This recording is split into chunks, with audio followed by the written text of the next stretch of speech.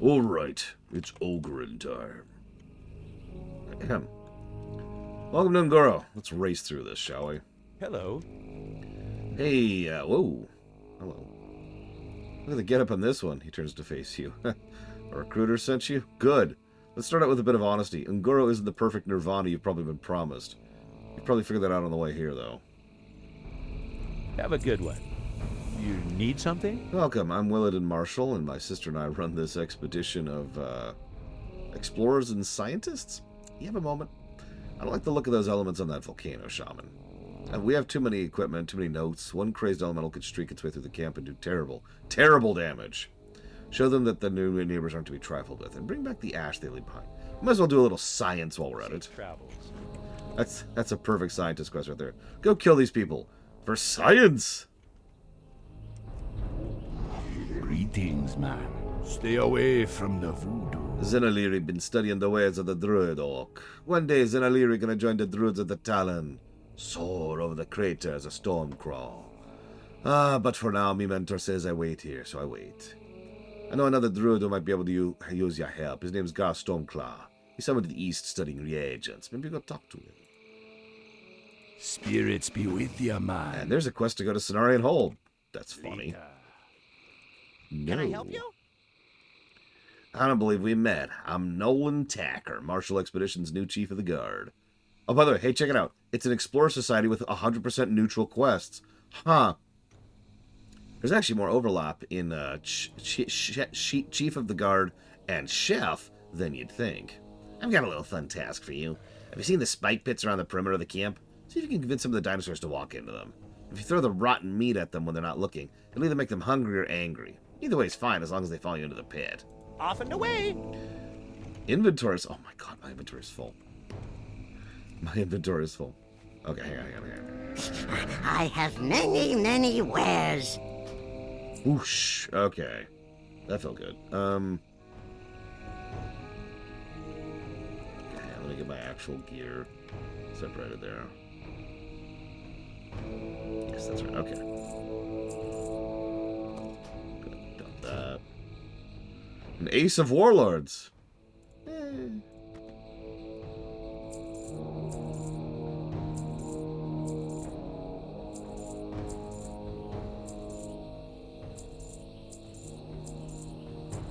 Let's see if anybody wants that. May your feet find good trails. Yeah, they used to they added those with the Darkmoon Fair patch, which was also in vanilla. And you could use those to make trinkets, which were pretty rare in vanilla. Like, a lot of people would start raiding with the carrot and a stick equipped because it was the only trinket they had. You have a great day now. It's weird having quest items take up inventory space. Yo! I'm creating a thermometer to take readings of the temperature of the volcano. I like to find the hottest volcano flows. Well, Bragwin's right over there. Here, take it. Take the readings of whatever temperatures are at the ridge when you see a hot spot. Hot spots usually take the form of glowing, rocky pillar jutting out of the ground. Good luck finding those back in vanilla. Hey, I'm sure you've noticed them. They're everywhere. We're talking about the crystals! The crystals! They're all over the crater! Most people ignore them, but I have a strange feeling they have power. Yes. I'm running low on crystals. Could you collect some for me? You have a great day now. Sure. By the way, that goblin's name is Spraggle Frock. Come on down to Spraggle Frock. Alright,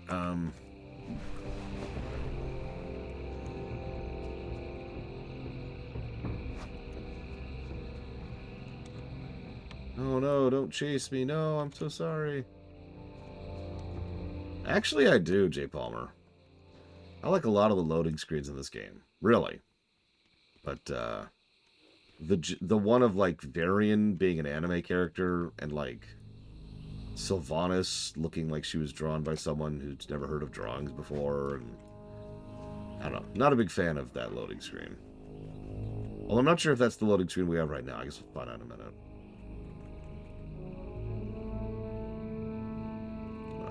And by a minute, I mean a few hours from now when I hearth. Or changed characters, more likely. Might have been Wrath? I don't know. It's the one where Sylvanas is like, "Whoa," with her arms like way above her head.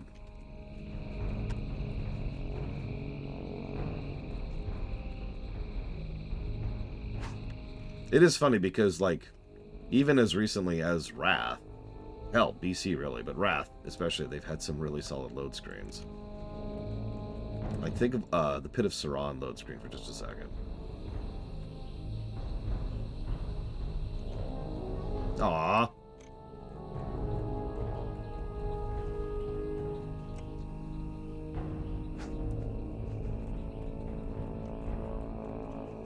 Yeah, I actually give a negative for the Northrend loading screen. Ignoring the fact that it's a crap picture, it also is literally a spoiler. It's like, hey, here's the end of the entire expansion the moment you load into Northrend. What? You can argue without context, it doesn't make sense, but, like, still, you're going to look at that and be like, that's not the Lich King. But he's got his helmet. And anybody with a functioning brain can figure that out in, like, just a few minutes.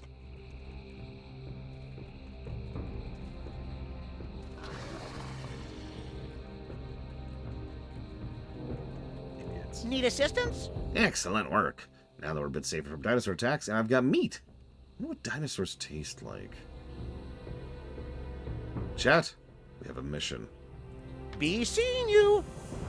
We need to clone dinosaurs from amber that we find in bugs.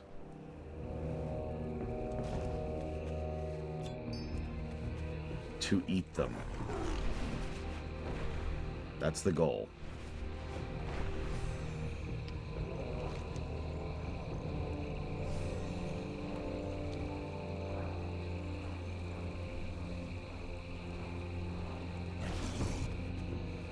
Yep, spare every expense. Because the other way didn't work out all that well. Yeah, I'll get this in a minute.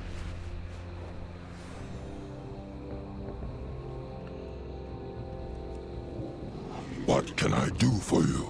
It was wise to send you. I've hit a dead end in my studies. Let the light of the new moon guide you. Right outside this camp, there are raptors with deadly claws. I've been using the claws for druid rituals, but it doesn't seem to be working. However, I did notice some of the raptors sometimes have white claws, while most have deathly black ones. The earthworks and strangers, maybe you could fetch me some of the white claws, and I'll try one last time. You wouldn't want to see me when I'm angry. Is that the Legion load screens? Which one was the Kata then? Which one's the current one? You know what? Hang on, I can solve this. Give me 20 seconds. I mean, that's the only scene everybody even remembers from that film, Jay Palmer.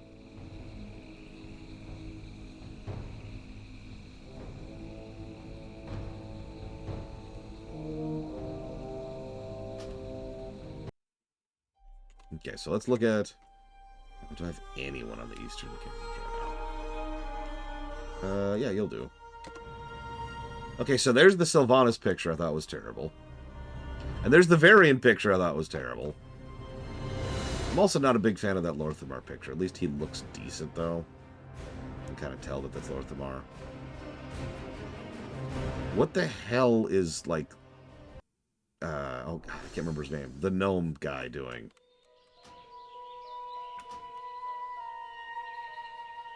Good morning, Blue Wolf Alex. Mechatork, thank you. I wanted to say Thermoplug, and I'm like, no, that's wrong. It's the other guy, I think. God, I don't remember now.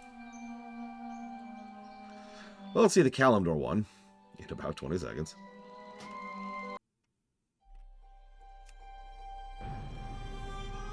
I mean, it's fine, I guess. I really don't like that shot of Thrall, but then again, I've never liked his shaman outfit. Bane's fine, Vol'jin's fine, Velen's pretty cool. Tyranda's whatever. Gallywix is very Gallywix. Can't argue with that. Greetings, traveler. Once a long time ago, a brother of mine took some meat from one of Lord Corwy's kills. He didn't know it at the time, but Lord Corwy saw him from the forest. Lord Corwy followed my brother for days, destroying everything he touched. My brother, scared, finally decided to run from the crater and leave him behind. Lord Corwy killed him not far from this spot. I'm gonna provoke him. Find a fresh kill of his and take some of your meat from it. Go in peace. It is a good shot of Bobby Kotick, though. I'll give you that. Very apt. All we need to do is add the demon horns and we're good.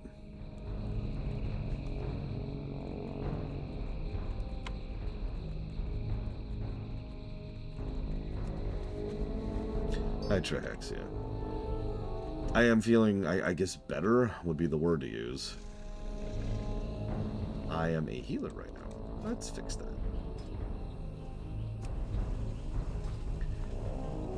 Rank the login screens of WoW. Well, let's think about that. Let's start with the bottom. What's the worst login screen in WoW history? Oh, right.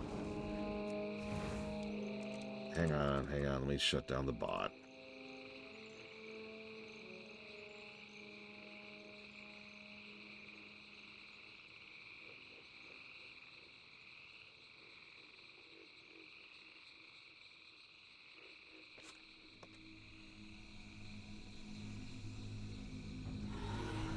Not now, I'm busy. What? What? What? What? What? God. Okay, him.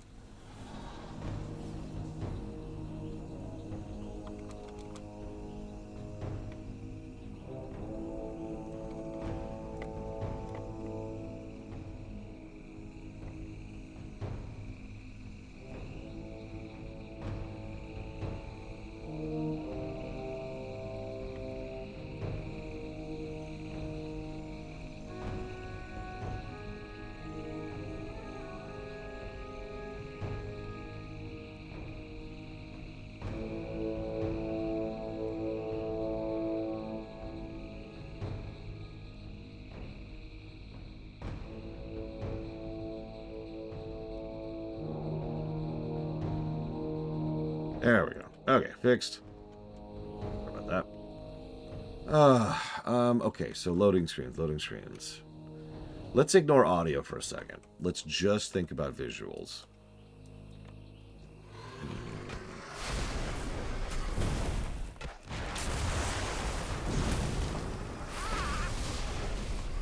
I'd probably put both vanilla and BC pretty far down on the list with regards to visuals. Also, though it pains me to say it, I would also put Pandaria pretty far down.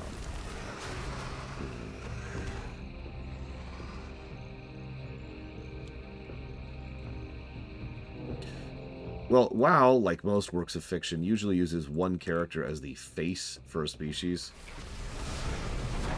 So, what you're seeing there, Magister, is the humans, as represented by Varian, or the elves, as represented by Lorthamar. Pandaria was the giant Mogu statues in the Veil of Eternal Blossoms.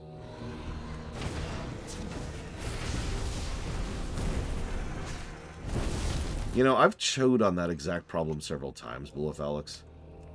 The result we always came up with is, yeah. It's still, assuming it is still well implemented and it still works for the game in question, then yeah.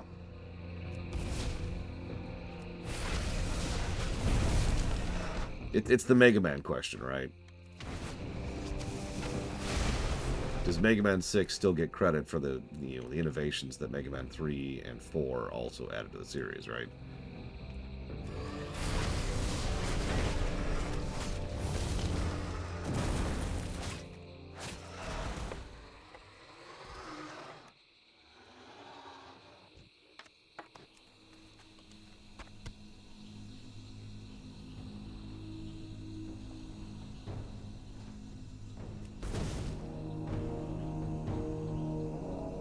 Okay, here we go. So I've got a list of all the login. I've got pictures of all the login screens. Alright, so now I'm staring at them.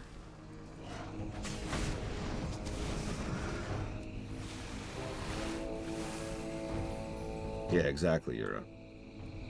It's kind of part of the whole, we're reviewing the game, the exact game as it is now, right?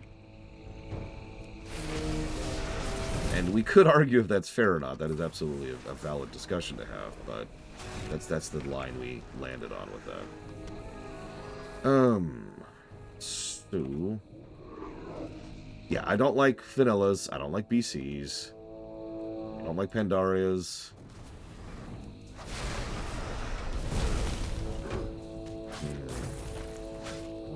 I don't like BFAs either, honestly. I really don't like Shadowlands.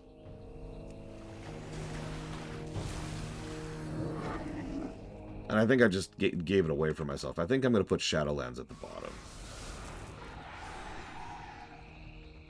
So, Shadowlands at the bottom. So let's flip that. I'd rather like Wrath, Kata, and Dragonflight. Like, all three of those are probably at the top. What's wrong with Pandarias? Honestly, the Mogu statues. Eject those from the screen and I'd actually like it a lot better. But no, I gotta stare at these ugly mugs every time I log in.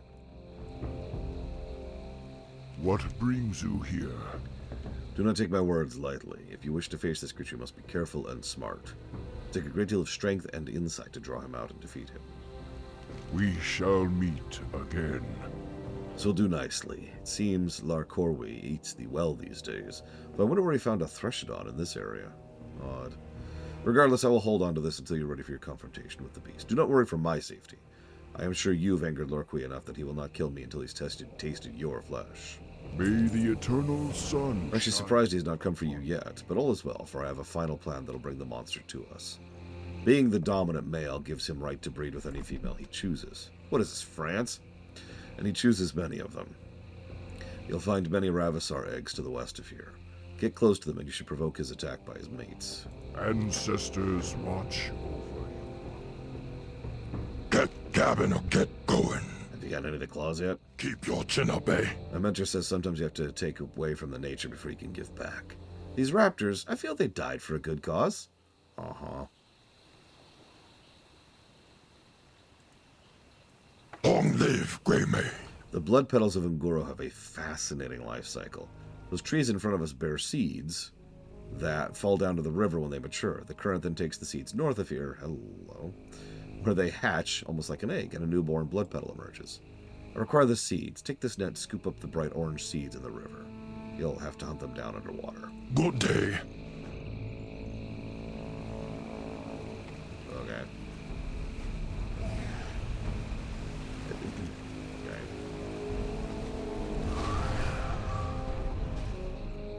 What you want? You want to ride the Venomhide? I got bad news for you. The Venomhide, they're all poison.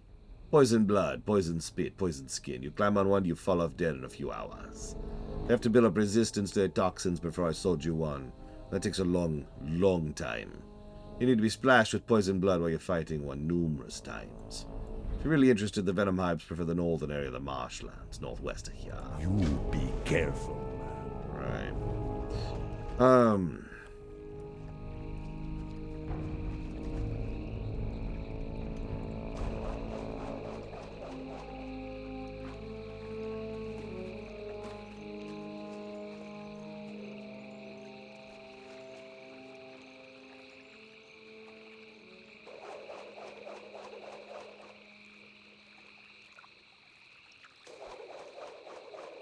This is an interesting way to catch things.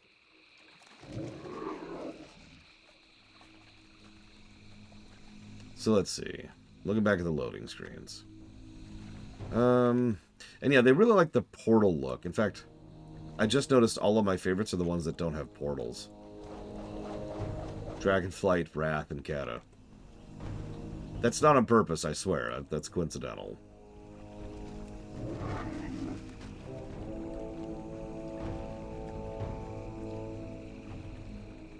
Oh, this quest used to suck.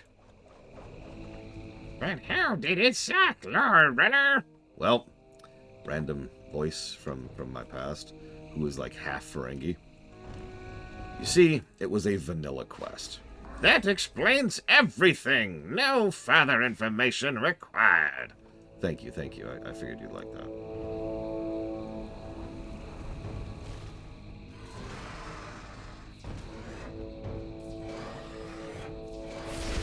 Legions was a portal again. It was just a fell portal.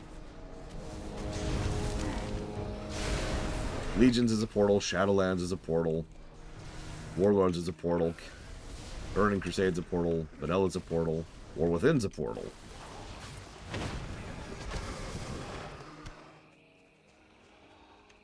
Like, I know that's kind of a duh. I'm just saying. You can really feel that someone in the office keeps arguing for that, you know?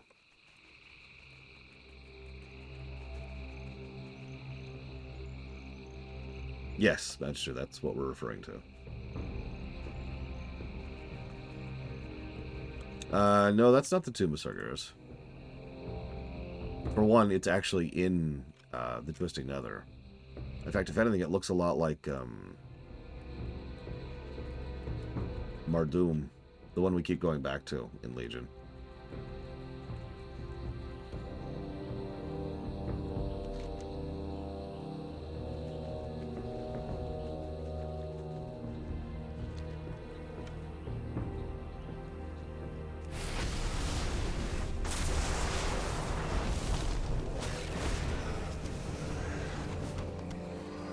Oh, I don't remember what it looked like, Jay Palmer. Do you remember?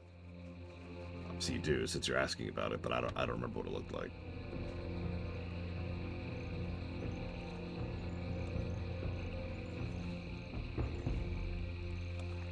Deathwing on gate. Okay, so how's that different from the actual Kata login screen?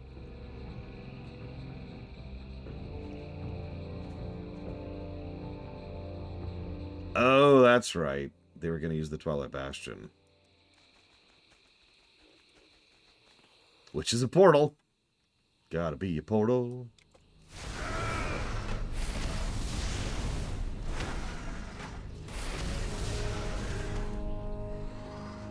Again, I don't really have anything against the portal idea. It's just, I think I'm going to go ahead and give my favorite to Dragonflight. It's just, honestly, it's kind of an easy pick. If I'm being really, really blunt about it.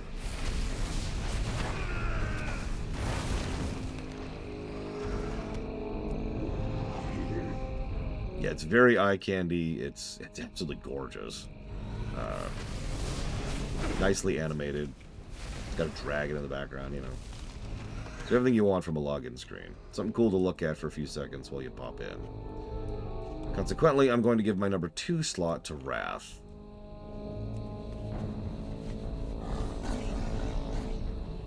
Again, it's exactly what you want from a login screen. It's frickin' Ice Crown Citadel in the background. The bastion of the Ice Crown kind of in the foreground, and then Sindragosa lands and goes rawr.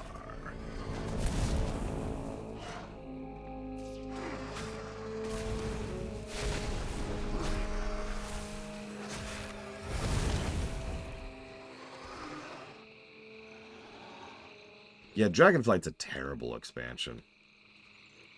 Anyways, I look forward to seeing Dragonflight be the highest reviewing expansion, because that's probably what's going to happen, right? Like, statistically speaking, at this point, it's very likely that Dragonflight is going to be our highest rated one. And something about that amuses me. But anyways. So Dragonflight was the first, then Wrath, then Kata. That's an easy one, honestly. Burning Stormwind Gates, Deathwing being Coup, yes, 100%. So after that, I'd probably go with Legion. I actually didn't like the Legion login music, but we're not reviewing music here. Just the visuals. And, you know, the portal of the demons swarming in. Yeah, I'm with it. Let's see. Then... Oh, hello.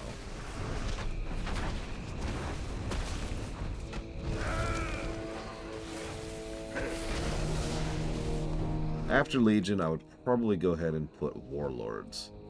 Even though it's your typical, you know, Dark Portal look, it's a much, much better Dark Portal than the previous two. Like, by a fairly large margin. And then we'll go with the middle tier ones, like Shadowlands and, you know, Pandaria. vanilla PC. I don't know. What's the original Warlords, J. Palmer?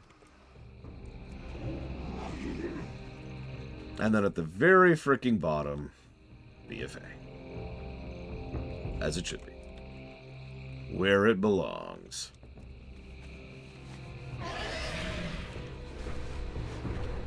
Yeah, Shadowlands was a very close-up shot of the Ice Crown Citadel.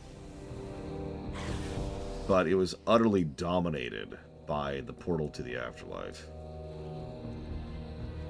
Oh, that's new.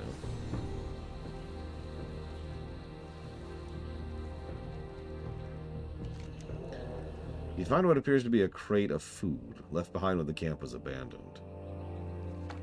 Sure.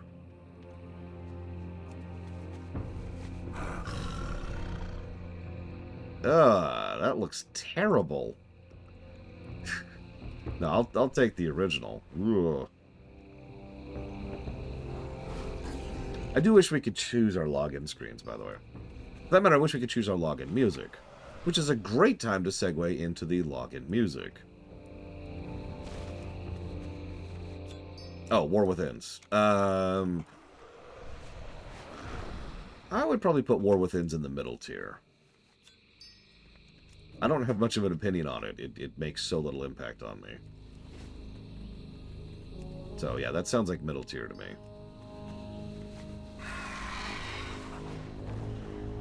So let's see.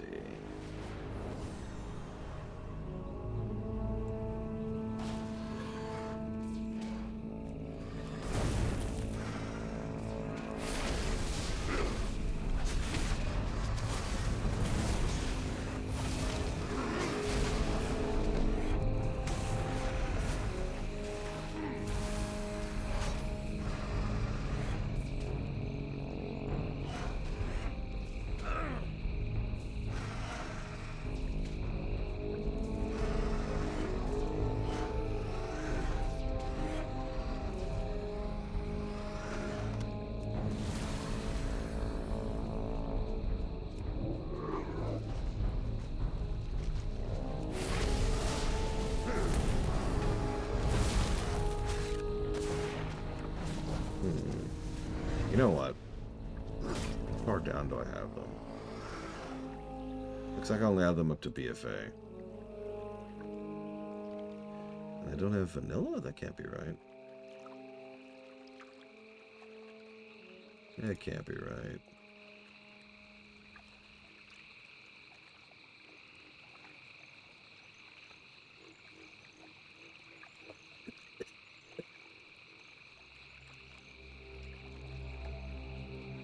Hang on one second. Oh my god, why does it take so long?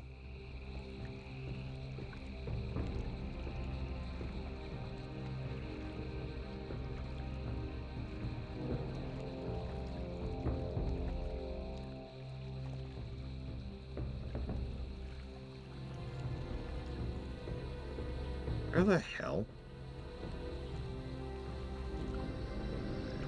Nope, that's not it.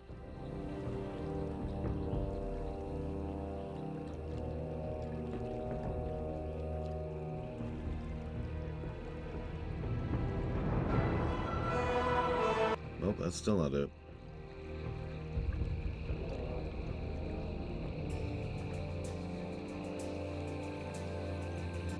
Screw it, it's on YouTube.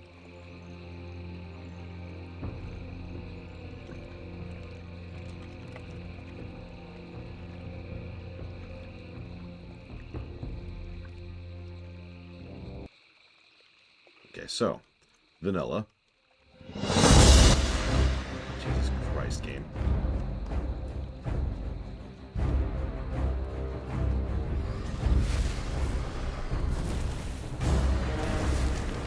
I will, of course, go against the grain here and say I think this is a very vanilla, middle-of-the-road login screen. There's nothing really wrong with it. But, yeah, it's just, it's really, really, really basic, so... Like, it's only 3 minutes long, even.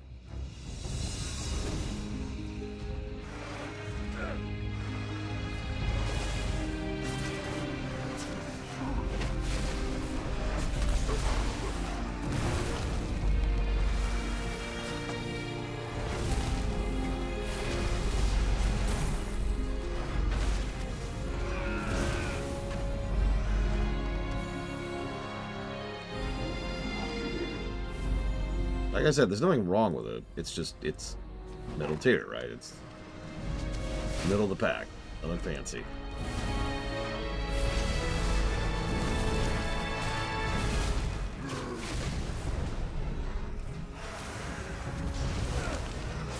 I mean, it's hard to beat the Legends of Azeroth motif, frankly.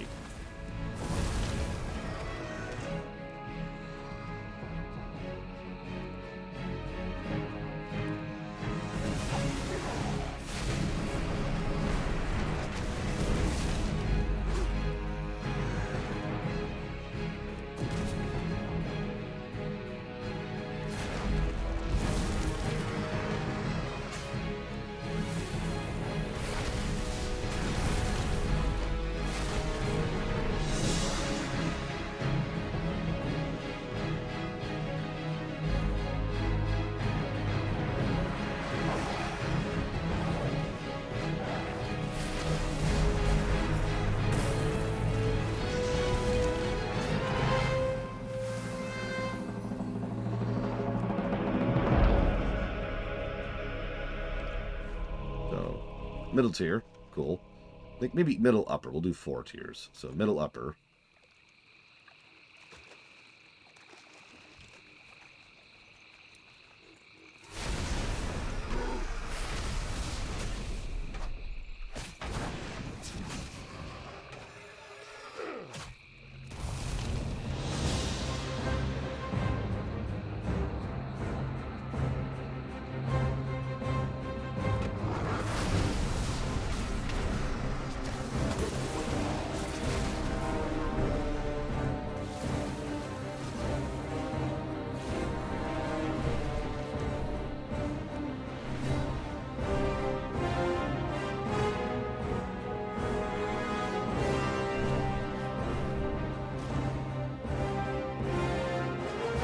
The winds guide you.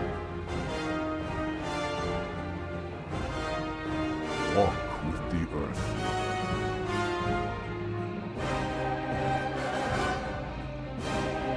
God, BC didn't earn this music at all, did it?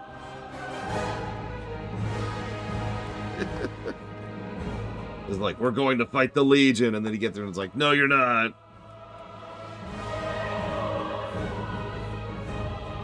Still, that's not what we're here to review.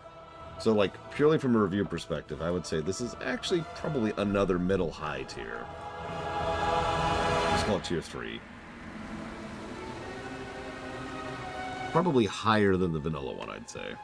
We've been walled up for far too long. Yes, these seeds will do nicely. You have the gratitude of the Cenarian Circle, I think. Farewell. If this Mood Warden is the night elf who indoctrinated me into the Cenarian Circle. He set up camp north of here. Follow the flow of the blood petal seeds. I'll wager you find him nearby. My studies are only limited to seeds and other reagents, but he pursues more advanced matters. Watch your back.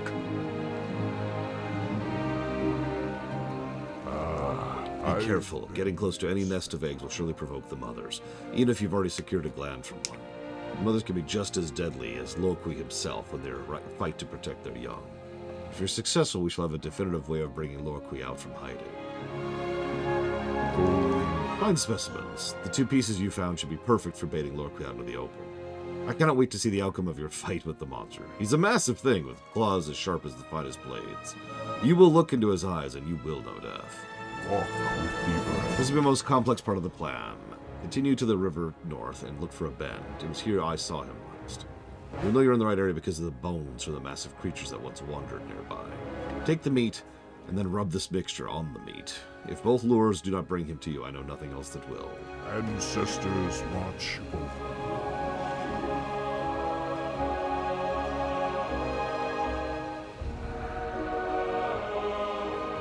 Come get You did it.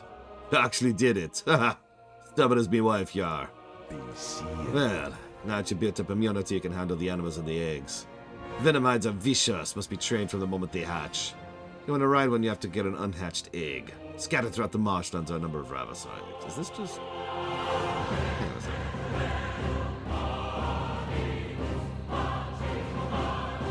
I mean, BC, 100% Jim Palmer. Warlords is the real answer to that, of course.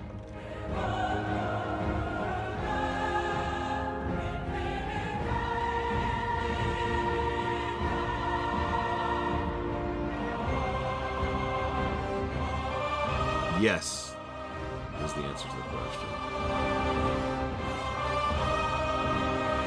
That's what I thought. I actually shouldn't be doing this quest.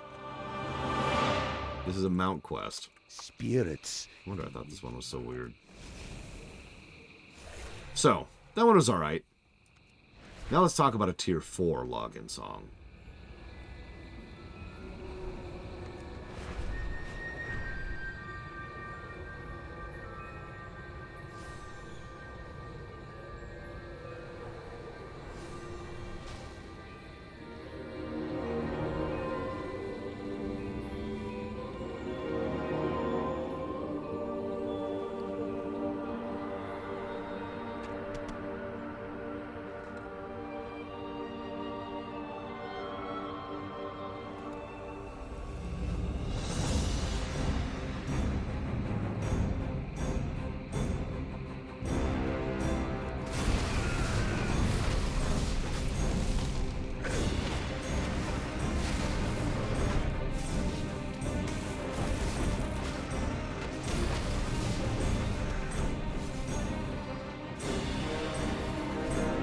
And yes, I realize this means that my favorite login is Wrath on both axes, and I stand by that.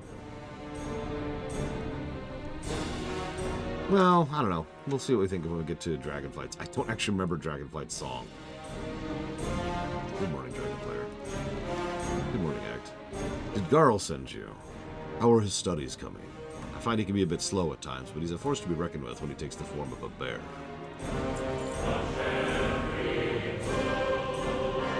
You're already familiar with the next phase of the Blood Petal's life cycle, the Waterborne Seed.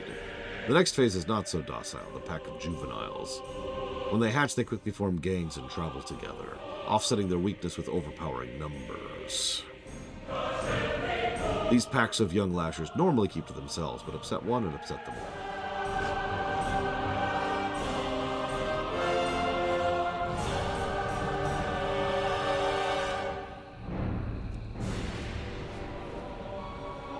This is also when they started adding zone music to these.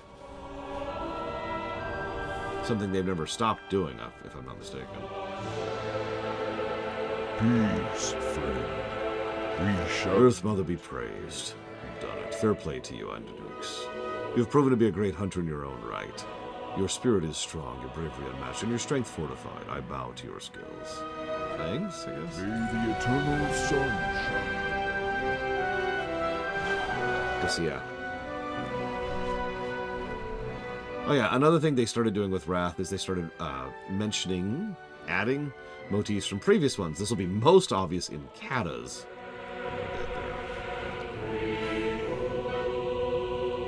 Because Kata straight up has Invincible's theme in it.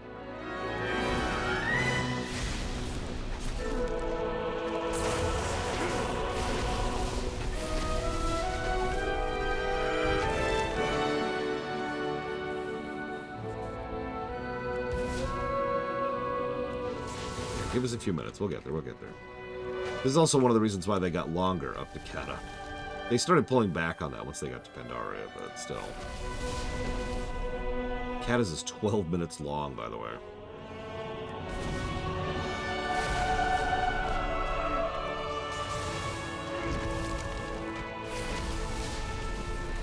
Either way, I think this is an easily 4 tier, or tier 4, however you want to think of that, login music. One of the better ones.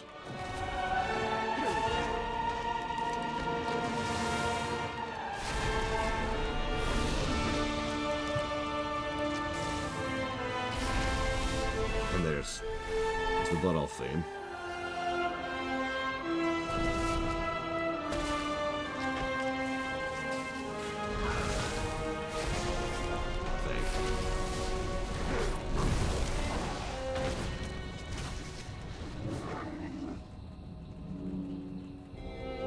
Yep, this is still Wrath for about another 4 minutes.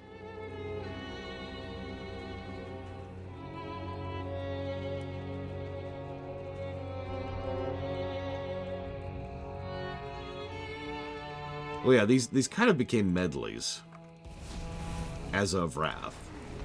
And like I said, this will continue for a few expansions.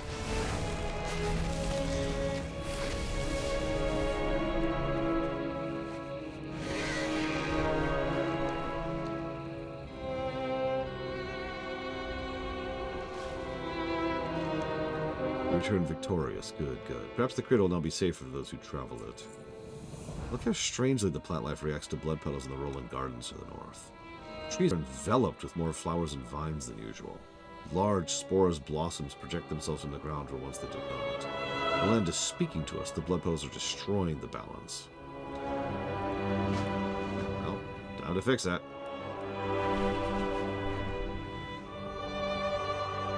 Listen, nobody wants to log in to chill music. I'm just saying. Nobody in the entire world would ever want that.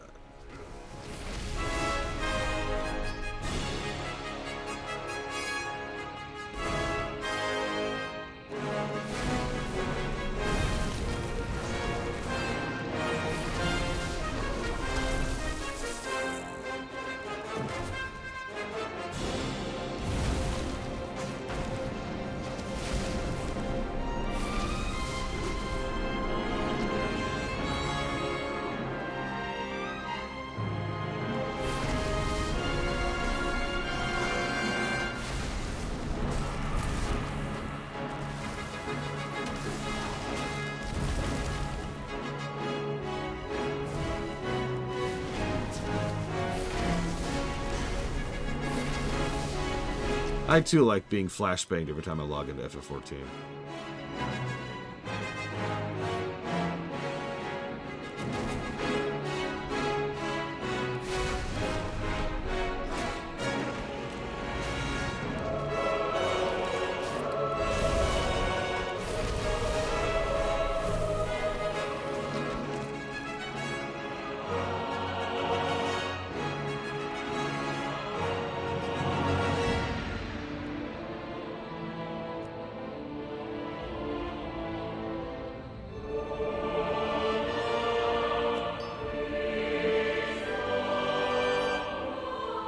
All joking aside, I don't remember FF14's login music. I'd have to actually listen to it again.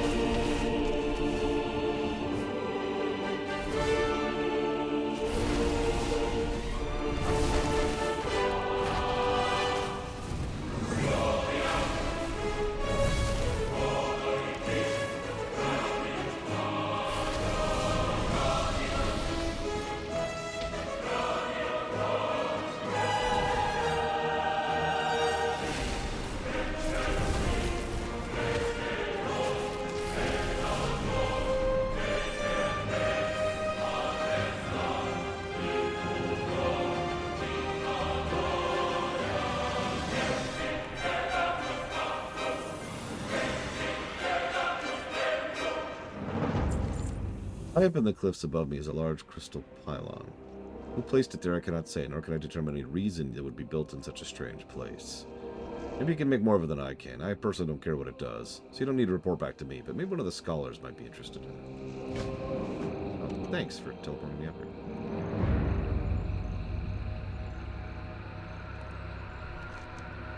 Let's see what it is. It's transmitting data to somewhere close by? Closer examination leads you to find a small table containing yellow, red, and green crystals in a specific formation. A large blue crystal of a blue circle of blue crystals is flanked on either side of a smaller circle of yellow crystals and other green crystals. Interesting. So, by memory, this next one is my favorite music scene. Login screen. Login screen music.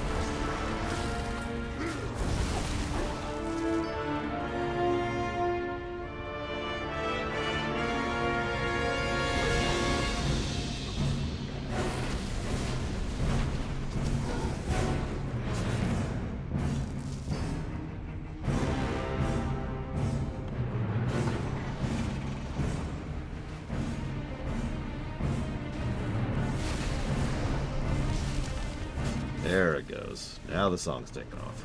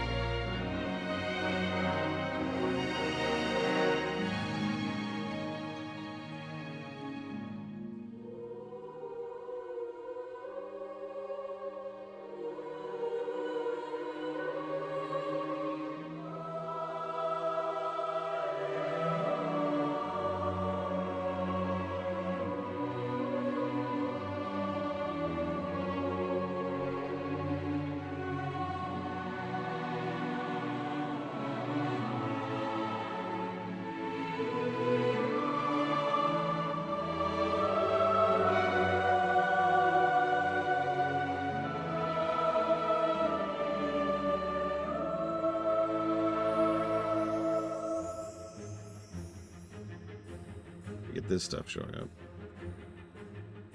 You're right to bring this piling to my attention. It's just the sort of thing I've been studying. You're welcome. No follow-up quest? Yeah, I know. I haven't done the other quest yet. You think the volcano's active? I wonder why it didn't explode when the cataclysm hit. A little bit concerned about these fire elementals. One last request. Go to the top and kill the one called Blaze Runner. Sure. Have some food. Oh, wow. It's really some old food. Hey, look at this. This orc brought us his old rations we abandoned. They're not from Marshall's refuge, from the old camp. I'm not sure I want to peek inside. I'll just give it to Nolan. He'll know what to do with it. Thanks. Yes, the Blaze Runner. I'd go there myself, but I'm a little scared of fire elementals. Oh, wow. These results are astounding. Thank you.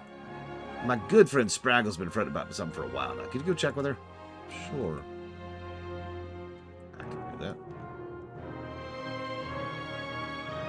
What, Crackle sent you? You gotta help me. My friend Ringo was left earlier to the volcano, and he's been gone for way too long. And back in Vanilla, his escort quest was really, really bad. So let's see if we can have an escort quest that isn't really, really bad. Is such a thing possible? Can we find an escort quest that isn't Gabo? We'll find out today.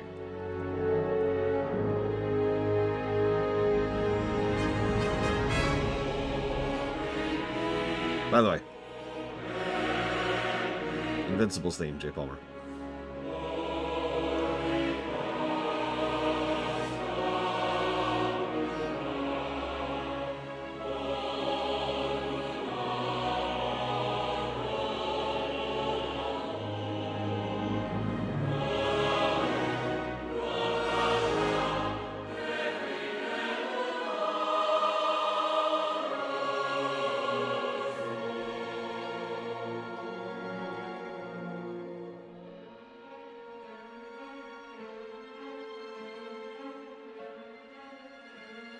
Yeah, like I said, these are pretty much just straight up medleys at this point. That's why Caddis is 12 minutes.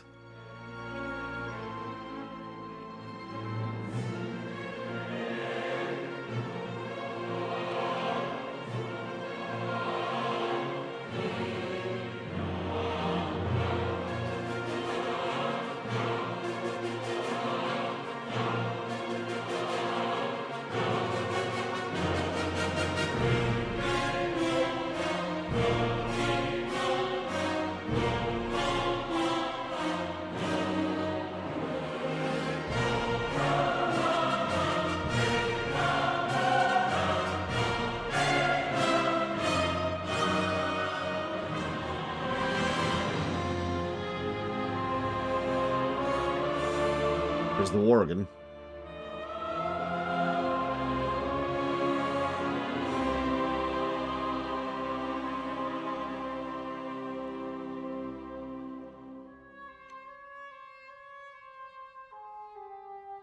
Ringo's not in the best shape, but I'm glad to bring him back in one piece. Thank you for finding him.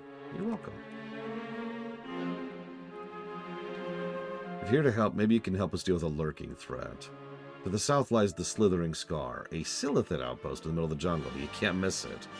One of my scouts report the Silithid are harboring a young Colossus. Go kill it.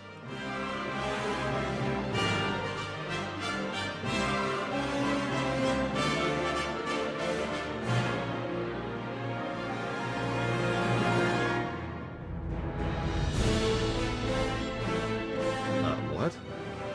I got on good authority that some interested parties are paying big money for Silithus legs. Yeah, you heard me right, Silithid legs. Apparently these things are delicious if you cook them right. They're like underground lobsters. Thing is, I need a good amount of them, so could you give me like 8 dozen or so? Sure, I will get you 96 Silithid legs.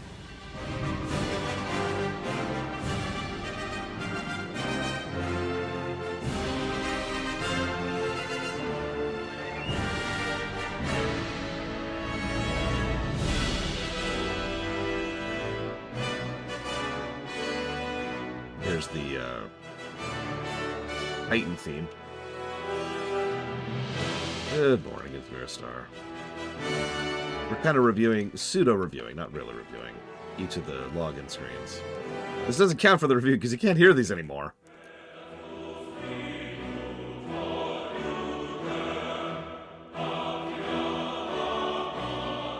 Well, let's find out how much they drop. That one just dropped 6, for example.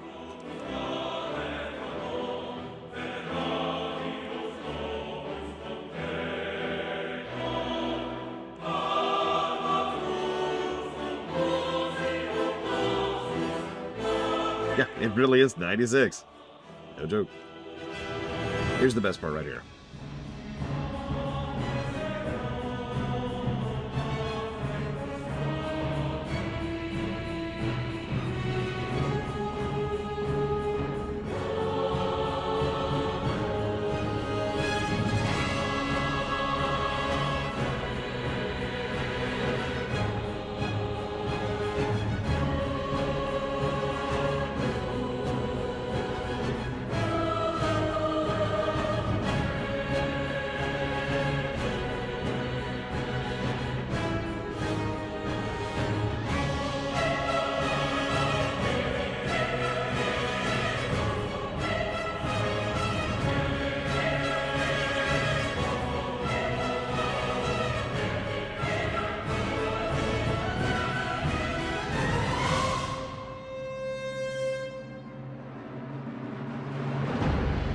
Yeah, that's just such a great mix of the classic login screen. So that's Kata. Top tier so far. Let's move on to Pandaria. By memory, I don't like Pandarias. Let's see what we actually think of it.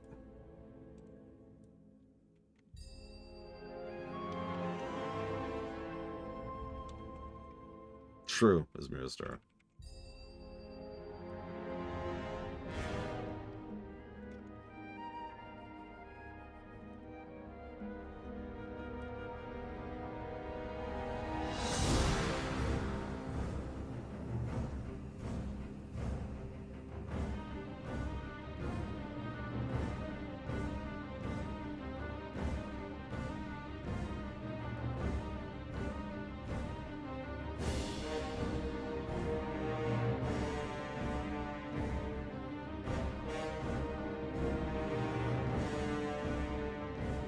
Yeah, it's not bad so far.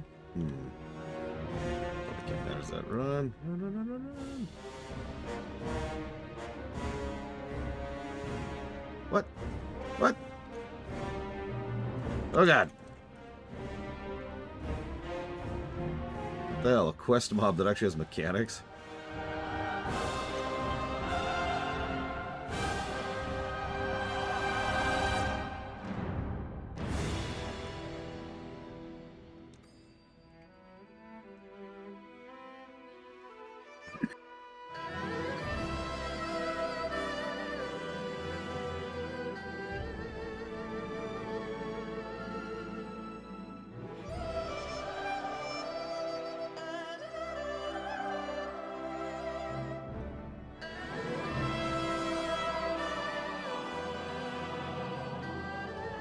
Yeah, there's just, like, the Pandaria theme there. I think it also plays in the Jade Forest.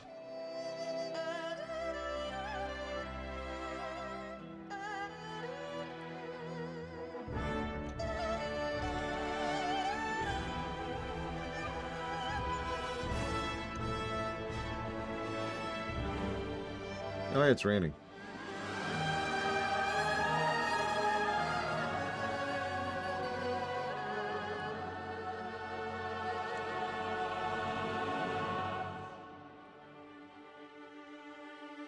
Now, here's my personal favorite motif from Pandaria.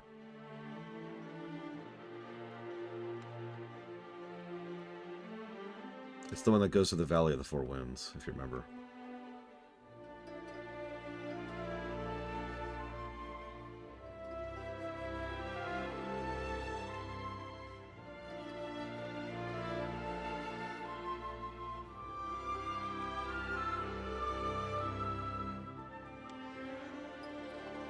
I'm changing my mind. This is actually pretty solid so far. I still would put it below Wrath and Kata, I think, but I'm thinking number 3 slot so far.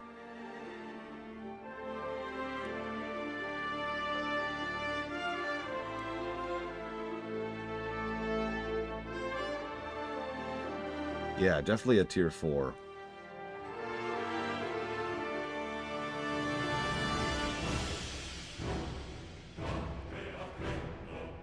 Oh yeah, it's Garrosh. Get it, Garrosh, get it. You do not belong here.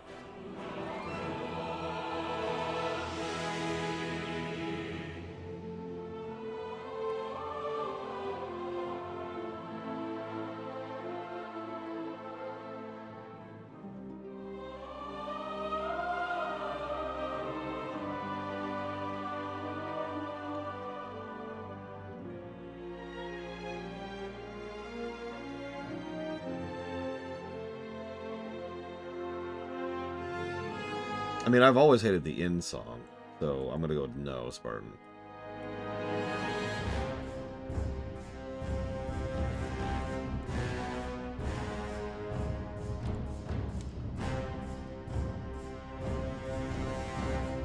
I mean, the Siege for Orgrimmar trailer was legit.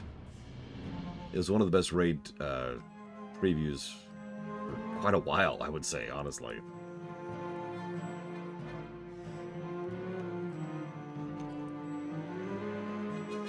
A lot of little details, too, like when when Garrosh impales Taranzu on his axe. There's this moment where he just kind of, like, shoves his face just another inch into Taranzu's face and just like, I gotcha. He's just such a dick about it. It was a very Garrosh moment.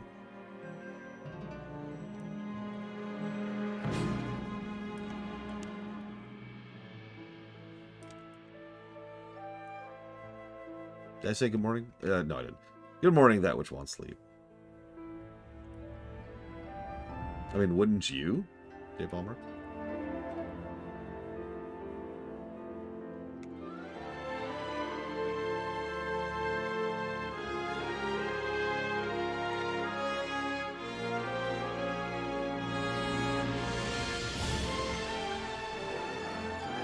Now that is the Pandaria theme.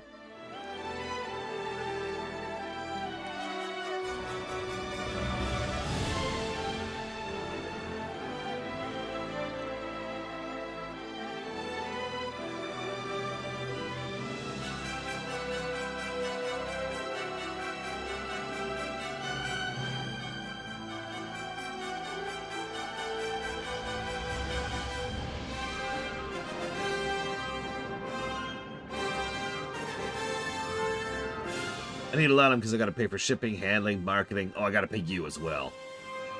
Here you go. Here's your share of the inevitably huge profits. I can't really do much profiteering without arousing the suspicion from the scientists. There's, however, another place I might use you. The Mossy Pile. Okay. Yeah, I'm changing my mind. I think we're going to push Pandaria up to the number 3 slot in Tier 4.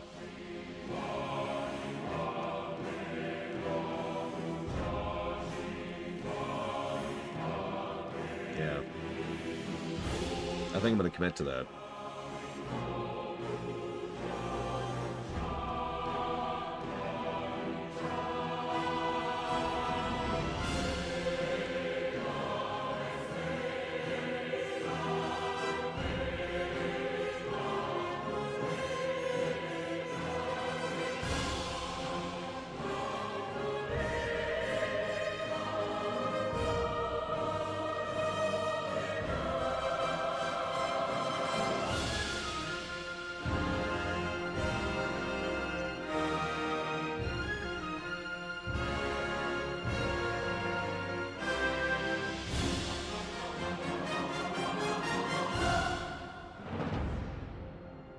What, the new raid suits, Lita Fury?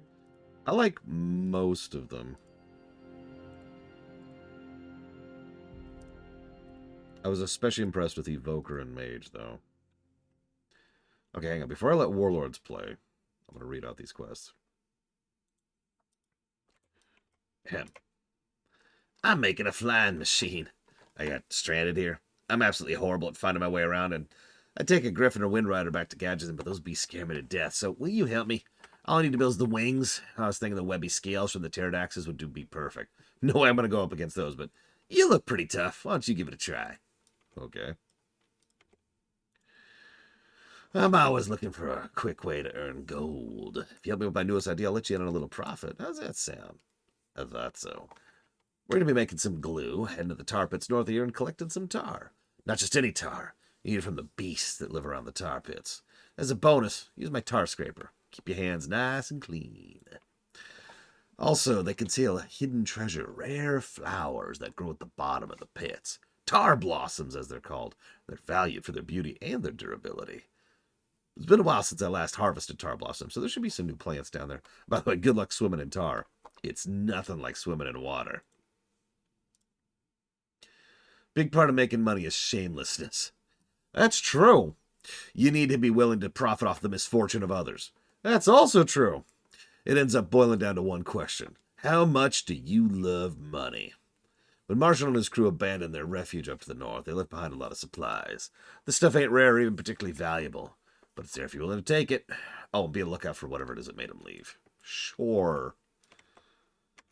Okay, so, Warlords.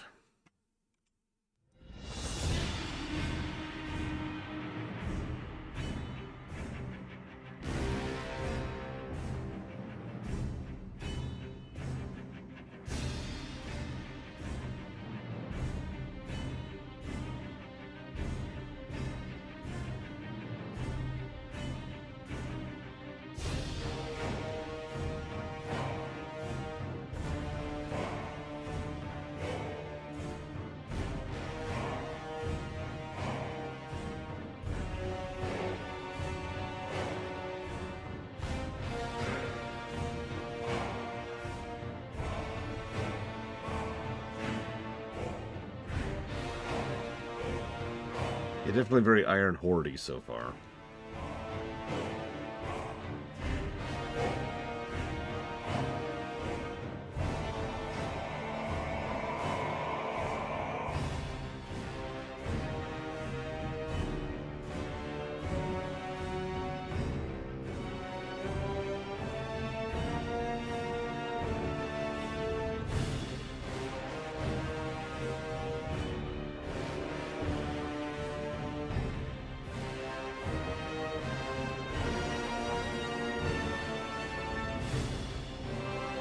Green because fell. Red because it needs to be different than green or blue. Blue because that was the original color.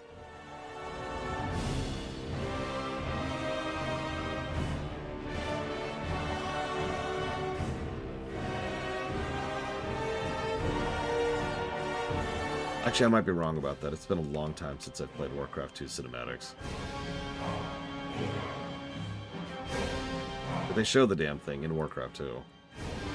Khadgar's there too. He looks terrible.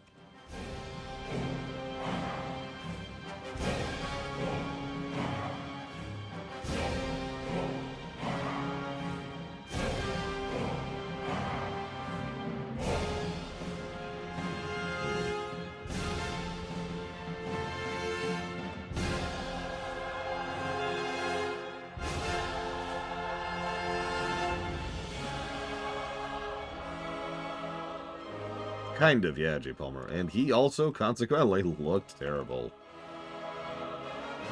Yeah, that works out.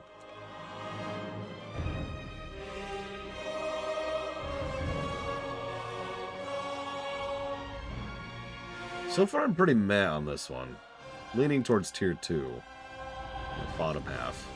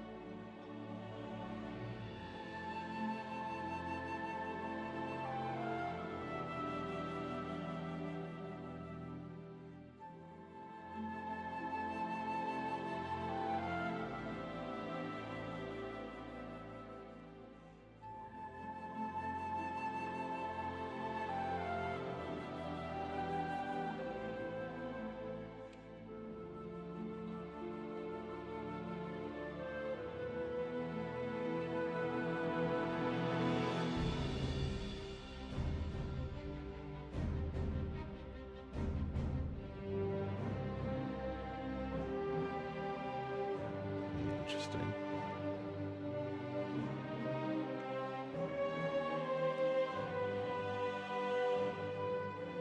Oh my god, there's Christmas trees here. That's funny. It's probably literally a holdover from Vanilla. Because this used to be an outpost in Vanilla.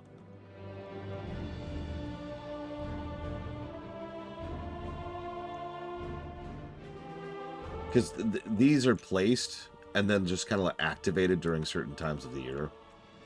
So they probably placed these and essentially forgot that they did. The Titans are like, the holidays are the most important part of the year. Beep, boop. You will give, and you will give heartily. Gift-giving protocol engaged.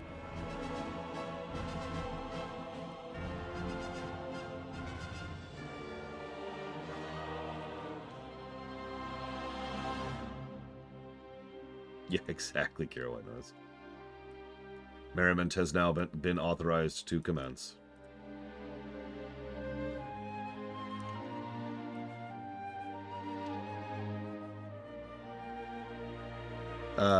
You know, I don't actually know, J. Palmer. A lot of people forget that curse even exists.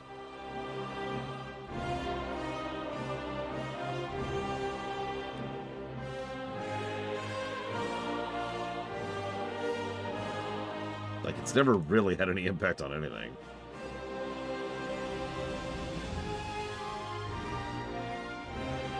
Oh, absolutely, Magister. Alliance Garrison was just amazing. Horde Garrison is fine, I guess.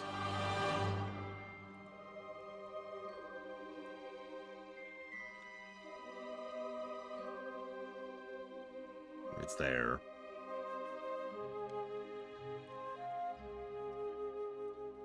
Yeah, the Alliance Garrison looks better, sounds better, and has better layout.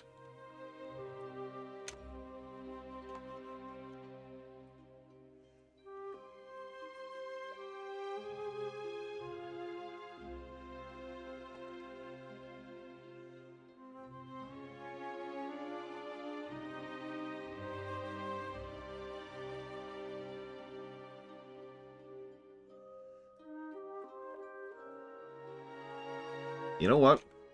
I might push this one down to tier 1. What are we thinking? Is this tier 1 or tier 2? Like, it's pretty low.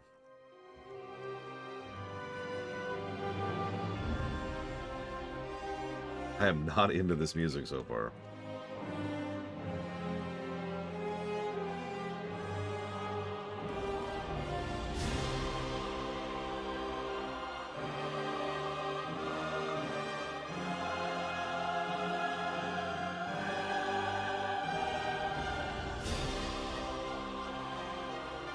Yeah, I could see that, because it does have some decent bits in it, because Warlords had some legit music.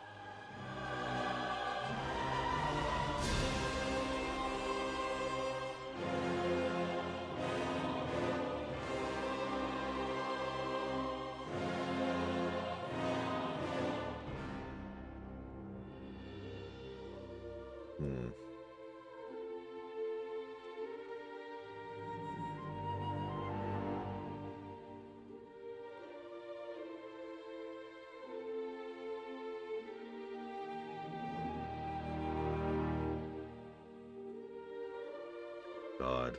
The cutscene that might get more than 3 negatives.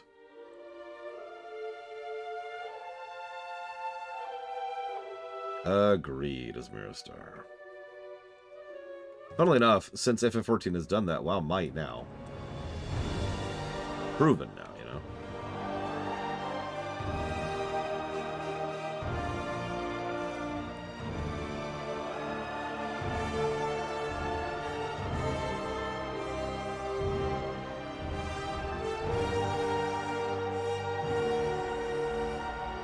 Every great vehicle needs a name. I think we'll call it the Pode.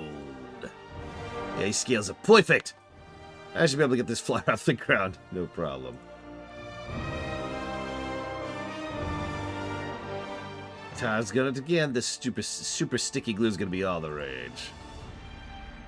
Yeah, this tar's pretty sticky. I mean, it's sticky, but not make fistfuls of money sticky. I guess I'll have to keep thinking. I know. We've been looking at the wrong tar creatures. Gremix once told me about a larger than normal tar creature. Now we're into the regional music. It looks around the top pit to the east of here. Okay. They're working on that, Lita Fairy.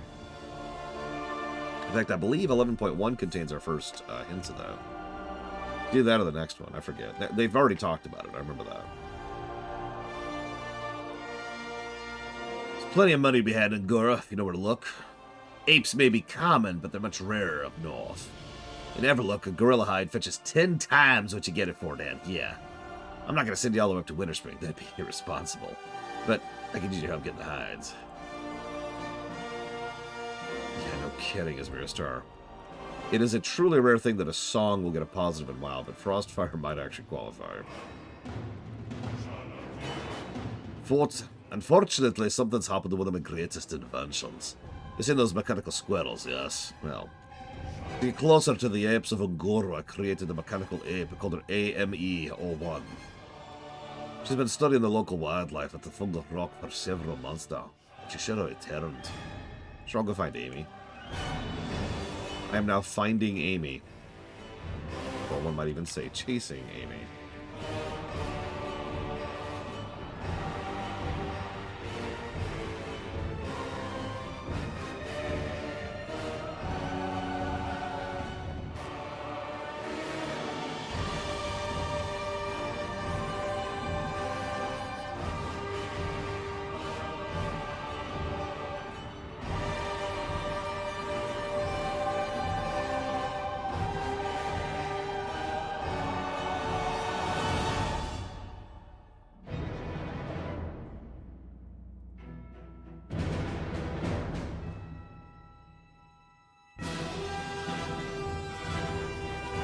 And then for some reason this song. This one just confuses me.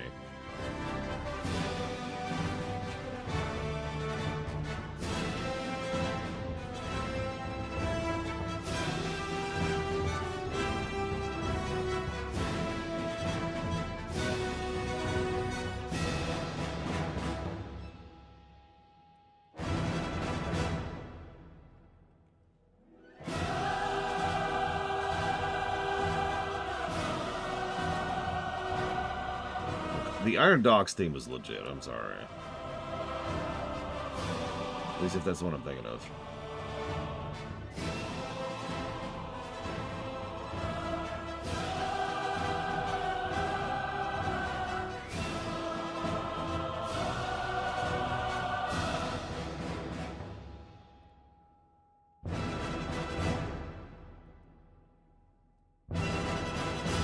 So anyways, that was Warlords. Now let's hear what might actually be one of the bottom tier songs.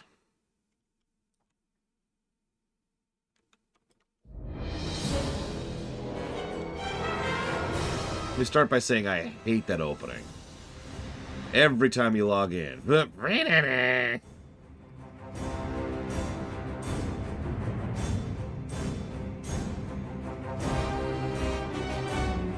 see how it develops past that. But those first 3 seconds just irritated the crap out of me.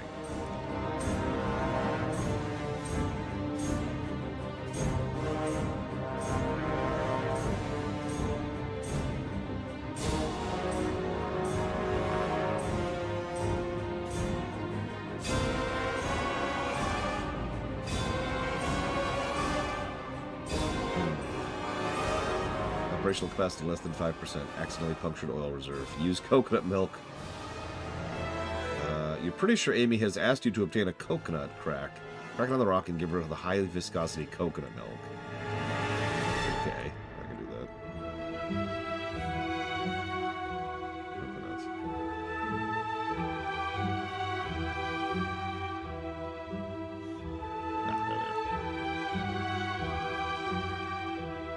Yeah, me too, Mr. Red. I love Legion a lot, but music is not one of the reasons why. It's okay, I hate BFA, but its soundtrack is fantastic.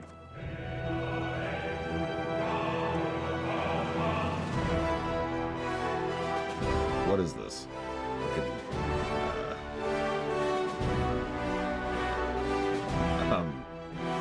Sonic? The worst games get the best soundtracks? Greetings, Unit Amy 01. You orc? Amy's mission to study local gorillas was success. Amy gathered data that Karma needs. Amy not returning, though. Amy has new family here with gorillas. Amy, stay. You bring data. Okay.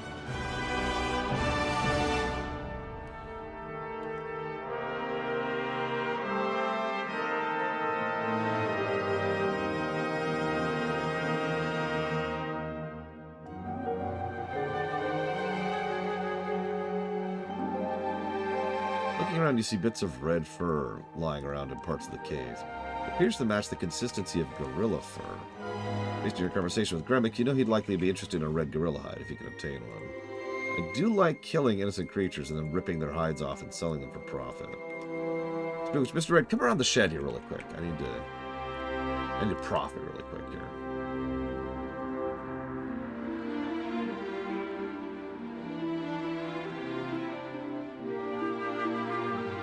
Admittedly, my memory of Legion's music is tainted. And the reason why is because there's one... It has the machinations problem, right? There's this one song they overplay to hell and back. It's the Legion theme. That one, right? And I got really sick of it because it plays everywhere in Legion. You're right, though. There's plenty of good music in Legion. It's just I tend to forget about it. Because I'm always hearing, just constantly.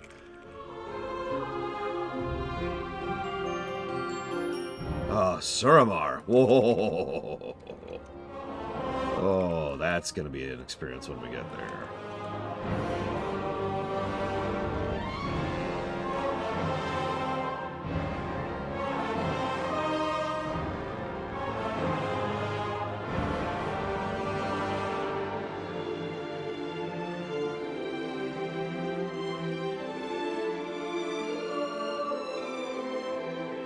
By the way, the robot Amy detached her thumb and gave it to us so we could return with her data. She gave us a thumb drive.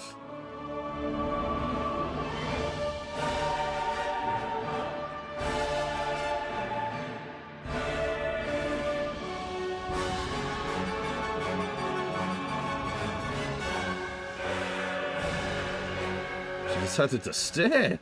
Fascinating. Thank you. Yeah, sure, no problem.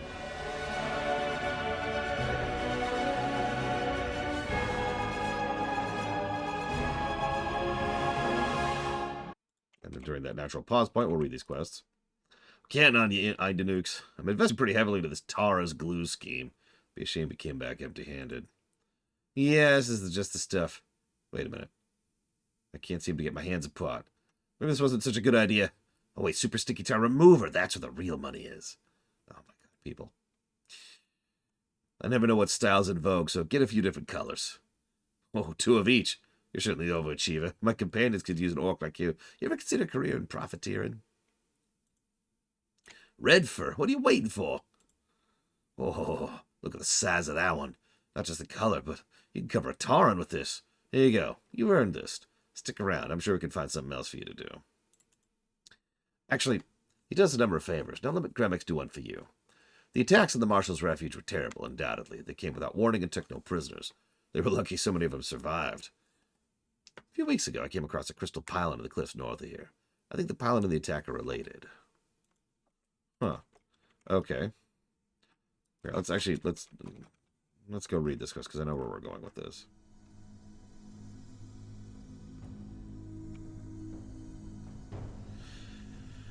Yeah, I would actually agree with that as Mirstar, although I would never let Huthor hear it. The pylon is transmitting data somewhere. Closer inspection leads you to find a table concerning yellow, green, and red crystals in a specific formation. Huh. Alright, whatever.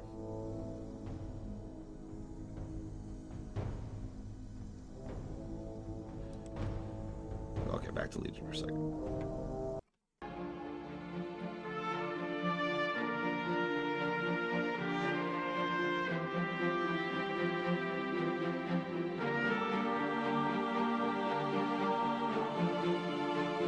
I think it's related to the attacks.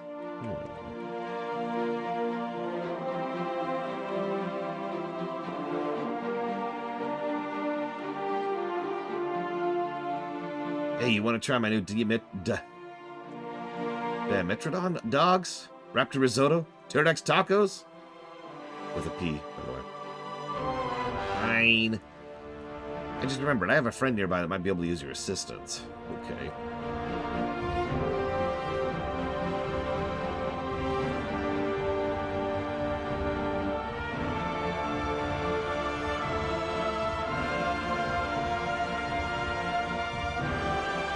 Oh, nice here. That sounds cool. Good old Nolan. How's he doing? Well, hopefully better than I am. Better think being a chief digger for Martial Expeditions mean I'd like digging. Might be some things that, might be worse things to do in this world, but none really leap to mind. You're supposed to be digging in Terror Run. Fantastic name, by the way, for dead Stegodons and Dimetrodons. Well, there's plenty of live ones there, too. Will and Hall are all about studying this death trap, so you need dinosaur bones. Between me and me, though, bringing some live bones will work just as well. That would be really funny. Like, you go to, like, a dinosaur expedition, you're like, here's some dinosaur bones. They're like, these look really fresh. Yeah, I just killed them. What? So this is Maximilian of Northshire, a recurring gag character, which I believe this is the first time we saw him. It's either here or in the Argent Crusade, I forget which. What ho, traveller? You must know that you set foot upon the camp of Maximilian of Northshire. Perhaps you've heard of the many tales sung of my exploits. I can see from the look in your eye you have that glint of recognition plays upon your visage like the White Lady's reflection over Stonecairn Lake. It is clear to me you seek adventure. As you seem able enough and thoroughly well-intentioned, I would offer to make you my squire. Okay. A squire's the right hand of the knight, as you are fully aware. Hands are especially good at carrying things, and thus your first duty will be to carry my sundries, knickknacks, and other miscellaneous paraphernalia while I dispense justice across the land. To lug around such etc. etc. is a job unbefitting of a knight. Very good. Second, you must know that a knight embraces no tenet more than that of chivalry. He clings to his generosity as tightly as he clings to his lance. His valor shines as brightly as his armor, and while his small sword may be sharp, his manner is soft and courteous. Do not say that gallantry and chivalry are the charge of a knight. You seek only to be a squire. The colossal burden of chivalry is unfit for a squire. Okay. Moving on. As chivalry is the way of the knight, and I am the knight, you must know then that my intentions are indeed valorous. It is true then, I fight for my lady Deloria, to proclaim her beauty and majesty across all lands. Any who question her beauty are without a doubt the most vile of enemies and must be brought to justice. As I speak, it occurs to me I am a failure. We have come quite far in the squiring ceremony, yet I have not ascertained whether or not you deserve my charity or my righteous fury. I must know now. Do you agree that Lady Deloria is unquestionably the fairest lady in all of Azeroth? Yes.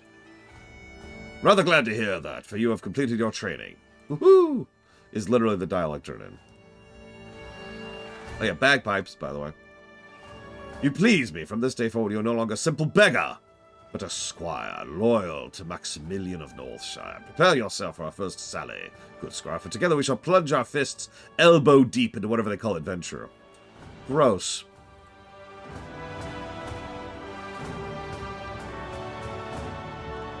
This crater is filled with malignant breed of dragon. They wander about, parading their spiky backs and lizardy faces all over the crater.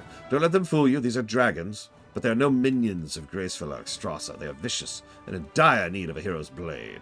I've decided I will slay no less than 15 of them. As my squire, you must come along. Should we become separated, meet me here. I have a feeling we may find more than dragons here. My paladin's instincts tell me there are townsfolk nearby that require our aid. Okay. I don't see any dragons anywhere. My neighbor Spock refers to them as dinosaurs, but I know a dragon when I see one. Also, I love his pony, which is clearly too small for him. Also, I forget which tier of paladin armor it is, but it's the really crappy looking one. So, that tracks. Alright, keep up, boy. He physically cannot keep up. Okay, here we go.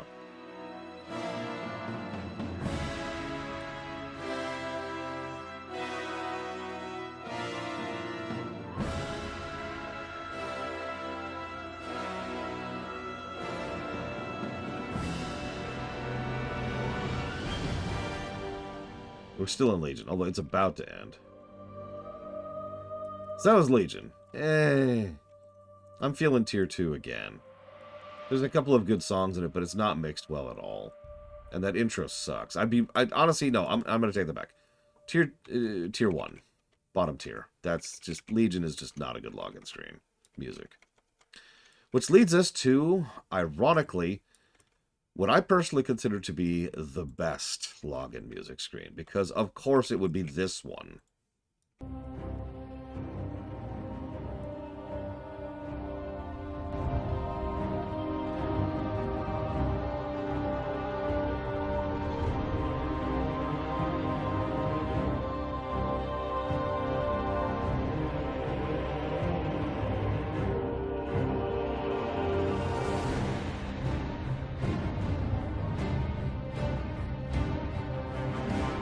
No, BFA had a banger soundtrack. Probably one of the best soundtracks of the franchise.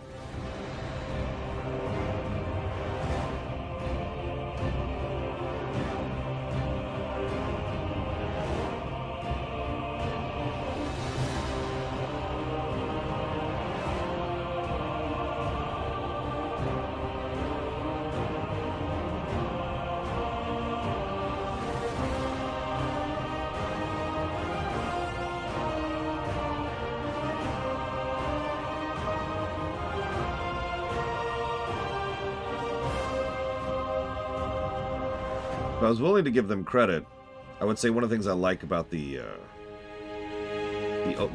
actual login screen is that it shows orc and human weapons and armor and corpses right alongside each other.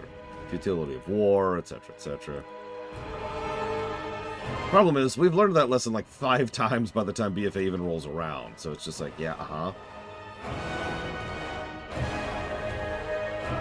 Like, imagine watching a story about someone being like, water's wet, and it's like, yeah, we know. We know. But water's wet! Yes, thank you. And they treat it like it's a big deal. We'll get there.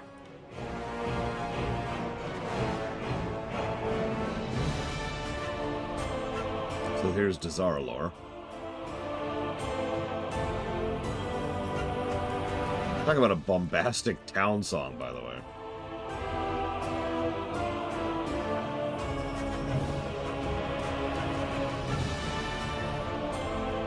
Sandala forever.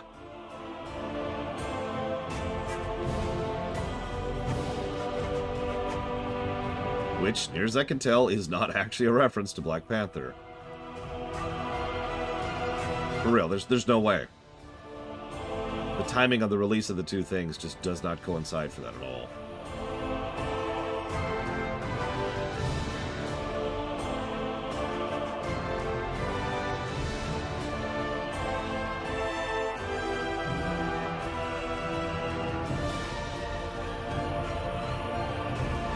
Okay, look, it's a dweller by the shore.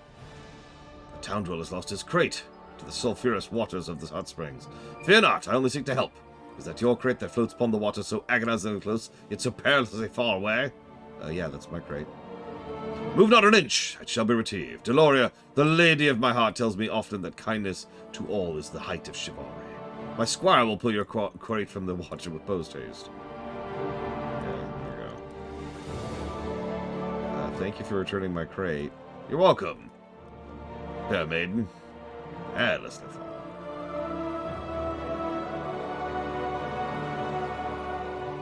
I mean, I think Desaralor is visually amazing. Like, more than triple positive kind of a town. Because, yeah.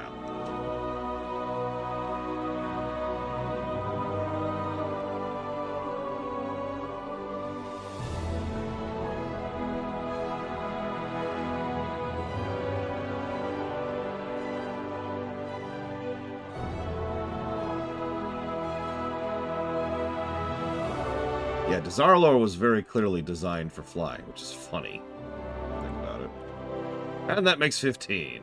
Justice had a name today, and that name was Maximilian of Knollshire.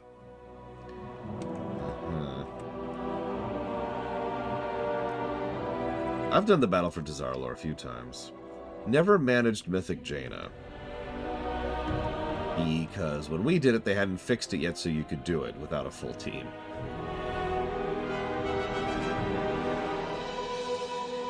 BFA did not have flying at launch.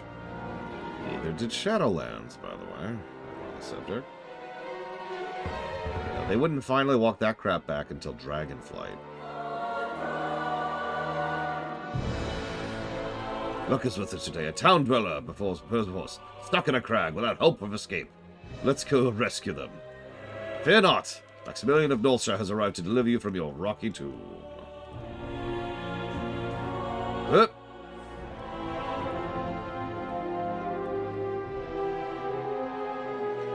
Now, cry not, as you fall not to your death, but to the waiting arms of my squire. Wait, I'm up here. Okay, so she's dead. No, he literally just murdered her.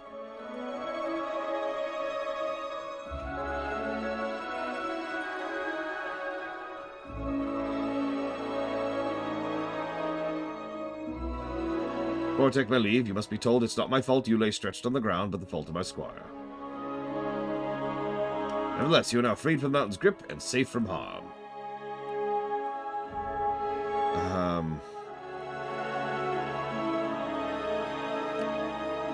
Hey.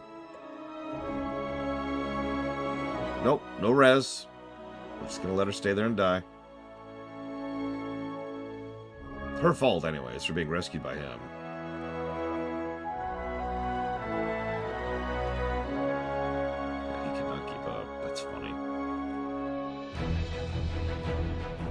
Appears the adventure has made itself apparent. Look! For as yonder town dweller treads innocently through a jungle, a hatchling phoenix stalks her as its prey. Watch as the accursed bird becomes flame and ash as soon as it is slayed. For Deloria! What?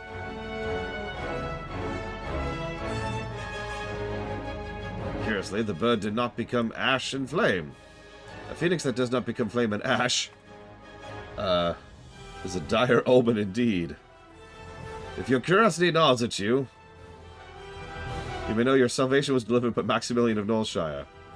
And she's like, Squawky, no! Our duty fulfilled. Even so, it troubles me that the people of today are less than gracious. You asshole! Perhaps tomorrow we shall experience proper thankfulness.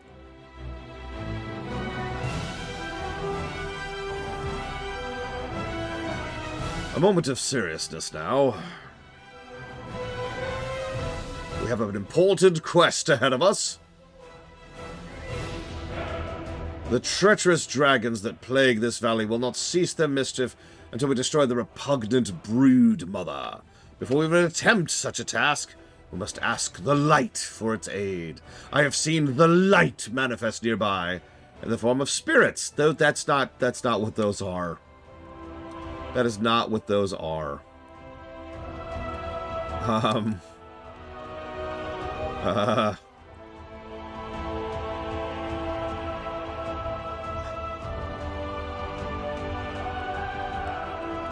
He is straight up Don Quixote. That's where we're going with this. Listen, we've got to stop the brood mother, J. Palmer. It's we'll get to it.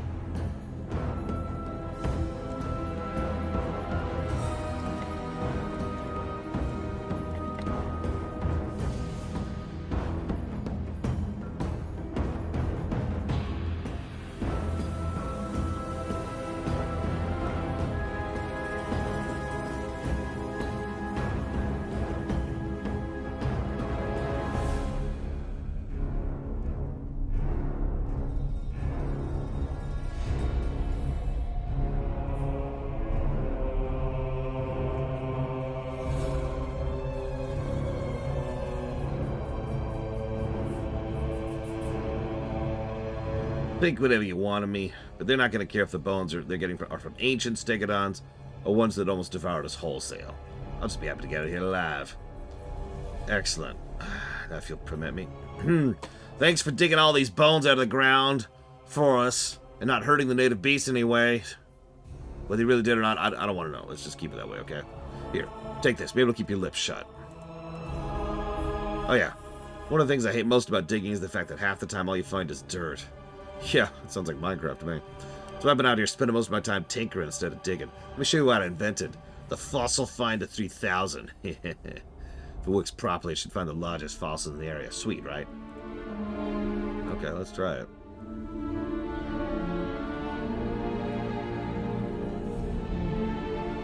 Okay, let's kill this thing. Squire, please stand next to me as I request the blessing of this light-based spirit. That's not what it is.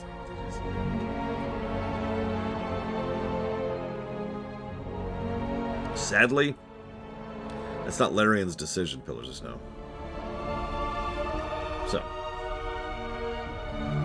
light, give us courage to enter battle with Ungoro's corrupted dragons. I request you summon birds to sing pleasant melodies. Pleasant meadow tunes into Deloria's ears while she sleeps. And finally, I humbly request you stop venting your hostility upon my good squire.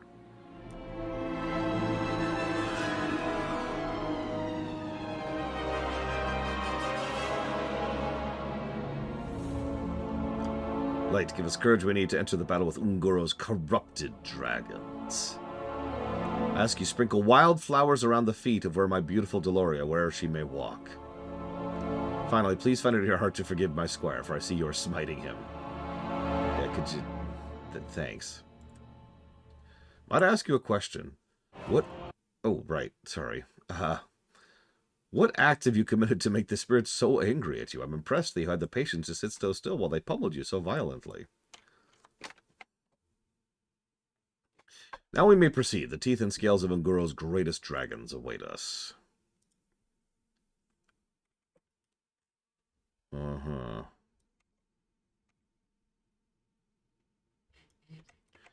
Let's go do this quest first. Okay, so that was BFAs.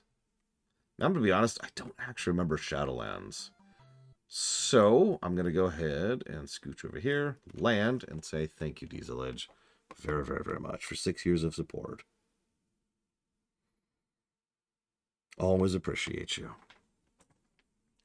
BFA's at the top, 100% so far. It has a couple of issues, and it kind of peters out just like Legions does. But it's still really solid, and it easily has the best intro, which, if we're being honest, is the most important part.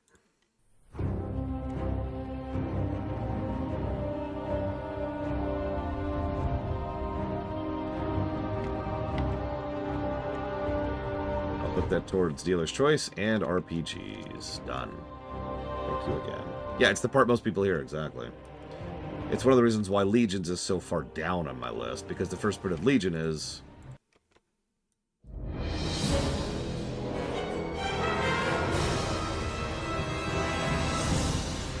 Anyways, Shadowlands.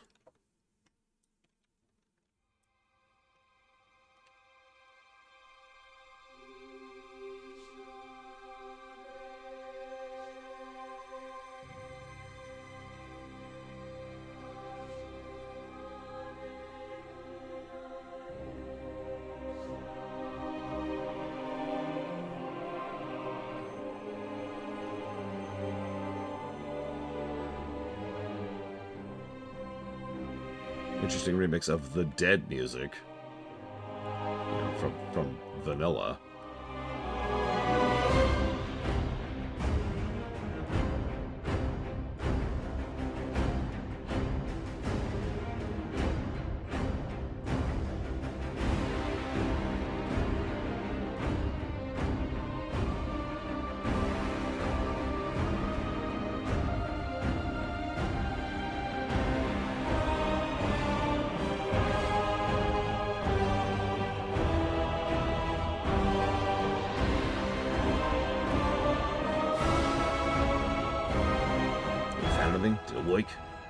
An interesting femur you brought me, boys. All sharp and curvy. Wait, that's a talon? A dinosaur with a talon that size would have been... That's pretty big, for sure. Is it the only fossil you found there? Wait a minute. This bone has pickaxe marks on it. They aren't yours, are you? No, I'd recognize this mark. That's that blasted dwarf! Let me step back for a minute and explain. There's another archaeologist south here named Duran Die Shovel.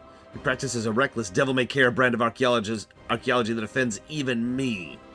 A priceless fossil ruined by sloppy pickwork. That's the last straw. Go kill him. Way to murder him? Okay. Murder, murder.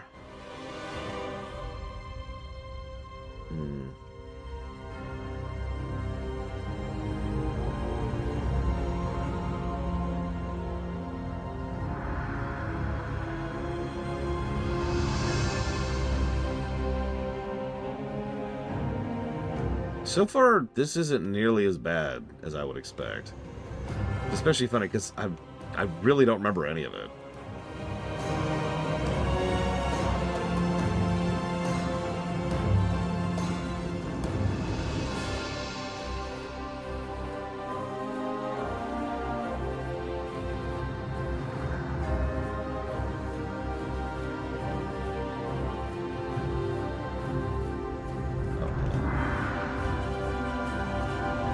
Per thousand. Behold is my account of my most recent finding in Ungoro crater. After the cataclysm hit, I stopped my current projects and began sweeping the crater for new potential dig sites. Curiously, the crater wasn't hit as hard by the cataclysm, but I find what appeared to be a giant monstrous mandible peeking out of the ground in Terror Run. It appears to be an ancestor of the dinosaurs that live here. I've spent out the last several weeks digging it out, and by my calculations, it's my most exciting dig yet. It must be nearly 300 feet long from tip to tail. That's longer than most of the large dragons, and far larger than any dino currently at the crater. It's gonna be work has been slow, mainly because I keep needing to cover my work up behind me. That blasted goblin still has his cronies digging the area. I mustn't risk any news of my discovery leaking back before I send my final results to Blackrock. Might be the key piece of information that tells us what the Titans were doing in Ungoro. Interesting. I knew it. Durin has been digging around. He's been excavating what could have been the archaeological find of the century.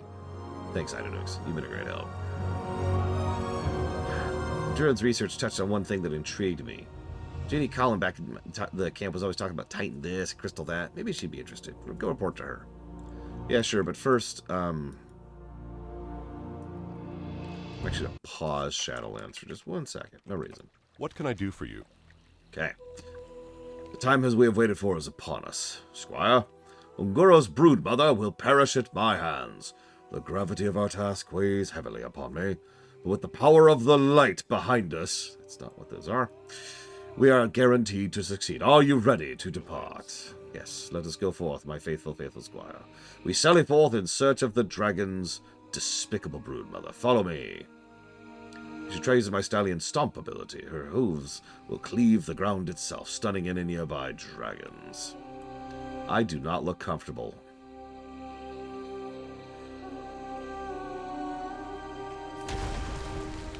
What luck. Pimento hooves have kicked up some stones we may use against the mighty dragons. Oh, glorious day. Perhaps you should try hurling them at nearby dragons to practice your throwing arm. Sure. Everything's fine. Imagine doing this as a Tauren. Like a Volpera, sure. Maybe a gnome or a gobbo.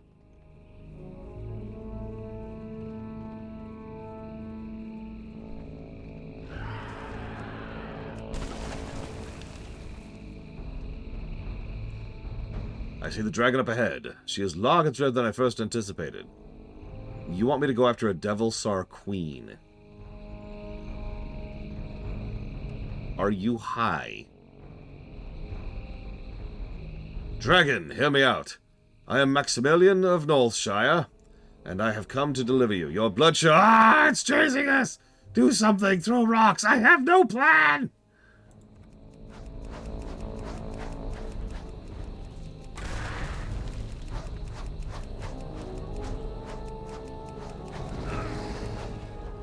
I've thrown his shield at the dragon. Oh my gosh.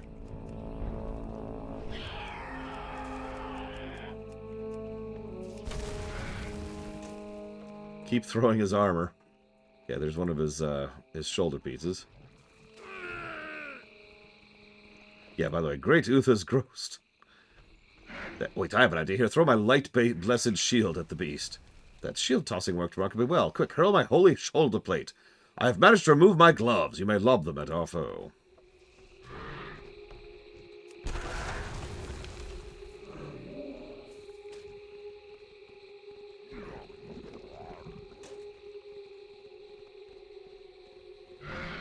The ironclad heel of my armored boot should prove quite destructive.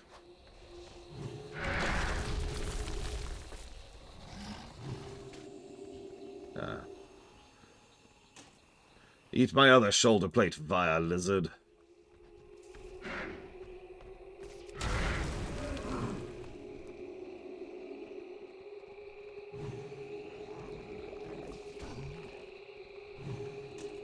If you can heft my breastplate, then throw it.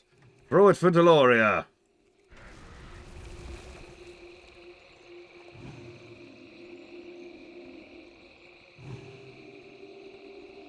Yes, keep healing us, please. We need it. I'm gonna have to throw it, aren't I? This is quickly becoming humiliating and drafty. Hopefully the leg plates shall deal the deadly blow. The day is saved! Huzzah! Today we learned that while armor can be replaced, valor has no price.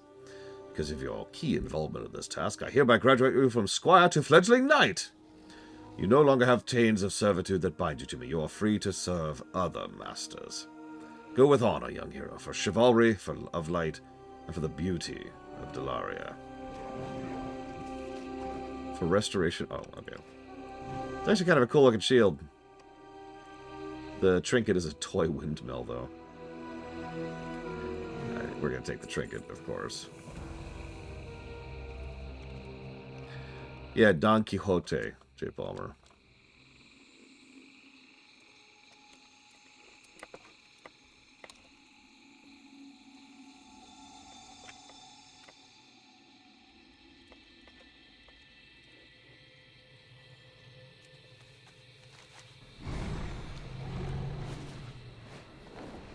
Yeah, I saw that, Pillars of Snow. They're both so hesitant, too. It makes sense, though. Dragons and Nightborn both live forever, so no issues. How are you? Yes? See you later. Oh, thanks. See you around. You're welcome. Bye.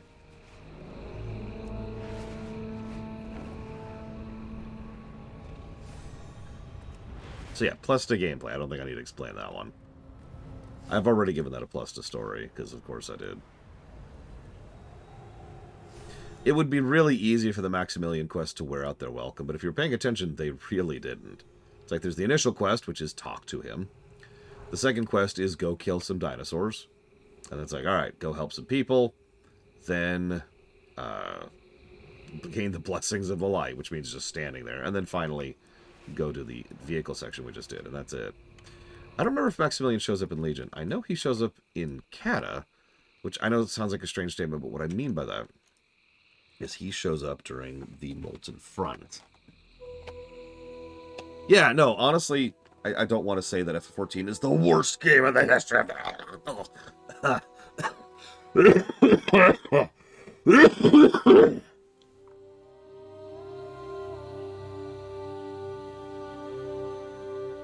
But I kind of wish that several of the Hildebrand quests were a lot more short and sweet. One of my biggest complaints with the Hildebrand quest is that they drag. More data transmission. Good news is we're almost done with Ungoro.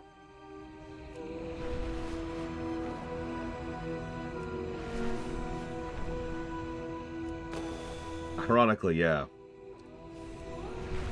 Linguistics is strange, isn't it? I can say with total certainty that Don Quixote has to do with Chewbacca. And it's a true statement. That even makes sense. Interesting. Pylon. Dinosaurs. That's a lot to take Very in. good. Oh my god, who's that? The crystal pylons have been activated. A sufficient number of crystals have been gathered. The prerequisites met. We are prepared to teleport you to the Shaper's Terrace. The what? You want me to... Huh! Okay.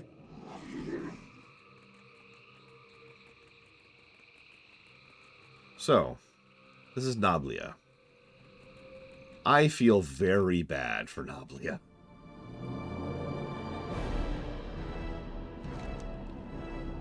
Who are you? I am Noblia, apprentice to Khaz'goroth and envoy to the Ungoro crater. I am known as the Watcher. I stand here in place of my master who has long since left Azeroth.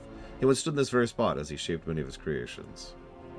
I am observing. It is my charge to watch over Ungoro, and so I do so from this spot. I am also performing tests and recording the results. The tests allow me to observe that which most interests me. What kind of tests? Simple stimulus response tests.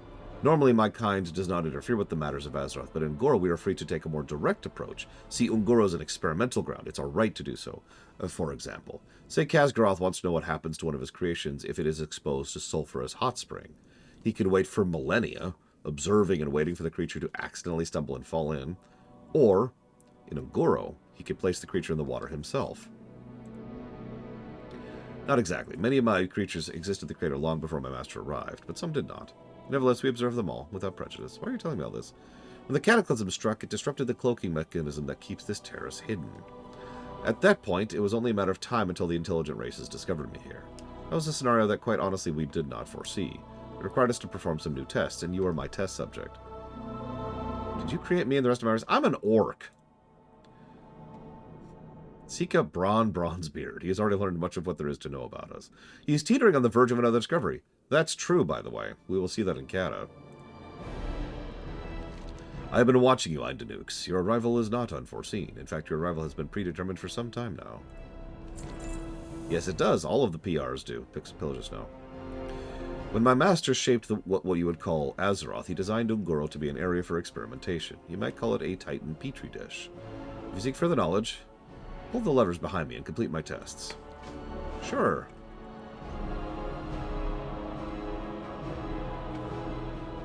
I want you to test the limits of your wings. Okay.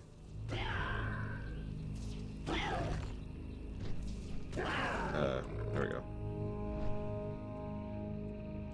Whoosh.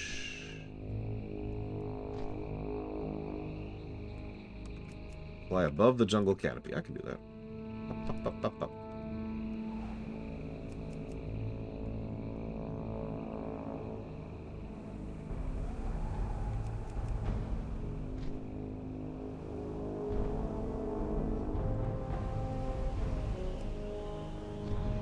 Yep. Don't step on me, please. I want you to speak with the local gorillas. Okay. Speak with one of each type. Okay. Excuse me, Stomper? Stomper. Dablia, is that you? What can you teach me, Stomper? The lashers to the south will eat small creatures like frogs and parrots. We, the gorillas, will eat the lashers, and dinosaurs eat the gorillas. All of this is honorable and natural. The humans and orcs also hunt the gorilla, but they take the skin and leave the body to rot. That's why we attack humans and orcs. Oh, oh.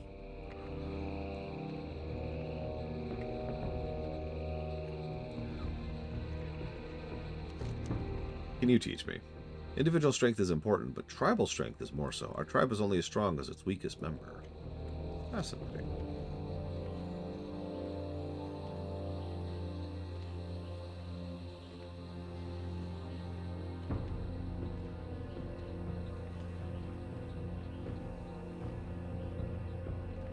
I feel bad about skinning you people earlier, to be honest with you, but that's okay. It's not the last time I'll be killing sentient gorillas.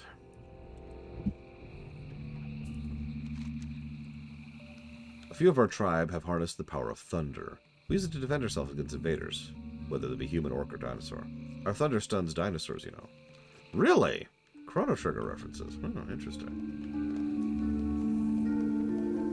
That should be it. That's all three.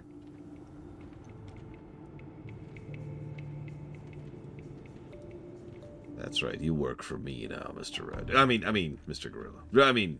Shoot.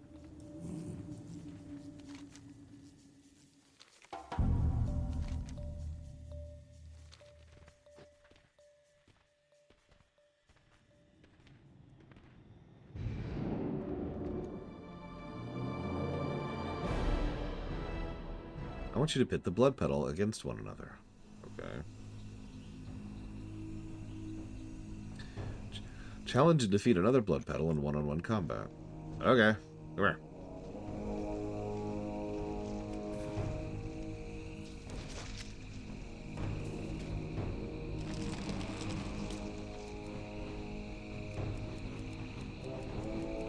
Now we're just dancing. Ooh, oonch, oonch, oonch.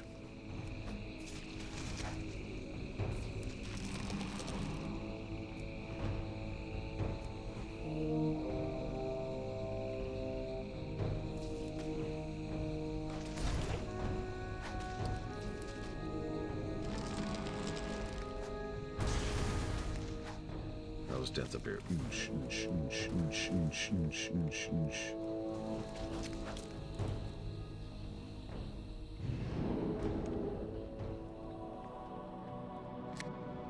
I want you to test your bite skill on the people of Marshall's stand. What? Why? Okay. Bite 5 humanoids. Alright, well. Let's go ahead and use that against the goblins, because they probably deserve it. Eh, not her. She was cool. Use it on him. Use it on the innkeeper. Use it on this guy. Oh, yeah. And I hated your cooking. I hated your cooking. Nom, nom, nom.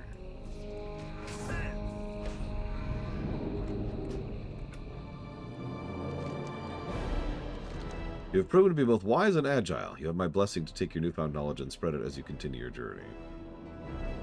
Thanks? I'm gonna go with thanks. And that's actually it. That's the end of Ungoro. It's kind of a fun little way to cap that off. Oh, I'll put this over here. Yes, biting people is very wise. So that was Ungoro. Not bad, actually. Revamped Ungoro is a lot better. God, I can't even put into words how much Ungoro used to suck. But let's talk about something, because yeah, we've talked about this before, but this is probably one of the most overt examples of it we can showcase. Especially during Circa Cata, there are two distinct types of zones. There's serious zones, and those are exactly what they sound like. Like Hyjal is a serious zone. And then there's joke zones, and those are exactly what they sound like too. They are primarily humorous. For example, let me use a direct example. In one specific zone in this game, hang on, let me actually really think about this. Give me a sec. One of the zones in this game has to do with somehow managing to steal eggs from someone in order to try and rejigger, like... No, that doesn't work. So I'm trying to come up with a specific reference, and I'm kind of failing at it. I apologize. Point being, zones that you would think would be serious aren't, and zones that you would think would be silly aren't, is what I was trying to get at. Let me use the direct and most obvious example. One of the zones in this game has you fighting against people who are trying to unearth a re-origination device, which is exactly what it sounds like. It is a planetary scale Control-Z button. And that is exactly as horrifying as that sounds. That's the joke zone, by the way. Interesting.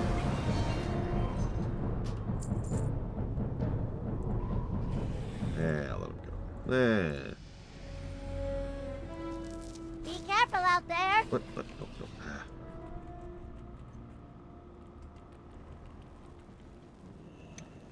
You break it, you buy it. Vanilla Ungoro. Oh my. Vanilla Ungoro. Kill me.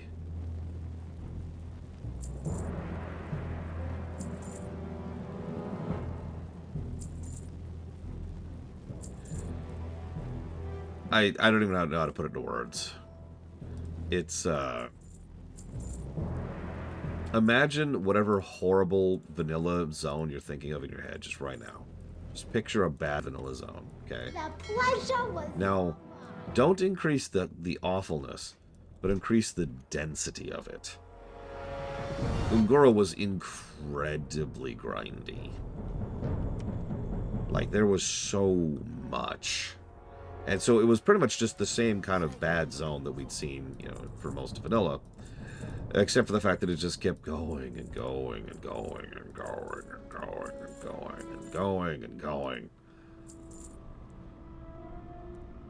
What's really messed up is it could be argued that it was one of the better options for once you get into the late 40s range.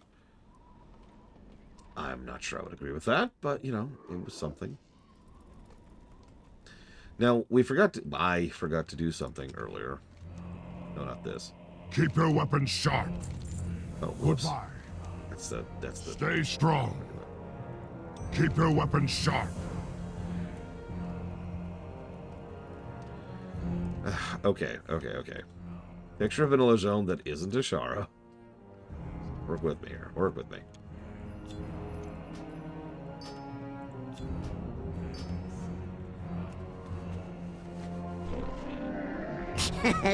Many You know what? deals for Actually, I've got a friend perfect from comparison for what King Ungoro like was. you. Picture the wetlands. So, picture the wetlands. Except it's about, I'd say, 5 times the length, give or take. That was Ungoro. Anyways, something I forgot to do. I forgot to review Orgrimmar. So, let's go do that really quick.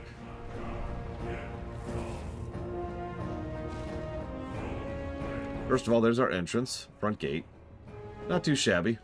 This is overhauled in Cata, obviously. I don't like the random chains and spikes in the front hall, but whatever. Lots of Horde emblems everywhere. Gotta have that heraldry going on. It's a little Christmassy right now. We're just going to have to live with that.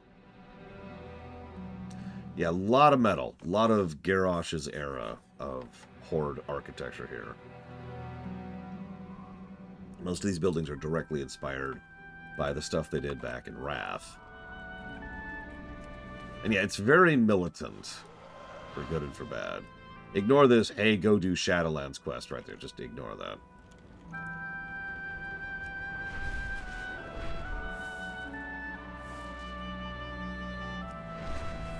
Obviously, we have flying, but the layout of Orgrimmar is kind of weird.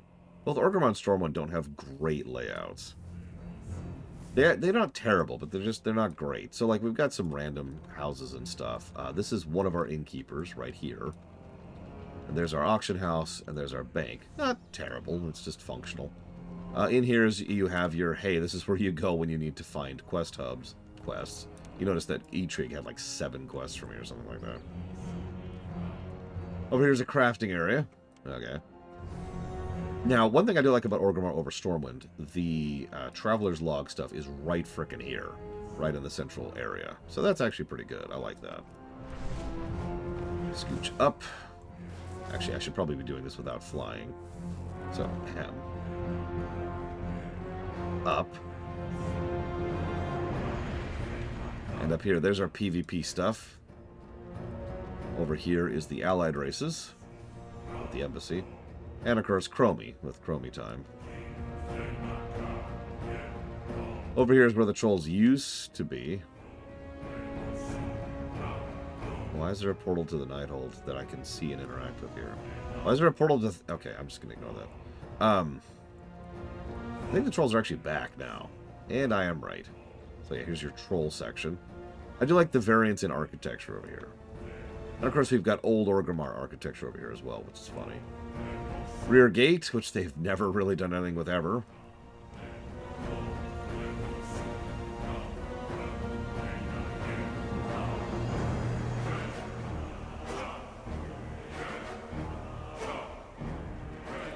Gotta have a cave in your capital city. It's not a capital city without a cave. Here, of course, is the barber. Extremely important. They've ripped out most of the interesting stuff from here. This used to be a nice hub and useful area. And now it's kind of not. But this is still where you have your magic-y stuff. Warlock trainers, portal trainers. Gotta have a little dread state thing here, you know. This is our warlock mage kind of a place. And of course the entrance to the dungeon over there. Ragefire Chasm. Which we won't be doing for... Hang on. When are we doing Ragefire?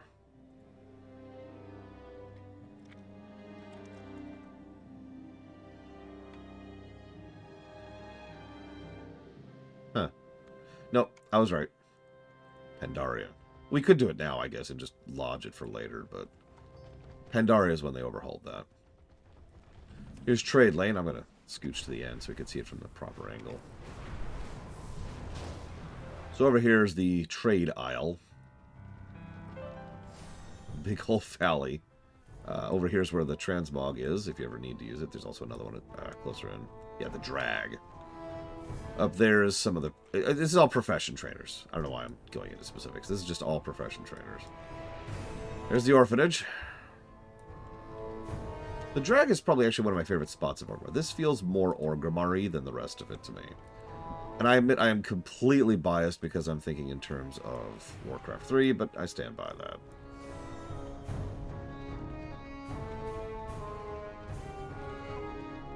There's wreaths on the spikes, as there should be. I like how some of this is and always has been under construction, by the way. They've never done anything with this. Up here is where the capital building used to be, where Thrall used to be. Nowadays, this is where the Taurens are. Yeah, exactly, Dakota.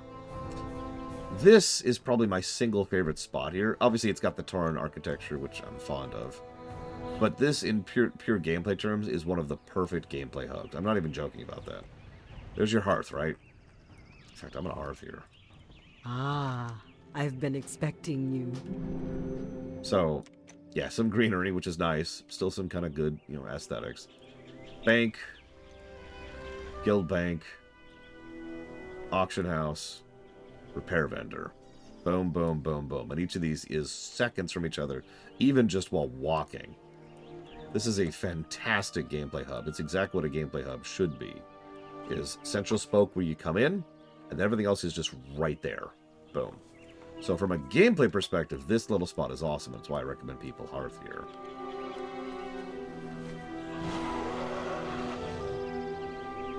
You know, like I just did. Let's scooch a little bit. We got one more wing to check out.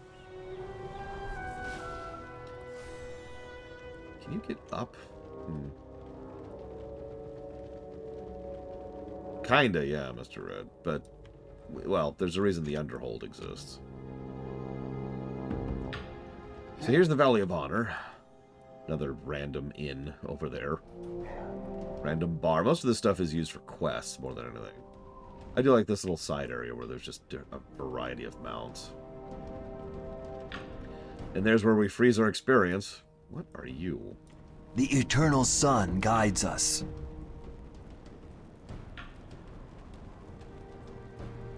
Oh, that's the Eridar appearance.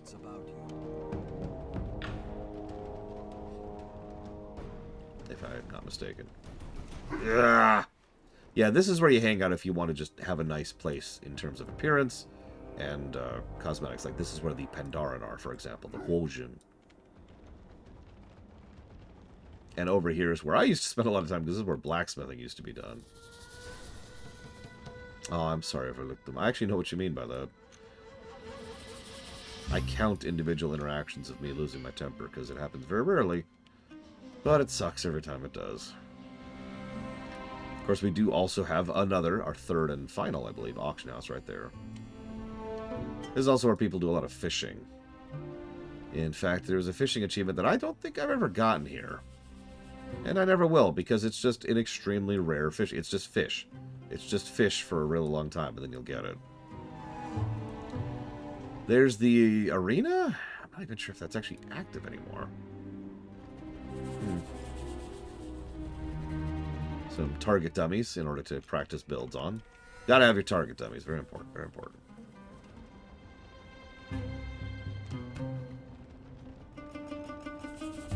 And this just leads out to Ashara. So now let's look at it from the air.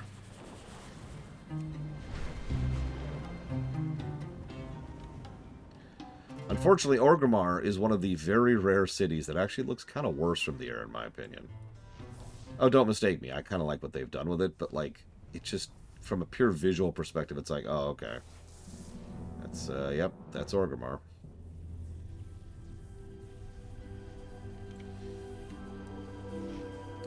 Oh, yeah, I suppose I should show off how you're supposed to get up top if you don't have flying.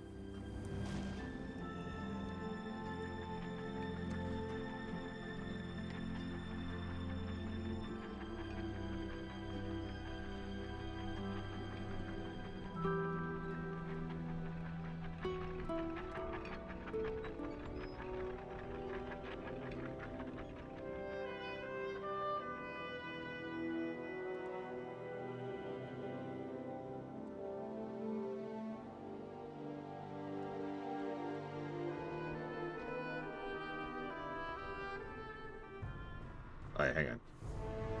There we go. Perfect. Okay. This is the upper area. Most of the rep vendors are right here. That's actually your flight path is up top, by the way. If you ever fly in or out, that's where. The flying trainer, completely redundant at this point. This is how you get to Undercity. Over here is how you get to the Borean Tundra, right here.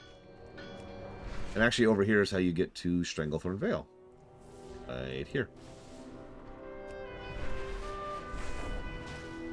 Yip, yip, yip. Quick walk over here. And this leads us to the Kata Portal Hub. Both major capital cities have a Kata Hub, which is completely separate from their existing Portal Hub. This leads to each of the major catazones, the endgame catazones, of which there are 5, and you can tell because you're staring right at them. Sometimes you can't interact with these, like I can't go to Vashir for some reason. But sometimes you can, and it's a little buggy. I know, Cata, buggy. Shocking.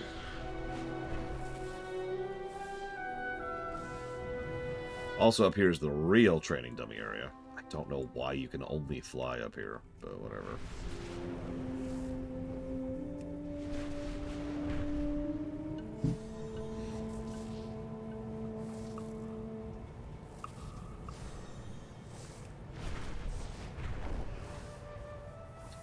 And of course, there's one last thing we have to show off. And this is something that Stormwind is, frankly, objectively better about. And that is the portal hub, the actual portal hub. Now, it looks nice, but even though apparently nobody likes their eyes down here. I do like the giant, probably Onyxia skull there. So, Silvermoon, Valdrakken, Oribos, Ajuna, excuse me, Dazarlor, Jade Forest, and Northrend. Not terrible, but like the layout's kind of weird, and more importantly, you have to go downstairs to get the rest of them for some strange reason. Which leads, of course, to Caverns of Time, Shatrith, Warspear, that's Warlords, and it's not here yet, but this is the War Within portal. Why is this downstairs?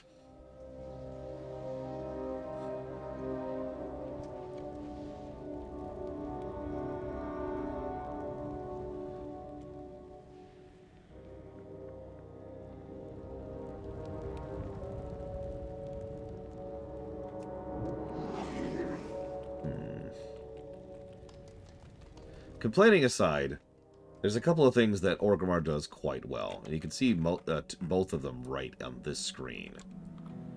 Those are NPCs and doodads.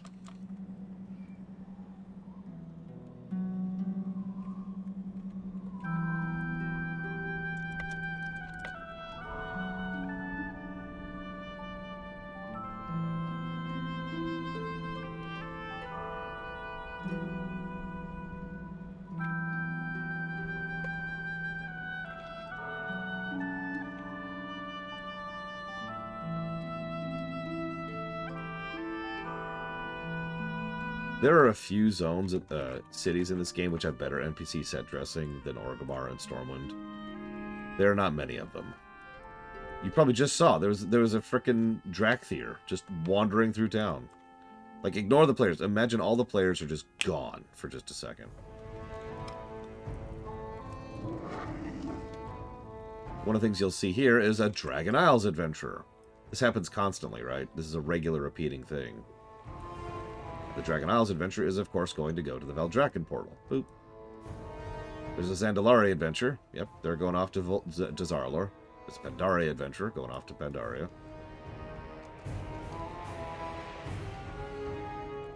Obviously, there's a bunch of guards with different types of garb here and there. We're also back to the point where we have more than just orcs as the guards. There was a brief period of time where that was a thing in Pandaria, I want to say. Not sure the specifics on that. Yeah, the sheer amount of thought and effort that was put into all the NPCs here is actually kind of crazy. And this is what I mean when I say doodads. This is just some random bar that there's no reason to walk into. So someone still put a whole lot of thought into this place.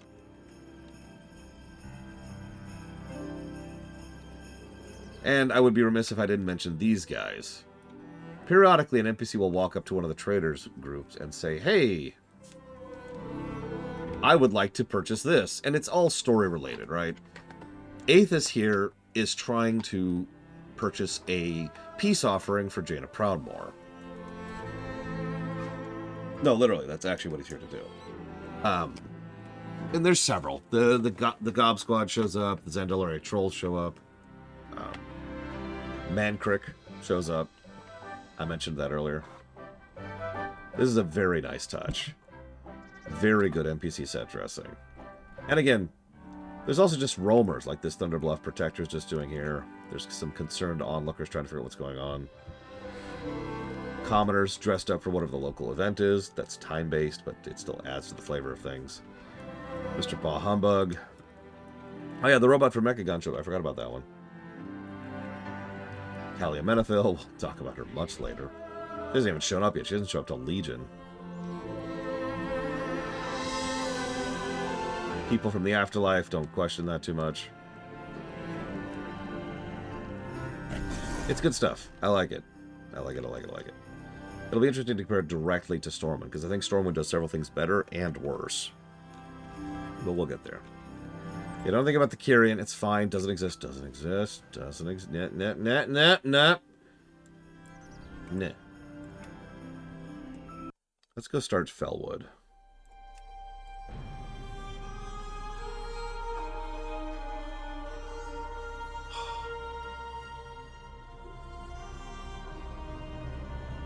Oh, I'm sorry, Bragwin. You said you were going to show me a picture or something. And I sort of assumed you meant literally. Not, like, physically show up. Give me a sec, give me a sec. I'll switch back.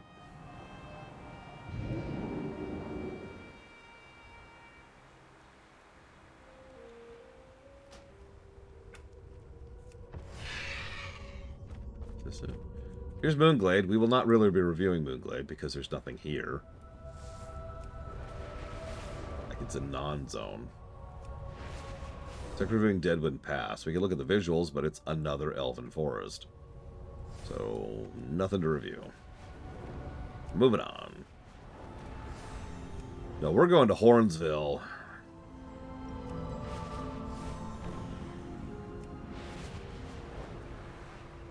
So, I'm going to show this off from the sky first, because I want you to understand, this is yet another one of those. I think we're up to like 3 now. Oh. Negative to music. We're there. We made it. We found the negative to music.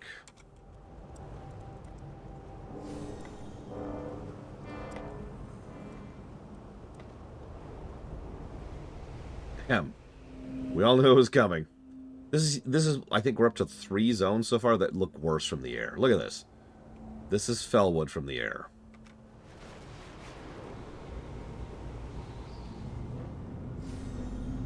This is a semi-common problem in a lot of vanilla zones. They just don't look the same from the air because there was no intention for them to be seen from the air. When we get down below, however, well, it looks a little bit more appropriate.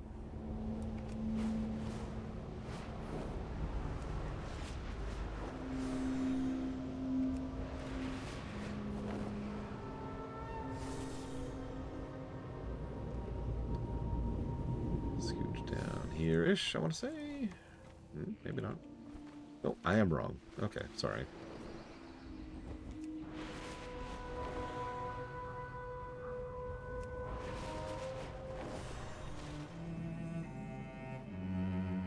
Oh, hang on, there's a Tauren here. Kill him. Kill him instantly, because Taurens are the enemy. Death to all Taurens. Wait, we're not killing the Taurens here? Damn, no ins. Whatever. 20 seconds. Grab a new lozenge while I wait.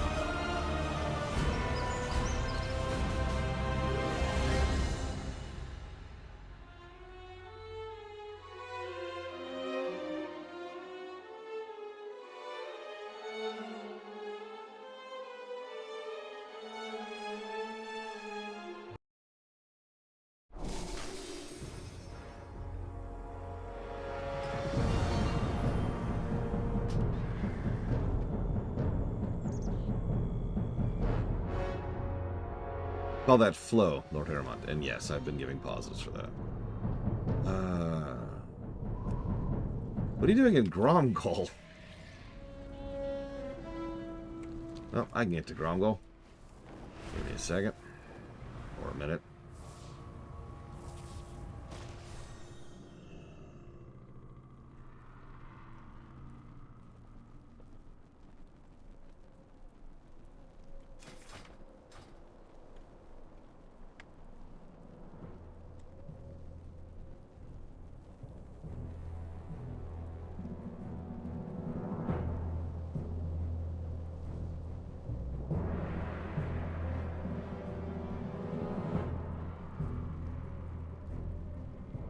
Okay, that's actually disturbing. We're gonna stop doing that.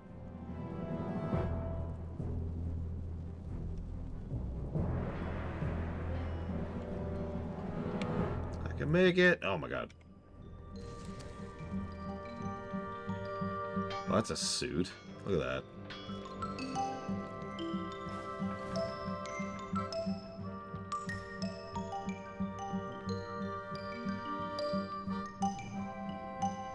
Well, while we're here, so we have a moment. Crunchies, crunchies, lucky doos and root. Let's see.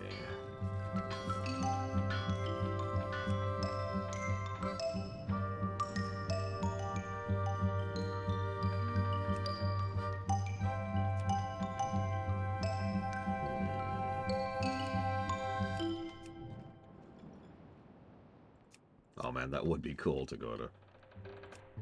But alas. Okay, I like the idea of a flail, I'm not gonna lie.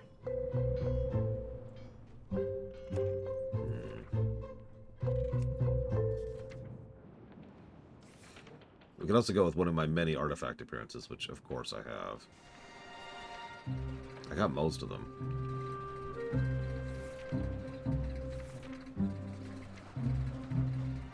I've also got the void. Oh, we could do like a void flail. And then a fire flail. There we go. Yeah, that feels like that should be reversed. There we go. Apply that really quick.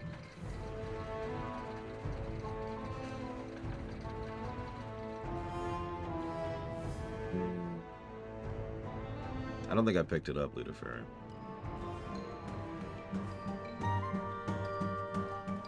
Alright, where's Braven?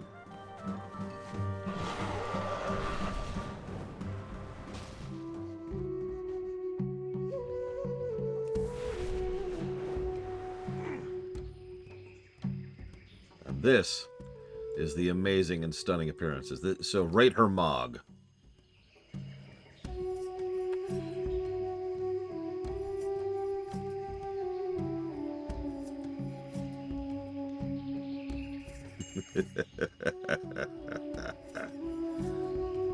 It is very Christmas sweatery. But what really sells it is the glasses. Those are just fantastico. No complaints.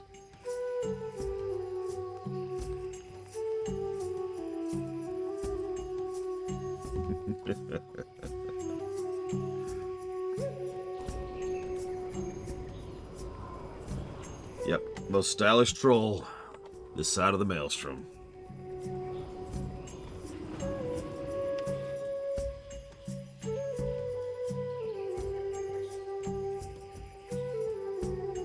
Okay, for real now, let's go to Felwood.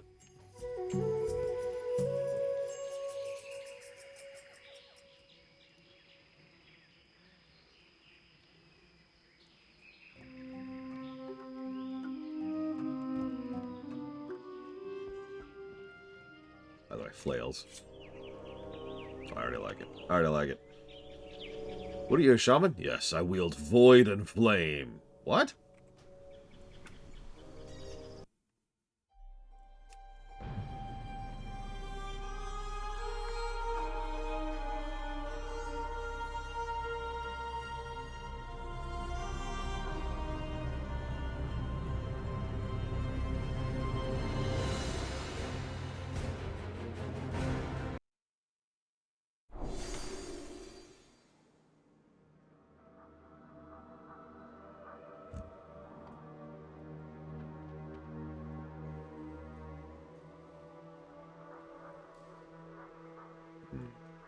Hang on.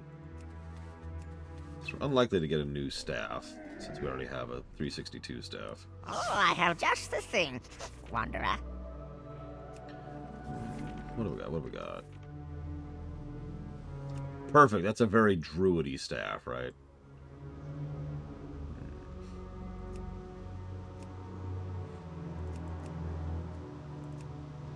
Oh, you know, there we go. Perfect.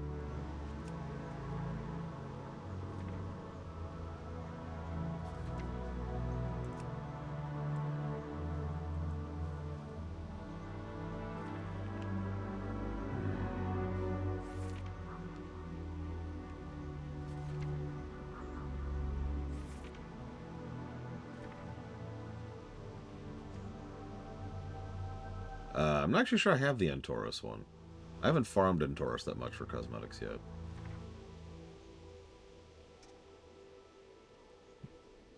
Could we go with that? What with that?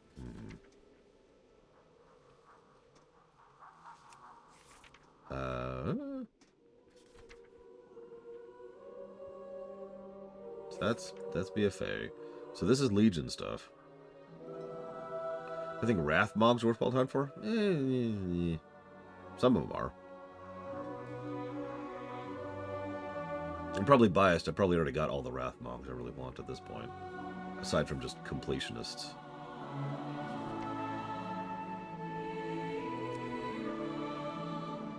That looks cool. Oh, you're talking about this thing. Oh, I know what you're talking about. You're actually talking about this thing. I actually have the Scythe of the Unmaker right there.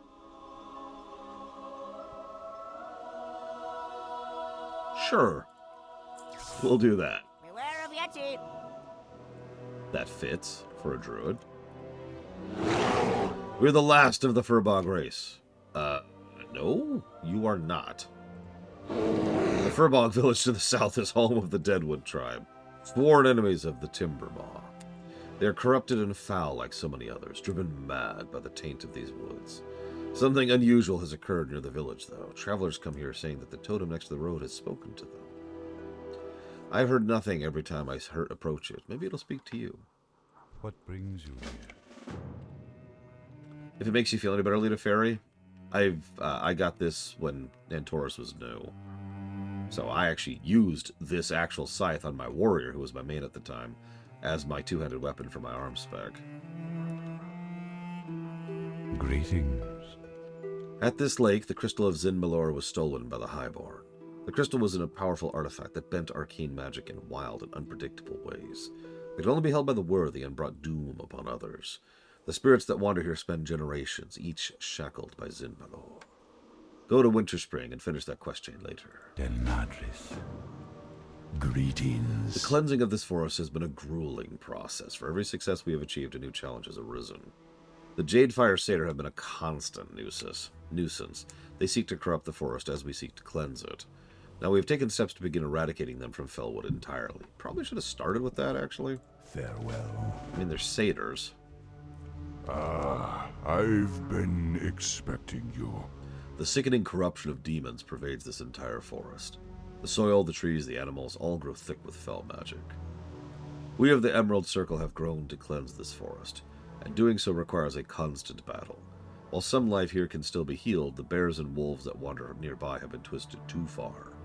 We must end their suffering and ensure their bodies do not spread their taint further. Ancestors watch. But the Scythe of Ahun, Lita Fairy? Do you mind if I make you cry really quick? I actually got a story to tell.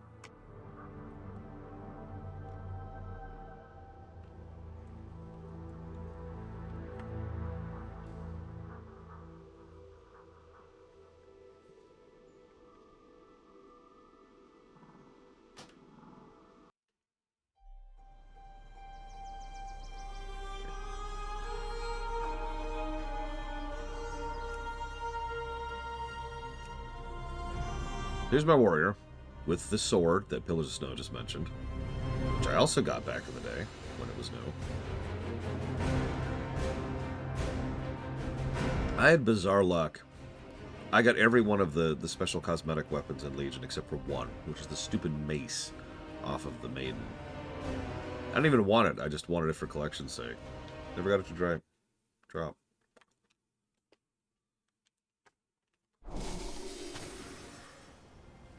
So.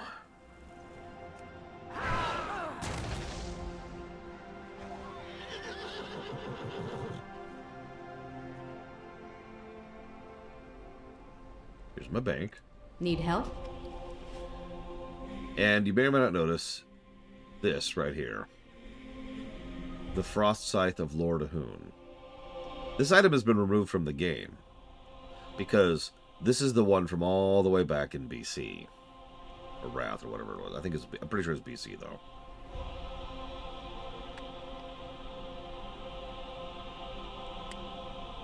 So the way this worked out, and this is actually funny because I was proven right in the end.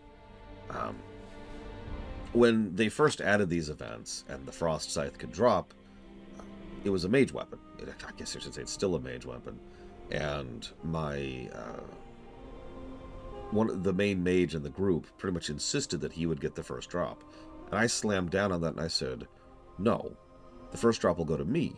And everyone's like, but you're a warrior. And I'm like, yes. But A, I know with total certainty that I am reliable, which means once I get mine with my first drop, I will then absolutely go everything out of my way in order to make sure that you will then get your drop. I know I will keep helping you. I don't know if you will keep helping me. The second reason, this is funny as well, is that I wanted it just for transmog. Except, you're probably thinking, Lord, transmog didn't exist back then. And you're right. What I used to do is I used to just keep certain items on me, and I would just equip them whenever I wanted to look cool. It's actually one of the reasons why I still have some of the stuff, like, say, the Horseman's Baleful Blade, or Kelsarar, or Thunder Fury, or Link's Sword of Mastery. I just kind of held on to several of these because, yeah, of course I did. Oh yeah, I also got the Warglaives. Oh, and if you're wondering, yes, I did keep running Ahun, and yes, I absolutely did then get him his stupid scythe. So like I said, I was proven right. So to this day, I have the appearance of the Frost Scythe of Ahun because I got it back when it was brand new. Farewell.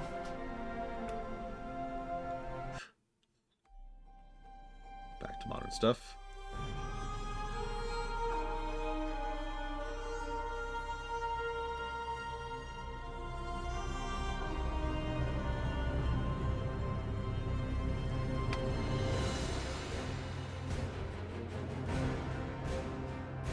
Supposedly they've been boosting the drop rate on some of those things with each of the holiday events, so who knows? I still have only seen a drop of the Valentine's Day rocket once. I didn't get it, consequently. I've only seen it drop once. I have chosen you, Night Elf, to be my champion. You'll do the work of Rumbo. Okay.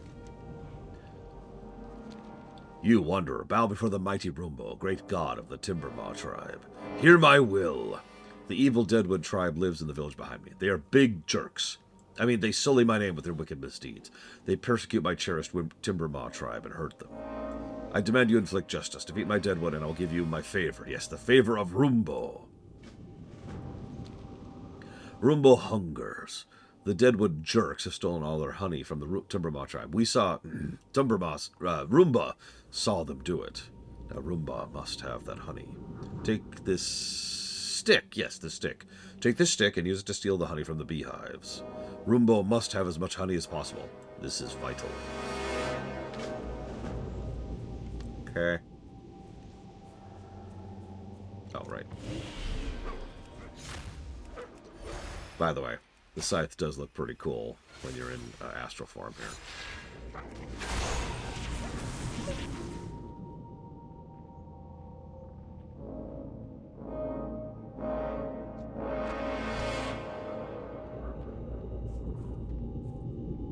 Oh yeah, so anyways, this music sucks, negative music. So back to Shadowlands.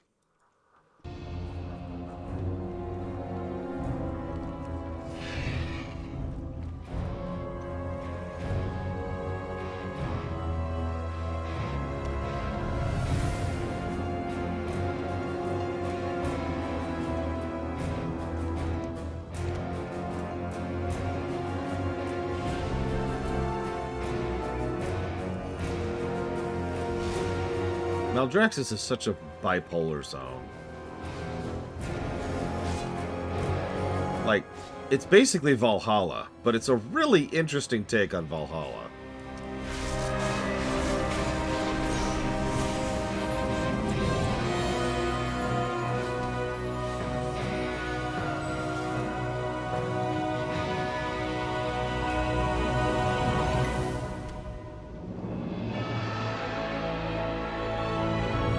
So then this one's just Oribos, I think.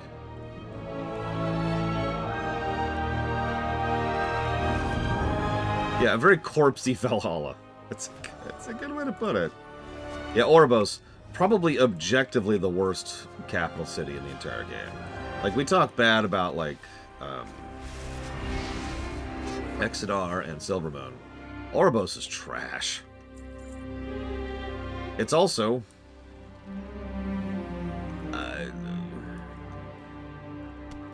okay, hang on. Pause. Let some gap happen here. Okay. It's also very FF14. Which, for completely unrelated reasons, also irritates the crap out of me. I know several people who have been trying to do things in Oribos, recently even, and have been failing at it, because they can't, because Shadowlands was aggressively linear. Like, do X to unlock Y to unlock Z kind of stuff. So you could, like, go to Oribos right now and be like, alright, I want to do such and such. No. Go do the campaign. But I don't want to do the campaign. I want to go do such and such. No! Jay Palmer, we need to have a chat. Literally gave me $20 earlier today. Which also increased my workload because it funded Seek and Destroy.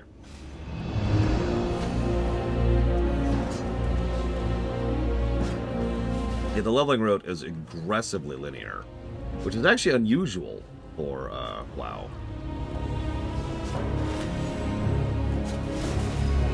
Like, even the zones that tend to have something of a linear story usually have some kind of options. Like, for example, Legion...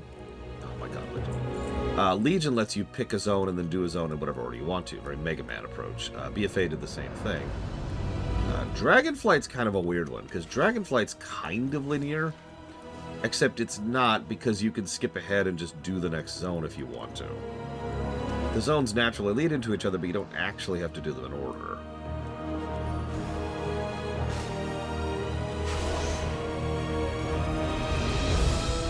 Now, interestingly enough, War Within is right back to completely linear zones, but it actually works really, really well with War Within because, you know,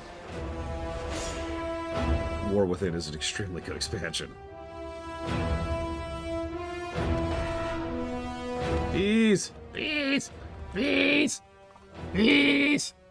Oh god! Oh god! Ah, okay.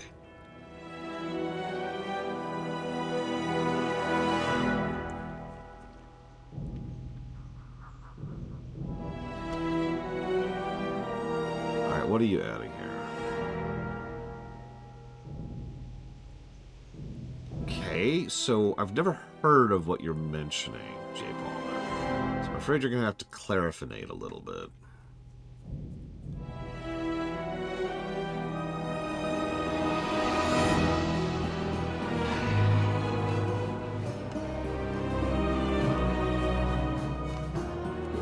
I figured it was a mod, just based on context clues.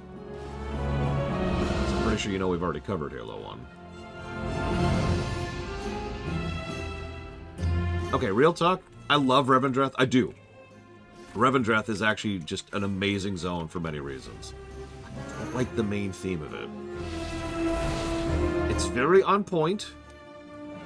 It's very appropriate. It just... I don't like it. I'm sorry. Don't hate me, please.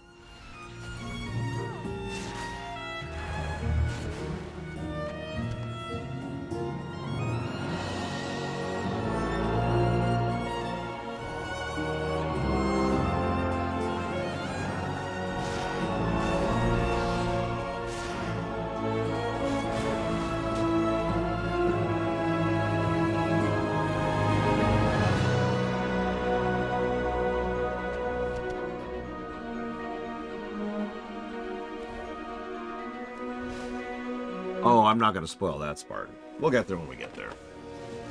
Revendreth is definitely very, very MSQ. That's all I'll say about that. Like, it's actually MSQ twice, to give you an idea. So that's what I was about to ask, Jay Palmer, because I've got the Master Chief Collection.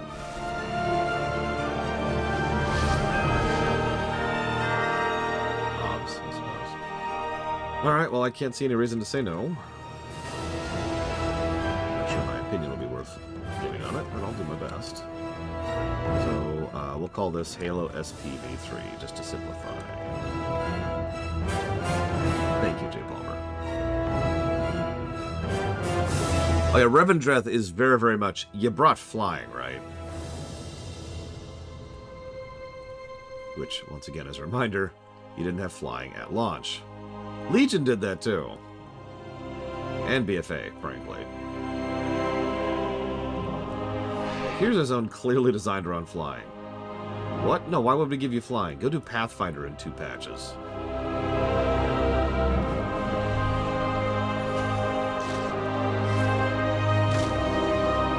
Yeah, Bastion is much more irritating to navigate without flying. Of the 4, I would say. Revendreth is probably the easiest to navigate without flying. Did I say Revendreth? I didn't mean Revendreth. Sorry. Maldraxxus. I don't know how I confuse those two. Maldraxxus is the easiest to navigate without flying.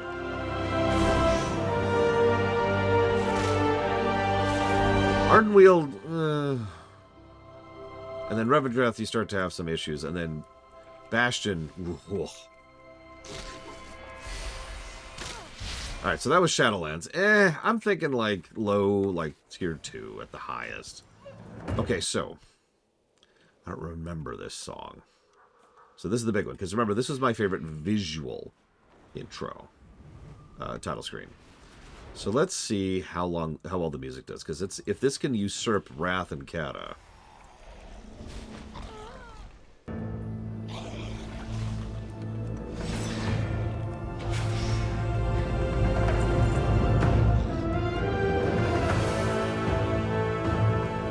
Good intro. It's important.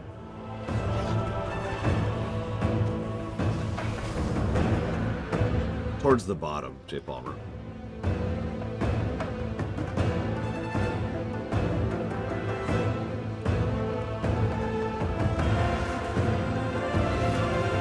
I would say below Legion, yeah, honestly. Legion at least has some bangers in it, right? Even if they don't mix well.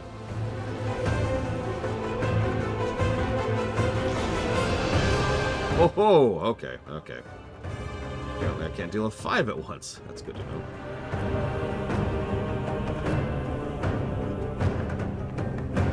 Yeah, no, Dragonflight's definitely my favorite visual title screen. I am level 67. Oh, Five Guys sounds good right now. I haven't really been eating a lot of, meat lately because of the whole death thing. Really, Mr. Red? Alright, Mr. Red, it's time we have a chat. Why do you like War Within's login screen visually?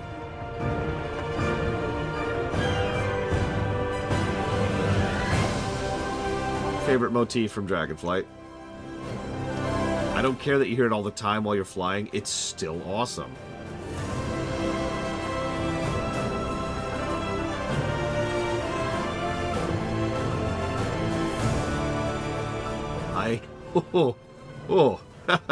I cannot wait to show Dragonfly to you guys. I know what you're thinking. You've been doing this all the time. No. Dragon Racing.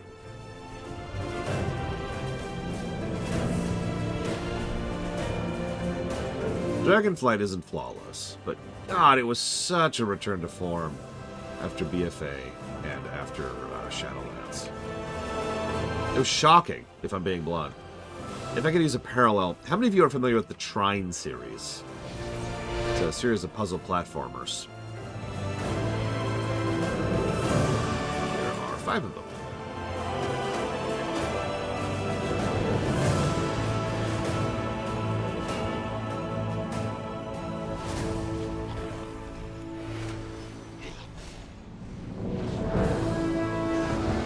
Oh, I like that one better too, J. Palmer. Whoop. Pay attention. Remember. Scaling has been fixed. Stuff hurts. So, Trine 1. Yeah, here's Valdrakken now. Trine 1 was an experimental accident. They were working on some other game, and in their spare time, they were throwing together like a puzzly, physicsy platformer. The other game fell through, so they finished work on Trine, and lo and behold, it was kind of a smash success. A lot of people really liked it because it was jank. We've actually talked about this before. I use Trine as an example of why jank does not mean bad. The jank was the benefit, right? The jank was what made the game fun. So then they put together Trine 2 and did a remix of Trine 1. A remake of it, which they released as well. So both of those sold quite well. Cool. So now they've got a player base, and they've got backing, and they've got a war chest. Awesome. Jank can be good. Yes, by the way, Trine is a European game, so that tracks too. So then, they're like, okay, we've got a war chest, we've got a loyal player base. Hey, kiddo. Maybe.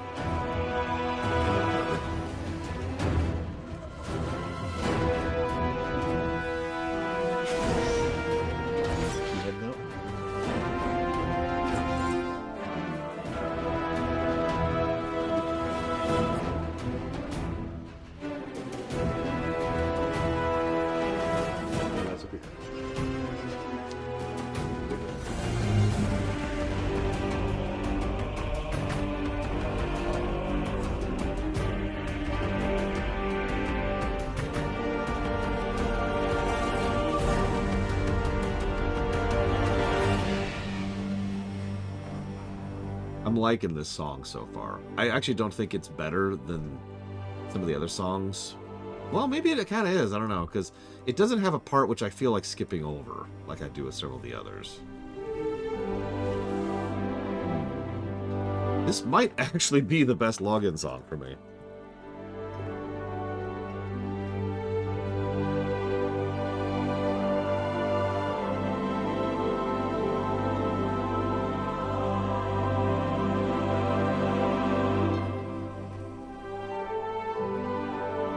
It's very wow. How may I help, dear Lattes? Which, you know, yeah.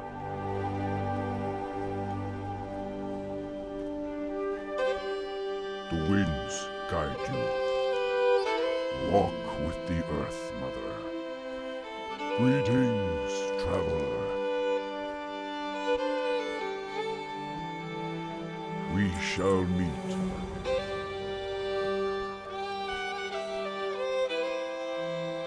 Anyways, Trine. So they made Trine 1, they made Trine 2, they made the remix of Trine 1, and they're like, alright, let's do it. Let's go ahead and focus on making... They were really, really ambitious, and they decided to make Trine 3, which was a 3D physicsy puzzle platformer. Trine 3 is trash. It is extremely short because it's actually unfinished. It is incredibly unpolished and buggy. And it's actually hilarious. I highly recommend playing it with some friends because it is the perfect combination of awful to be really, really fun. Just skip the last boss fight. So it's a terrible, terrible game that nearly tanked the company. Sound familiar? So, Trine 3 came out, and that bombed. And that led immediately to them being like, Then they put out Trine 4, the best Trine game by a huge margin. Does that sound familiar? I'm commenting on this because, first of all, we've been playing Trine as our co-op game lately, so it's kind of fresh in my mind. But second of all, it's so rare that that particular arc is what happens when it comes to game development, right? Usually, you got your game, and then it's experimental, then they establish it, and you got a really good game, and then, oh god, it sucks. And then it just either it dies, or it stays suck, or it somehow gets even worse, right? Like, this is the normal arc for most game series. It's very rare that after screwing up, they then learn their lessons and improve. And that's Dragonflight. I've heard that, Takoida. I've heard that it's just like, holy crap, these guys actually managed to nail it. And it's like, what? Because isn't that... hang on a sec. I'm just going to double check myself here. Yeah, no, that is them. That's Machine Games. For those of you not aware, Machine Games made Wolfenstein Youngblood, which is still one of the worst rated games I've ever reviewed.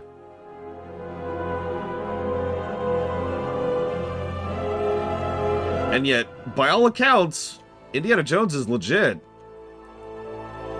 So, whoop! Like, logically, in a fair and just world, that's what should happen. You should learn from your mistakes, develop, move forward, and then improve, right? It's really rare, in my experience. It worked. I mean, yes, the will of Rumbo has been carried out. You have done well. Have these shiny coins.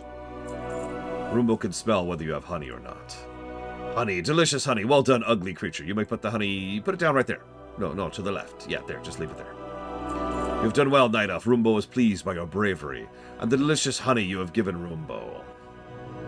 Now you must, dance! Dance for Rumbo!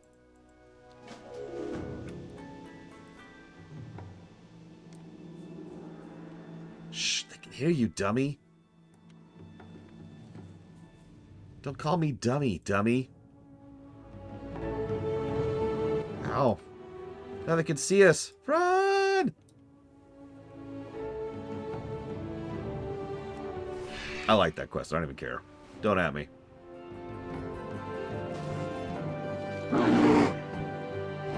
Those two brats. I should have known. They're smart enough to hush whenever I went to examine the totem. I'll be sure to find them and drag them back to Timbermaw Hold by the ears. Thank you for looking into it. Actually, yeah, Metroid did that arc too. Metroid 1, that's the Establisher. That's the experimental one. Metroid 2, that's the experimental one. Metroid 3, Super Metroid, that's the one that just knocks it out of the park. And then Metroid 4 was Fusion, I guess, actually. And Fusion led to Other M. Ugh. And then Other M, they were like, all right, let's make, you know, Samus Returns. And then Dread. And then Prime Force. Sorry. Can I assist? The Emerald Circle is sworn to accept the help of those who fight the demons of Felwood. Though my people have long shunned the arcane, we cannot afford to deny ourselves such an advantage here. Arcanus Delaris, a surviving highborn, helps us battle the Jade Fire. Follow the road north, and you will find her at the encampment overlooking the ruins of Constellas. Goodbye. Let's do it.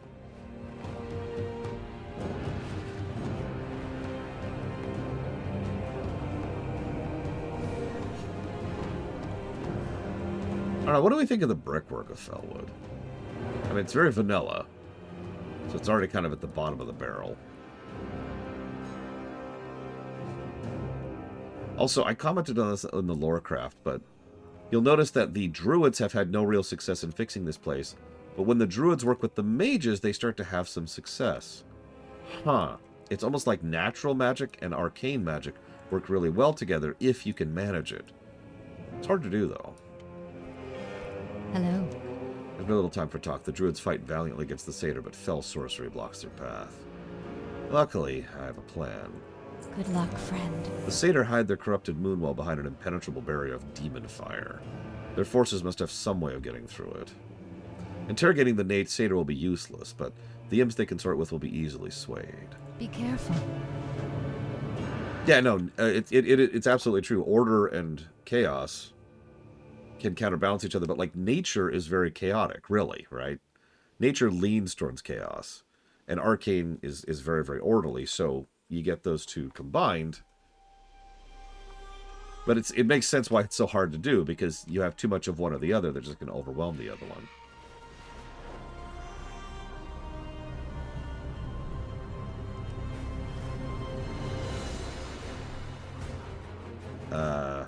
Hi, MC. Speaking of which, here's War Within. Not a big fan of the visuals on this one. I've already mentioned that. I think it does. I think Dragonflight even beats BFA's. It's weirdly good. Yeah, you've been hearing this one all week, as every time I log in. What the? That was weird. What? Oh my god. Oh my god, what's happening? I can't fly. I can't fly with this thing on my back or something. Yeah, do you see what's happening? This imp is screwing with me. Literally.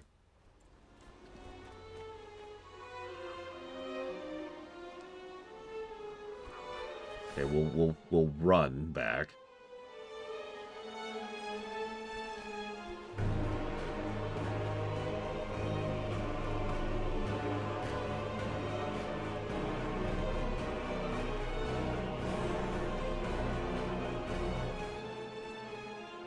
Elune Adore. Imps are creatures of deception. With so many of them spotted in the ridge, I'm positive something's been hidden there. My little friend will tell us exactly how to find it if he doesn't want to go back in the sack. Fine, I'll talk. Keep me away from that perfumed bag. Yeah, your stuck-up mage friend hit it on the nose. The imps at Shadow Lurker are the key to the satyr's barrier. It's right there, but you can't see it or touch it unless you're shifted. I guess you had a luck, though, because only imps can plane shifts. You should just close your eyes, turn around, let me go. It was a joke. Don't hurt me. I'll need slime. Go get me slime. Cool.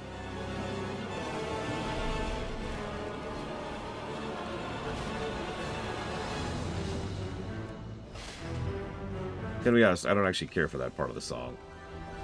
It is a little bit too much.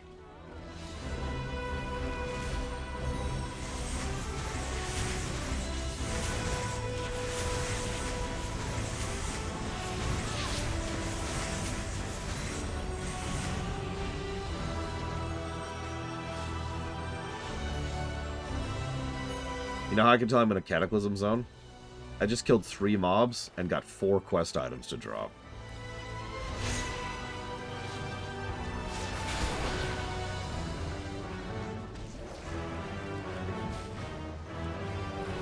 Yeah, I know that's not true for all of Cata, but still.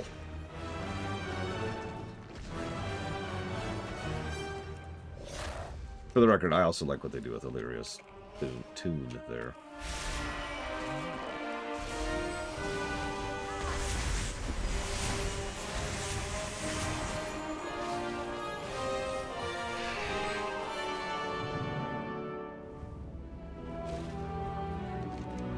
Get that slime? Good, you're back. Don't leave me alone with her. She's crazy. Give me that. I'll have you being invisible in no time. I've added a drop of my own essence to the use. Look for a glowing sigil and stand at the lurk. Concentrate, pour the stuff all over yourself, and that should be enough to shift you into the nether to see what's really there. You won't be alone. The satyr's treasure is being guarded by the biggest void stalker they could summon. Defeat it, treasure's yours. And come back in one piece or this crazy broad's gonna fry me. Okay. I didn't think I would like Dornagal at first, but it's grown on me. We'll talk about that more later, though.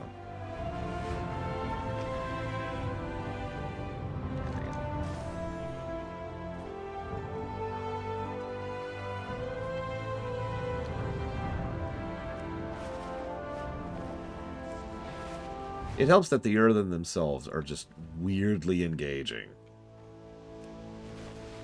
They are written very well. I know, shocking.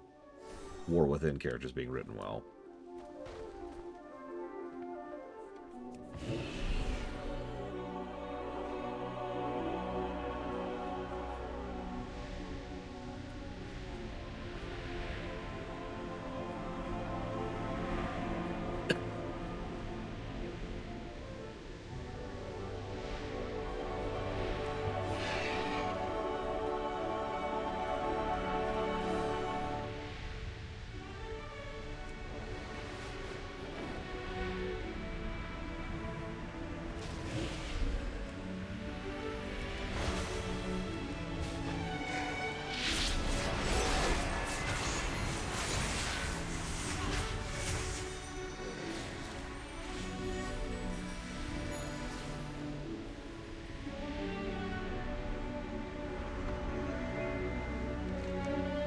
hear me there? You have the claw? Claw of Tichondrius. You hold a piece of the very demon that led the Legion to these woods. Better for it to be in our hands than with the satyr. Hold still. I'm going to pull you back here and make sure that you and the claw arrive safely. I am listening. With the claw, we're ready to break through the Jadefire's defenses. Head into the ruin to the northwest. Beyond the front line of the satyr, you'll find a narrow pass leading to their corrupted moonwell. An enormous wall of demonic flame bars the path, but the claw should dispel it. Farewell. Oh, that's cool. People just know. Peace be with you. Illume light your path.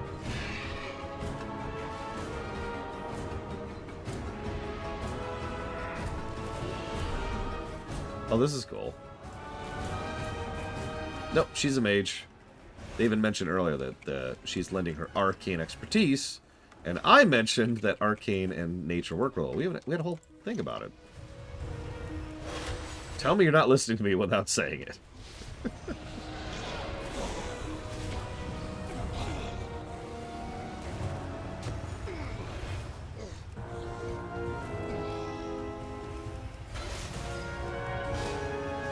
I mean, I was actually referencing future events, but if I'm being honest, I think those were inspired by what they did here in Kata. Like, I don't know when they decided that our nature and arcane work well together, but they definitely decided it by the time they got to Kata, right?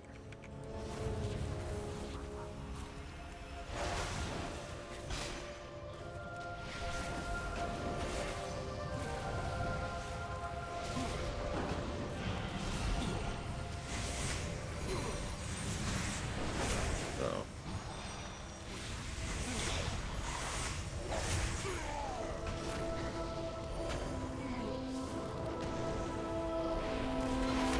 Yeah, pretty much. Something that was mentioned before, I forget if it was in Wrath or BC, but someone mentioned how one of the things they don't like is that all of the big events happen before we show up in Wrath and BC.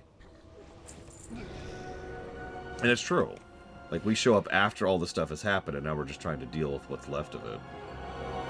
In Kata, I could just fly over this, that's really funny.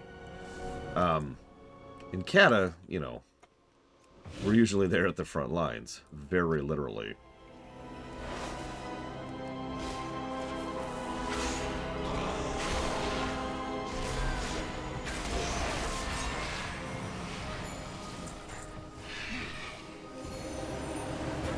I'm liking Felwood so far.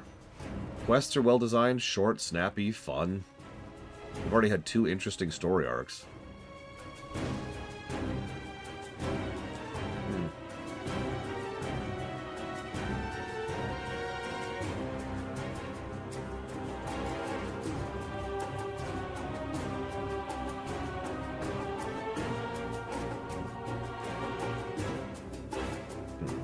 I wonder why, Magister.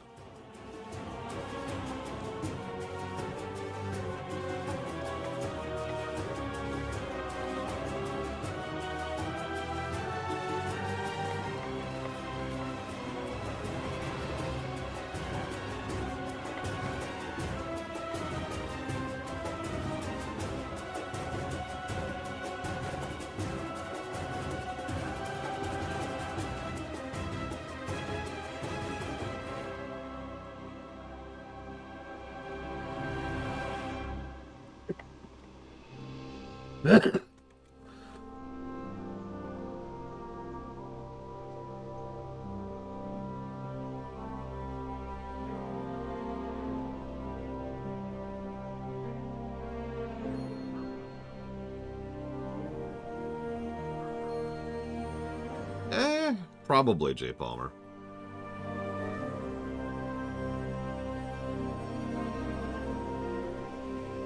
We're getting there, Asmira Star, but where's my playable Nerubians? And Naga and Ogres? Why would you want to play this? God damn it.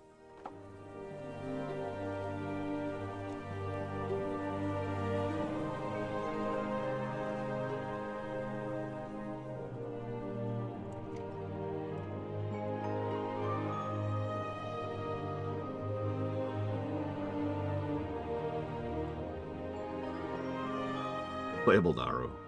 Vroom, vroom, vroom, vroom, vroom, vroom. Ishnu Daldie. Goddess watch over you. See what can be done with a little cooperation. I'll make sure the claw is given to people responsible enough to just contain such things, assuming it can't be destroyed. May the stars But guide. before you go, I've taken advantage of my alone time with MC to learn something interesting about imps. Specifically ended up telling me with the one thing all imps fear the most, something they're absolutely terrified of. I thought that sounded useful as well as interesting, so I've done some basic conjuring. The prism projects an image of what imps he described. Why don't you go test it, see what their reaction's going to be? Yeah, sure, let's go torture some imps. No, exactly, Bragwin. It's just dangling there. I'd play it.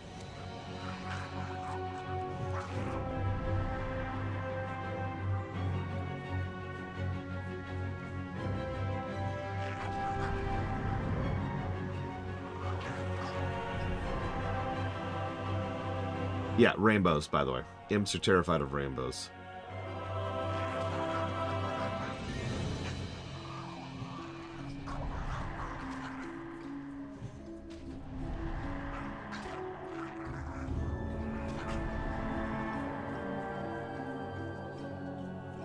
Imps can be plenty powerful.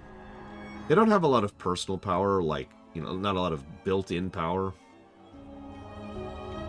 But they tend to be very castery.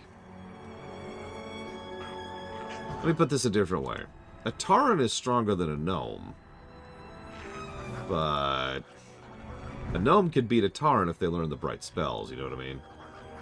And that's imps. Oh, whoops. One more. We're fine.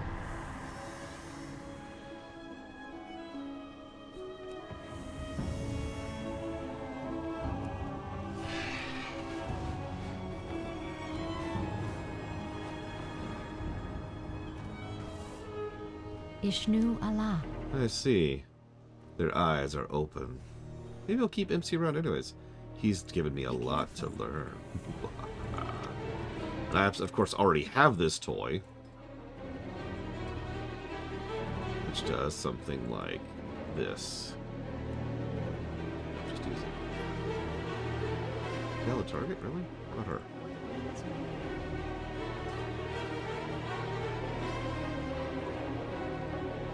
Goddess bless you. The cultist you saw guarding the claw were members of the Shadow Council. Foul warlocks behind nearly every attempt to bring demons into Azeroth. North of here is Jadenar, named in worship of Kil'jaeden himself. Deep beneath it stretches Shadowhold, a former barrow den, the Shadow Council's own stronghold, and the Shadow Council's own stronghold in Azeroth. Take these herbs. Okay. Shah Felah. I can do that.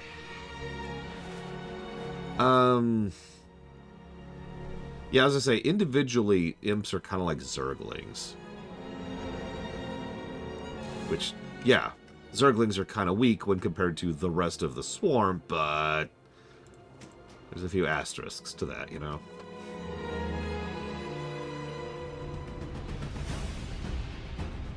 No, his final words are, shoot! Or whatever What was it? Back in Secret of the Stars. That the final boss's final words were. Shucks. You wish to speak? Was it Audarn? God damn it. Of course you immediately perfectly referenced the thing I was trying to reference. I have been failed. Or shamed. I've been shamed. I have failed. Ancestors. Just what I was expecting. With these herbs, our preparations for Jadenar are ready. May the Yeah, a tank is weak compared to a Star Destroyer, but it's still a tank. We must prepare carefully before assaulting Jadenar. The magic of the warlocks and demons within is strong, and we will need our wards. We need one more ingredient, crying violet, which grows in the hills near. walk with the Earth Mother. Hello. No, the Void Lord says, yes, join me, insect, and I will improve you, transform you into something more efficient. Join me, and we can rule together. The other person turns around and is like, nah. Be careful. I shouldn't even reference that scene. Even referencing it is a spoiler. Yeah, it's still War Within. This is pretty solid. I still think this isn't as good as Dragonflight, and I don't care for the visuals at all. But I think that means our overall lineup is, so if we're counting music and visuals, Dragonflight's at the top. Then Cataclysm, then Wrath. After that, probably Pandaria, I would say.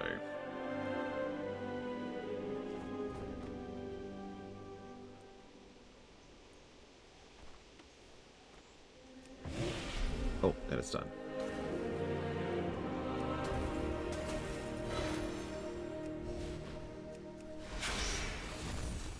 And that's all of them. And I forget the rest. Whoops. Now back to the best music of the game.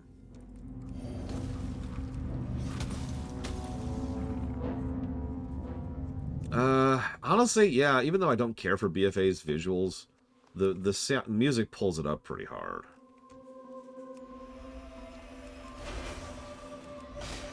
No, you fight Deathwing, and Deathwing's like, what the heck?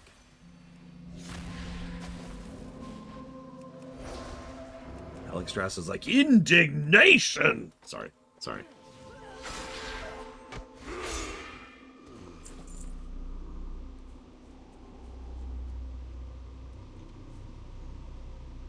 Oh my god, I'm already bored of Felwood music. Alright, hang on. I've got a dead playlist. Let's play around with it. Yeah, it's not quite right. That'll work.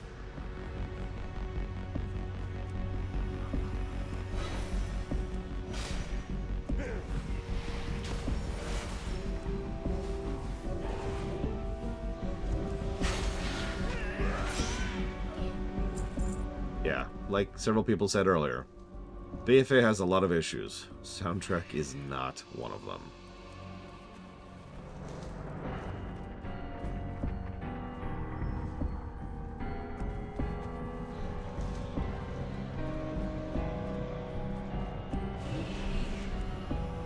Yeah, art design too. I have never seen a place look so virulent as the mold biome they came up with below Nazmir for the raid. Oh. My god. Yeah, no, it was legitimately disturbing. In, like, the best possible way.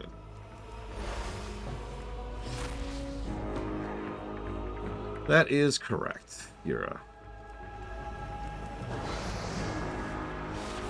Unless you do the thing to access do the campaign out of order mode, which actually removes the story entirely and just allows you to go to the zones and do world quests. Yeah, Underrot is just... That's a very good question, Yura.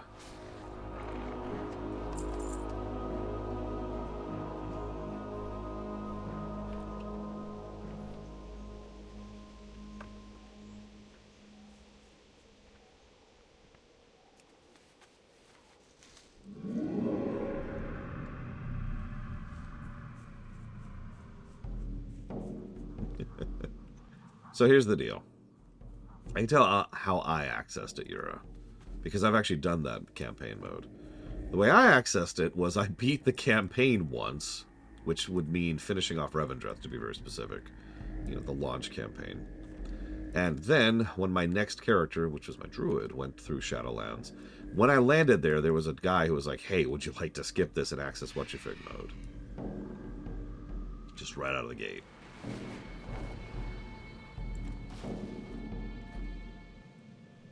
Yeah, the bot and I... Yeah.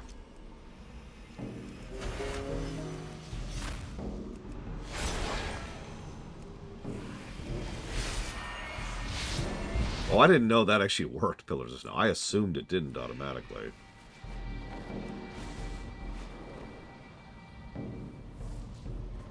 Ishnu Allah, may the stars Have guide you found the Crying Violet yet? We need them quickly. Goddess watch over you. Wonderful. Greta chose wisely when she asked you to perform this task. I will work the herbs in immediately.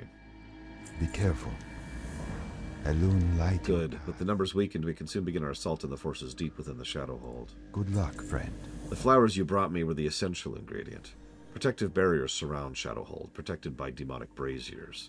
If we are to drive the Shadow Council from Felwood, those braziers must be extinguished. This vial has been infused with crying violet and the magic of the wilds.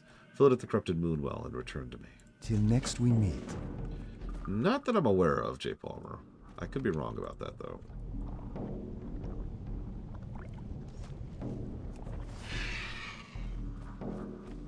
What brings you here? Be careful. May the stars guide you. Elune light your With path. their outer sentries gone, the greater members of the Shadow Council are next. Deep within the corrupted barrow dens, you'll find powerful Jadenar warlocks, hunters, enforcers, darkweavers, and legionnaires. Kill them all. Goddess, watch over you. Till next we meet. The Jadefire Satyr have overrun so much of Felwood and work directly with the Shadow Council. These Satyr answer to some ancient, powerful Prince Zavelus.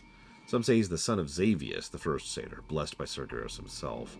Whatever his nature, he must die if we're going to scatter the Jadefire and reclaim our barrow dens. Good luck, friend.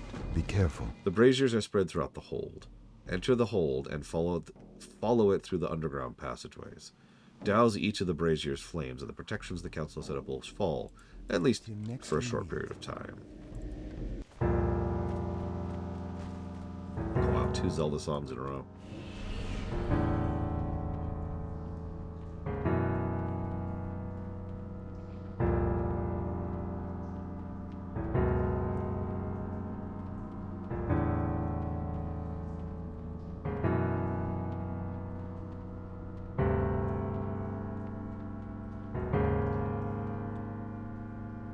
This place was actually really disappointing back in vanilla. Because it's like, there was kind of like a build-up to this being the Shadow Council, and like there was a quest back in, so all the way back in Durotar, it's like, oh my god, the Burning Blade. And then, hang on. Mura and Salia are personal servants of the Shadow Lord Feldon. Do not be deceived by them. These foul succubi use their wiles and foul magic to draw mortals deep into the Shadow Hold. Those in their grasp undergo brainwashing or are sacrificed. I don't know, it might be worth it. What? So, there was a quest arc over in Durotar, and then that quest arc was followed through on in the Barrens, and in Darkshore, and in Ashenvale. And I think there was also a reference to it all the way over in Alterac Valley in the East Kingdoms. But all of them were like, hey, we're all totally... Like, the end of each of those arcs was a hint that they were all serving the same overall group, which was the Shadow Council. Then you get to Felwood. And here's the Shadow Council. And, like, there was a quest to go in here and kill a Dreadlord. And I was like, ah, you did it. You beat the Shadow Council. It was extremely threadbare. Like, you could tell someone just threw it together in an afternoon, kind of a thing. A fun role-playing story from WoW. Have I ever role-played in WoW?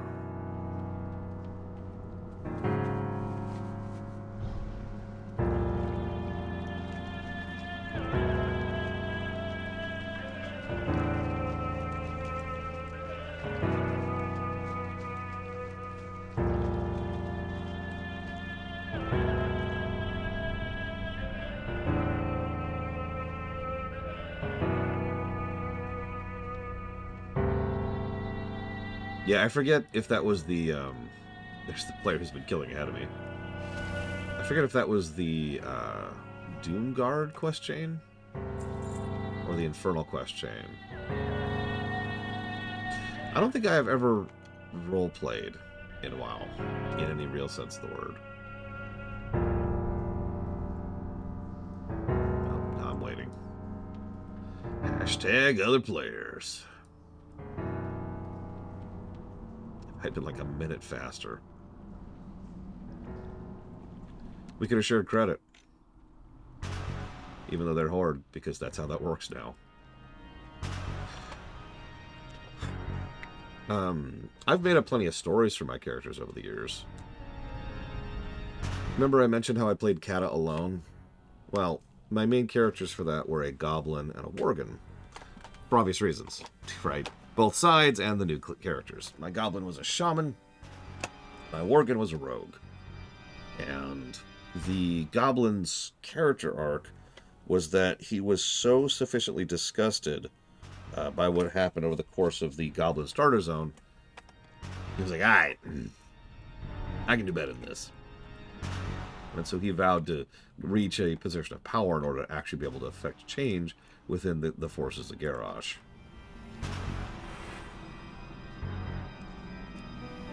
The Worgen was a little bit different. The Worgen was just angry. The Worgen had an entire story arc I wrote in my head about slowly discovering the fact that the world is a little bit more complicated than he thought. Because, well, everything that the Worgen starter character goes through. Another demonic menace gone. Shadow Lord Felden waits further in the depth. His wrath will be unmatched now that he has slaved his beloved pets. Even without Mora and Salia, he is a terrible force to be reckoned with. Beware his dark powers. He is nearly more demon than orc now.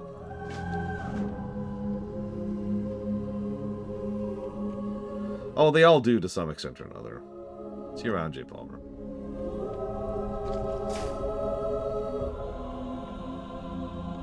Wait, living creatures, holy crap.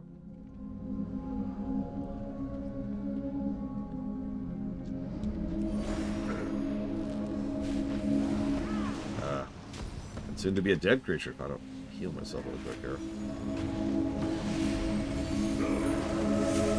Yeah, that's pretty much the arc, Fragment. I feel silly saying it out loud, which is why I just kind of stopped talking about it. But anytime I try to summarize anything I've ever written, it just feels silly when I say it out loud. So I just kind of like, yeah.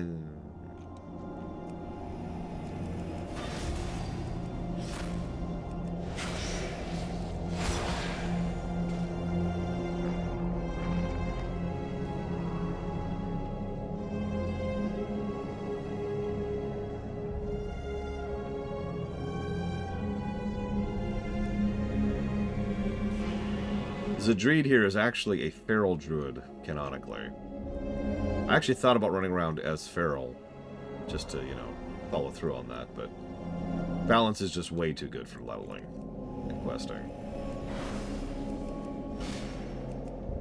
She is definitely a throwback to the more wild Amazonian roots of the Night Elves. The Shadow Council is broken. One task remains. Only one final power remains lurking in the depths of the Shadowhold now, Lord Banehollow. Shadow Council here serves his whims, and even Feldown was a mere instrument for him to prepare this land for another invasion of the Burning Legion. Proceed carefully. A Dreadlord is a terrifying foe. Hey, I've killed a couple of them by now, haven't I? Well, I guess I haven't really. She's very much, well, very inspired by Thistly Crow, if you know who that is. Kind of a blood knight sort of a thing. Not really what I would call evil in the traditional sense, but enjoys her job a little bit too much.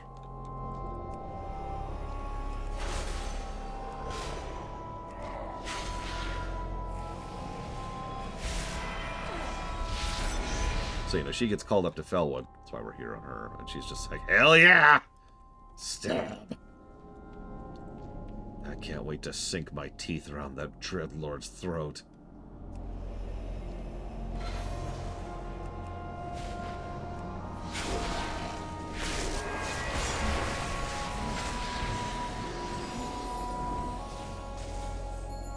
Goodbye. Beat me to it, I see. Oh, hey, they give us an exit portal rather than forcing us to walk out. Holy crap. Now, ironically, I have a quest I didn't finish, so I'm going to go right back in, but still, it's very cool.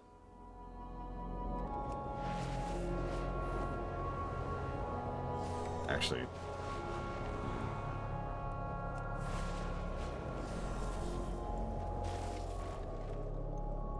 Oh my god, wall. M. Eindenux is almost the total opposite. Canonically, Eindenux is a restoration shaman. He's been wandering around just literally healing. Healing the land, healing the soldiers, healing the wounded. Eindenux is someone who, you know, was just, you know, bright-eyed, green-eyed, Harry Kim. Yes. I can't wait to go out there and serve the Horde. And the first thing he encountered was a sheet, I think. Hang on. Can't remember how I pronounced it. Or how I spelled it more accurately. Anyways, the troll, right?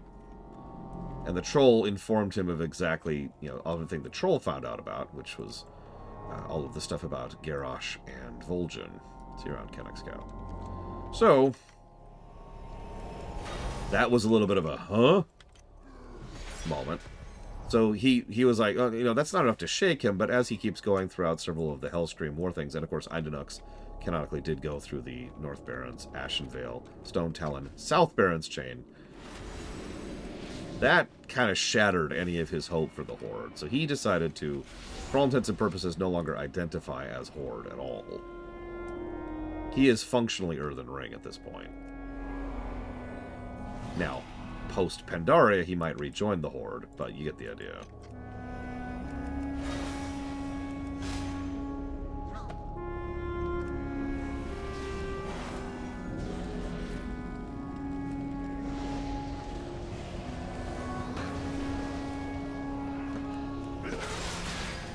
Ooh, that hurts. Why are the enemies allowed to have spells that hurt? Good lord. It's always the casters, too. God. When we get over to the Eastern Kingdoms, we'll be playing a human monk, a gnome warlock, and a Forsaken hunter. I was thinking about what arc I wanted to take the hunter on. I'm actually not 100% decided yet. I've decided one way or another he is going to be very empathetic towards Lillian Voss. And I will admit, at least part of that is because I am. But also, I like the idea that a Forsaken has tremendous empathy. Especially since that particular Forsaken is going to be going through Tirisfal, Silverpine, and Hillsbrad. And probably West Plagues.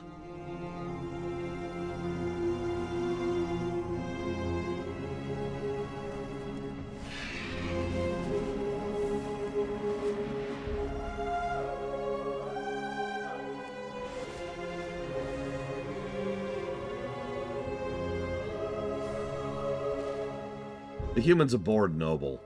He took up the line of the monk because it was considered rare and unusual.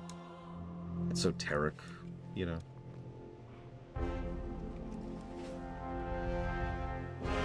What? Okay, that makes sense. The cleansing of Shadowhold will take much time and effort, but without the defeat of the Shadow Council, it would not be possible at all. Thank you. Farewell. The winds guide With the you. braziers gone, the druids can enter the hold and clear out the last of the cultists. In time, we may even use it at Barrow Dens once again. Maybe don't go to sleep in a place that used to be a demon holding. Just random thought, really. Winds be at your back. Truly incredible. To journey within the very lair of evil and slay every fiend that stands before you. I'm overwhelmed. The Emerald Circle thanks you for your work. As for Andalar, we'll send scouts to rescue him once we have a hero's welcome. May the stars guide you. Yeah. I'm gonna go to sleep here. Ah! I serve the master.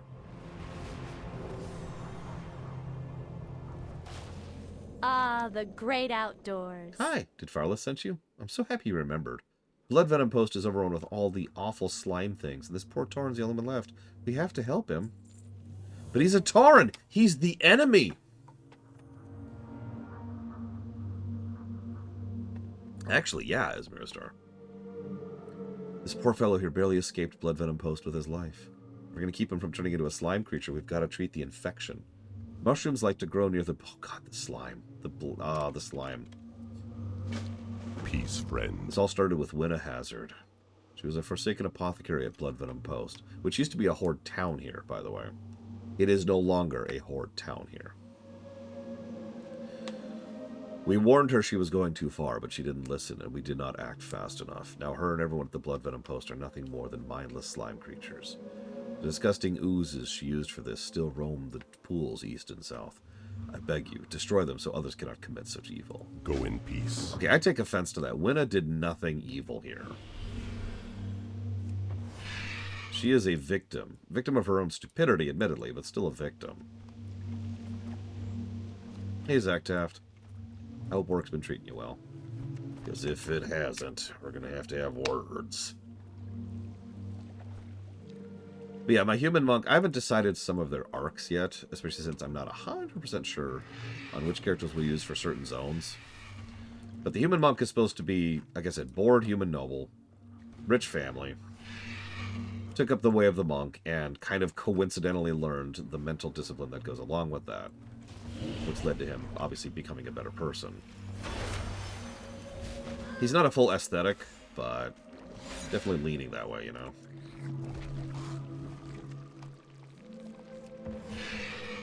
That's kind of the idea, is Miristar. Maybe if Stormwind? I don't know. What would be a good spot for that? I don't know. Given my unbridled hatred of Stormwind. Oh, no. No. Stromgarde. Stromgarde. It's one of the noble families that evacuated Stromgarde. You're probably thinking, why? Back in Warcraft 2, that was my favorite human nation. And it was who I used to play as all the time in multiplayer matches. So, I just kind of want to show this off a little bit. They didn't quite figure out the slime model yet, so instead there's a Tauren effectively wearing a slime as a hat. So that's cool.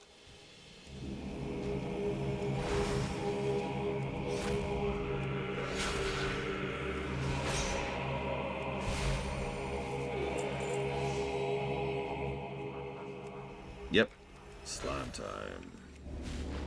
So, if you don't mind if I read this out loud. Mr. Red's Death Knight is incredibly young for an elf, like 27. Lost hope in the world when she realized what happened to BFA. Found it again when she met her wife. Turns out her wife is terminally ill. We can fix that! This is Warcraft. Sorry. In the EU timeline, she sticks around, but in the US first, she completely cracks and commits YouTube. Suicide! And one of her good friends was a Death Knight, who raised her because she's actually insanely strong. She was not happy about that. So you can tell Mr. Red is a role player because his stories are all really, really, like, tragic and depressing. Because I've noticed this is... I'm barely joking. I'm barely joking. RPers just have this thing for having really tragic backstories.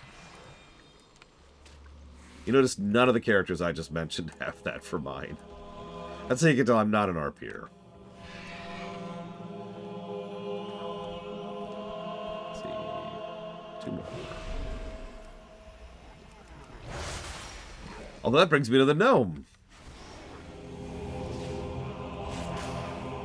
I like basic subversions and basic juxtapositions. I used to be ashamed of that because people will shame you for that. I no longer feel ashamed of that. I just enjoy those kind of things. So, for example, my gnome, who is a warlock, is going to be really peppy and upbeat and generally positively outlooked. Part of that is because of the gnome starter zone. If you've played it, you know that the very first thing that happens when you make a new gnome is you are on the verge of death and you are barely saved, at the last minute. And so my idea is that my warlock, that was kind of a moment for her. And she's like, you know what? Screw it. I'm just going to enjoy life. Whoosh. And considering we're probably going to go demo, that's going to be even funnier. Anyways. What is nature's call? Remember, it's bright green glowing ones. Hi. Most people don't think the green glow is demonic corruption, but if you've got an eye for shades and hues like me, you can tell it's the energies of the dream. These little guys aren't being corrupted by the waters. They're doing the best to purify it. And we'll mash it up and make a nice yummy paste for Mr. Tauren to eat. Oh, goody, mushroom paste. Open wide, Mr. Tauren. Here comes the hippogriff into the roost. Ugh. Yep, and get all that slime out. Oh my god, slimes literally came out of him. That is so gross. Hail. Ugh, my rage quells. Maybe my stomach will settle as well. Farewell. What is nature's Mr. call? Tarn here told me a lot about what happened at Blood Venom Post. He says Winna Hazard's still there. She's pretty far gone, but what's left of her is making a bunch of new slime, and we've got to stop it. Luckily, I have a plan. Mr. Tarn said Winna used to have a kitten. She fed it corrupted slime water and it ran off into the woods. I saw something lurking southeast, but it was bigger than a kitten. Go see if it has a tag. Okay. Very true, Magister. Very true. Hello, Mr. Kitten.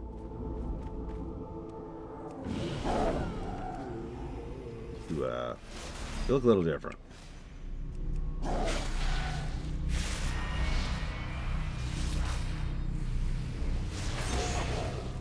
Like I said, I haven't decided what angle I want to take with my Forsaken yet. The Hunter.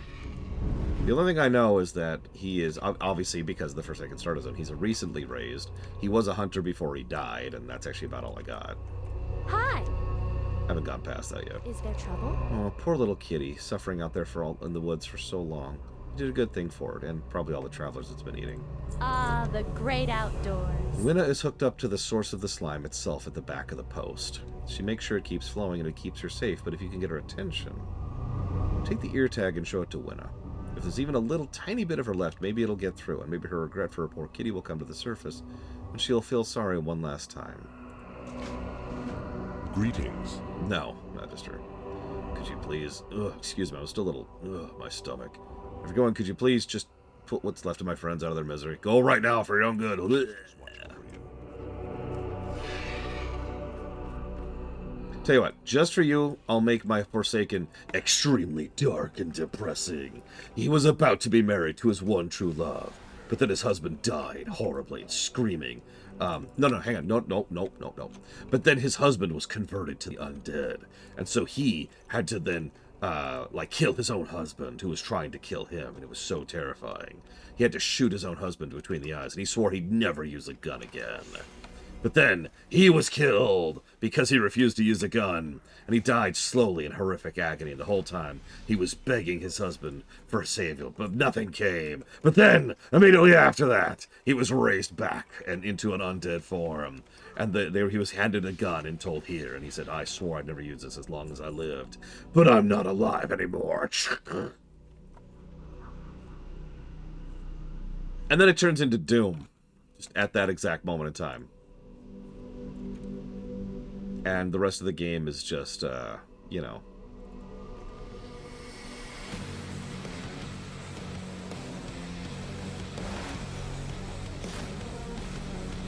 I won't actually play the whole thing.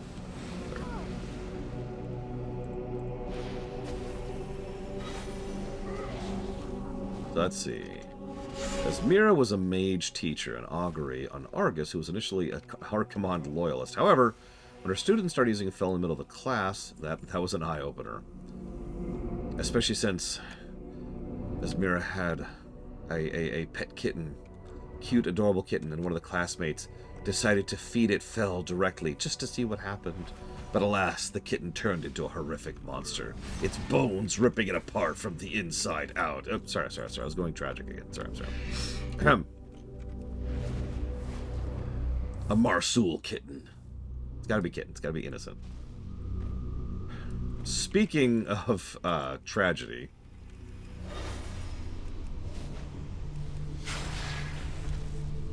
I like this moment. So Winna Hazard was actually a vanilla NPC, and lo and behold, she gave you several quests to go figure out what's going on with the slimes. The thing is, well, this is why I say her story is a bit of a tragedy, because she's a victim here. She has been essentially taken over by the slime, and just serves as a conduit for now. And that's it. We use the ear tag. Kitty, I'm so sorry, Kitty, come back. Don't leave me like this.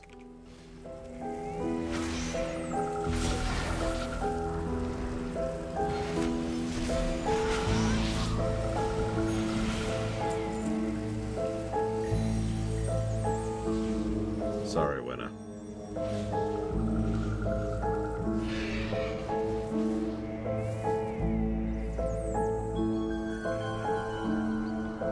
Yeah, slime in most settings is actually pretty horrifying. I think that was actually part of the point of making it so cute in Dragon Quest, because even by then, like 84 or whatever that was, slime was the kind of thing you used when you wanted a horror monster. What is nature's call? You're such a hero. With everything you've done for me and Mr. Toran, the trees and animals and flowers, you deserve a reward. Yay! Yay. How may I aid you? Yeah, look up, oh god. remember how to pronounce it. One second.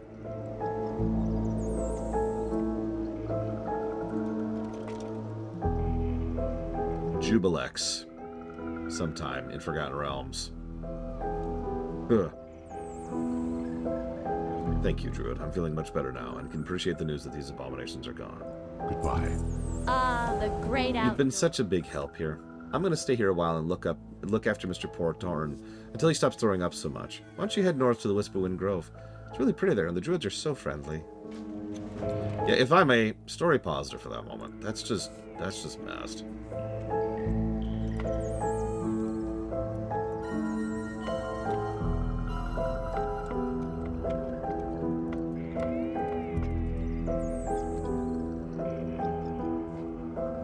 Sorry, J. Palmer.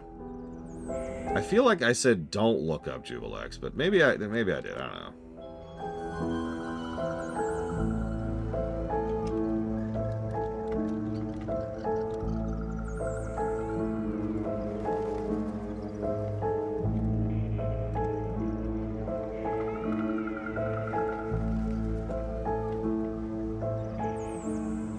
Ah, my bad. Well, sorry about that, J. Palmer. I kind of meant the opposite. Yeah, I'm liking Felwood so far quite a bit. Oh yeah, fun fact. These scorch marks here. So, okay, I should explain a little bit. You're probably wondering, where the hell are we? This is in Warcraft 3, for Reign of Chaos specifically. This is part of the initial path that they took up to Mount Hyjal during the events of Reign of Chaos. So these pits here specifically are where the Infernals landed. Oh, East Plagues is so much better. And I liked East Plagues before.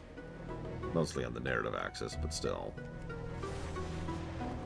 So as you can see, they are starting to make some actual progress. Check it out. Green. That isn't puke. Yeah, we'll get to that in a minute, J. Palmer. Ishnu Allah. Goddess watcher. Kelnir. Sometimes I wonder if her chatter drove all the other Dryads away, but I'm glad she's safe. Welcome to the Grove. Hold peace in your heart. You will find a home here. Del Nadris. Good luck, friend. I'd love to save every creature in the forest, but as you've probably seen, some are just too far gone. When we first found Whisperwind Grove, the woods to the south were just full of beautiful coursers, and they were majestic, gentle creatures. The corruption here hasn't made them violent, but they've wasted away to nearly nothing. Even if they were cleansed, they would only know pain and suffering. Please, help me put them down. Del Nadris. Farewell. The larger animals are often too far corrupted to save, but you'd be surprised how hardy the little ones are. Take the squirrels, for example. After washing in corrupted waters, they can spread illness far from the original source, but it's slow to affect the squirrels themselves. In fact, simple washing will result in a clean squirrel in a safer forest. Here, take this mixture of cleaning agent and scrub any squirrels you find in the woods to the south. Goddess watch over you.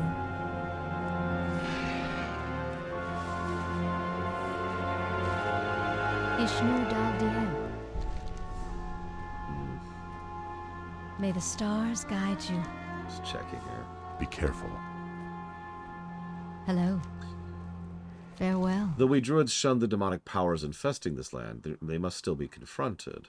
Shatterscar Vale to the south seethes with corruption. The energies there are so chaotic, they manifest as violent entities, pure fell magic given form to lash out at all life.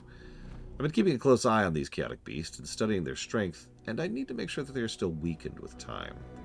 Bring me their essences so I may ensure they are diminishing. Ashal Fellow. Farewell. The infernals that lurk in the Shatterscar Vale are formidable, but not invincible. Much progress has been made in thinning their number. Destroying them is only part of the solution, however. I found that the stone the infernals are made of still contains large amounts of fell magic even after their death.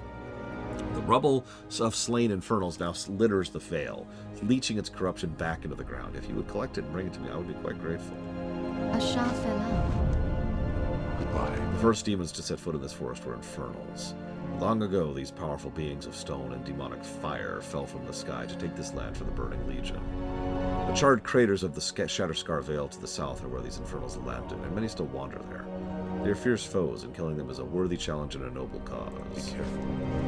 Go in The peace. most fearsome demon is known as Crocius. Though many have hunted him over the years, destruction has only made him stronger.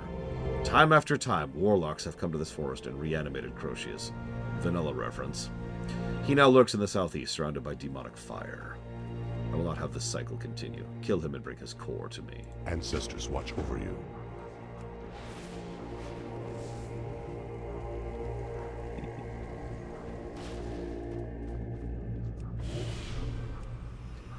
So let's see here. So I don't remember your mage's name, Mr. Red. Hey, Ross. How ye be?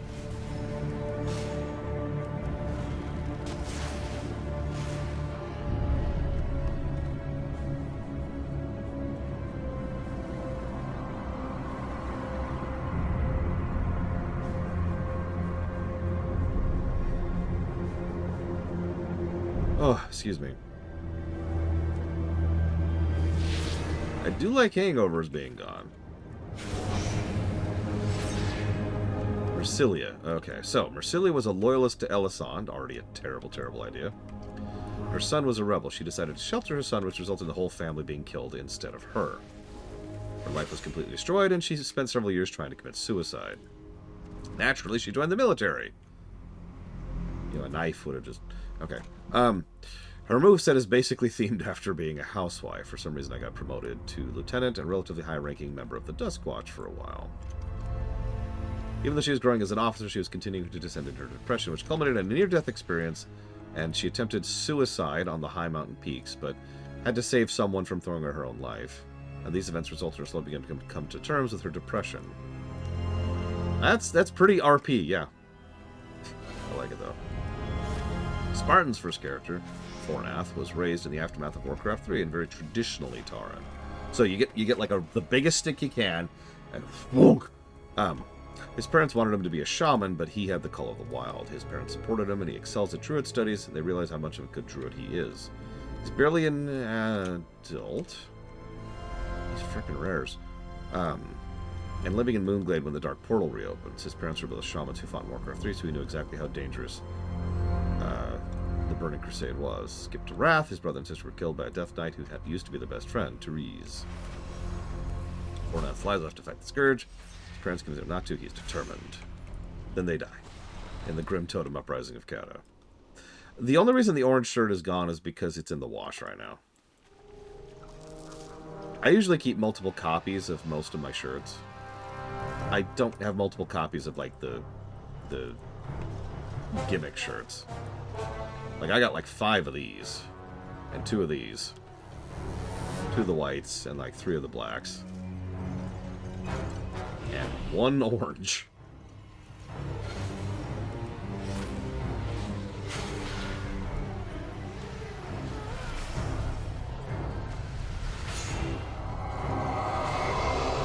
This is the Vision of Orgrimmar from BFA.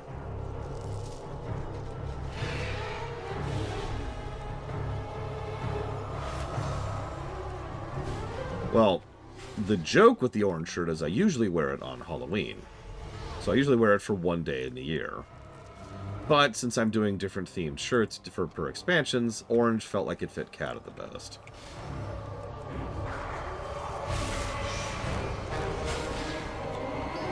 I don't have a good answer for why, it just felt like it fit. It was orange or yellow.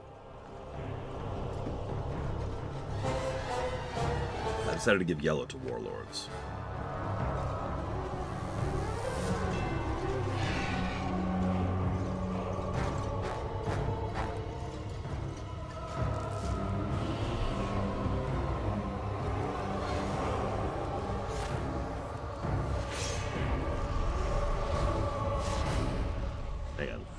Leadriel? Am I even getting close there, Minister? Yes, Kata is the polemic expansion. Kata is. Even in... So, I've been doing out a little announcement post every time I start a new expansion. And I asked people, you know, what are your thoughts of Kata? And even in that comment, so just last week, I got a comment saying, yeah, Kata is where WoW died. And it's like, well... Because, yeah, people People still tend to have negative feelings and memories of Kata to this day. I am not one of those people. Despite some issues, I've been quite happy to be in Kata.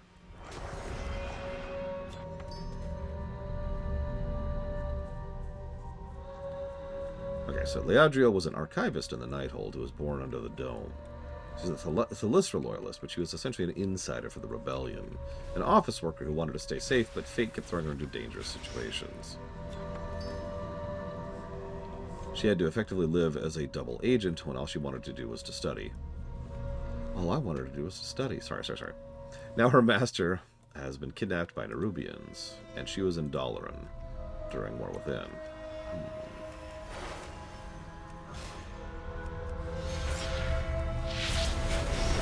That really quick. There we go.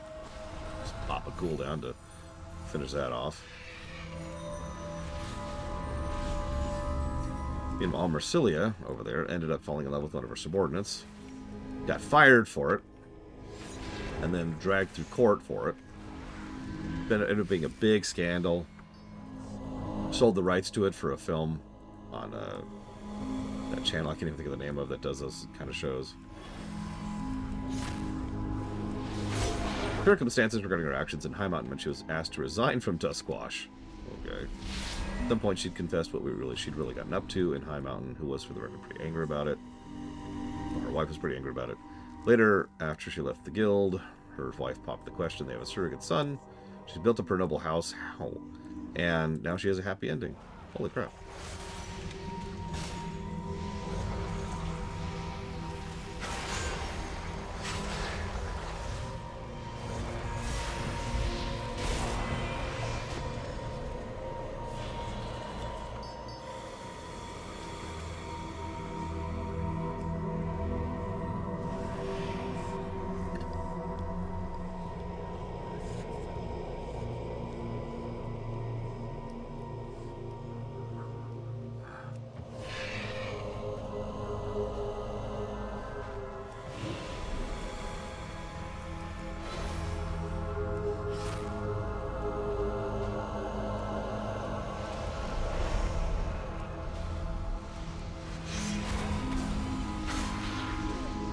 Then they stop being tragic characters. No, I'll tell you exactly what happens to tragic characters. They're like, hey, happy ending. And then, like, it all blows up completely in their face. Like, marriage and happily ever after and everything's cool and awesome forever. And then all of it just goes directly to hell.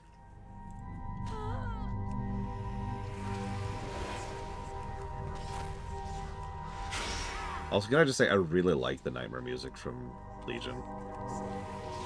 Yeah, Spider-Man effect. We can't allow the heroes to be happy. It's not allowed.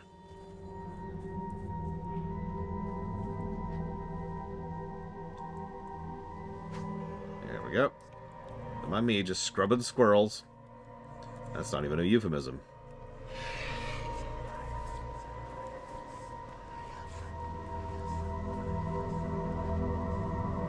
See? Scrub. There we go.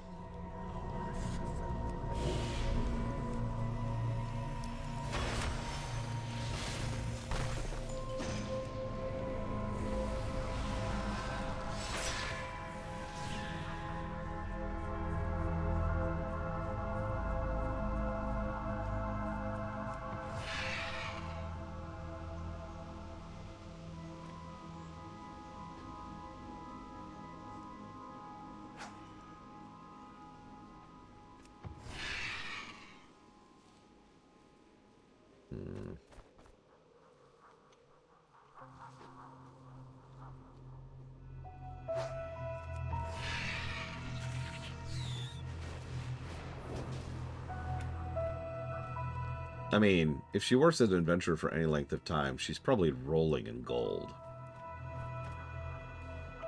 Warcraft isn't quite at the Forgotten Realm level of adventurer being its own tier of economy, but it's getting there. Plus, if you think about it, by about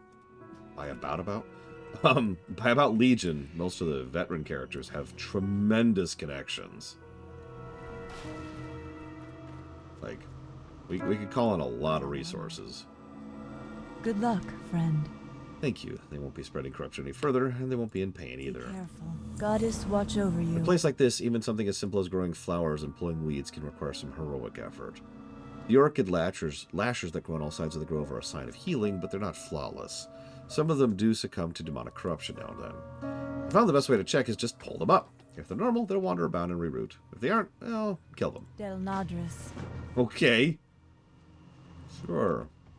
A normal citizen goes to the auction house. Okay, sure. Ah! I'd like to buy a shirt. That'll be 1,500 gold. What?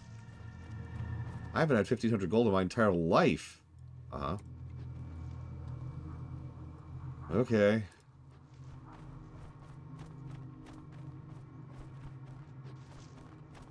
It's actually really good luck. Holy crap.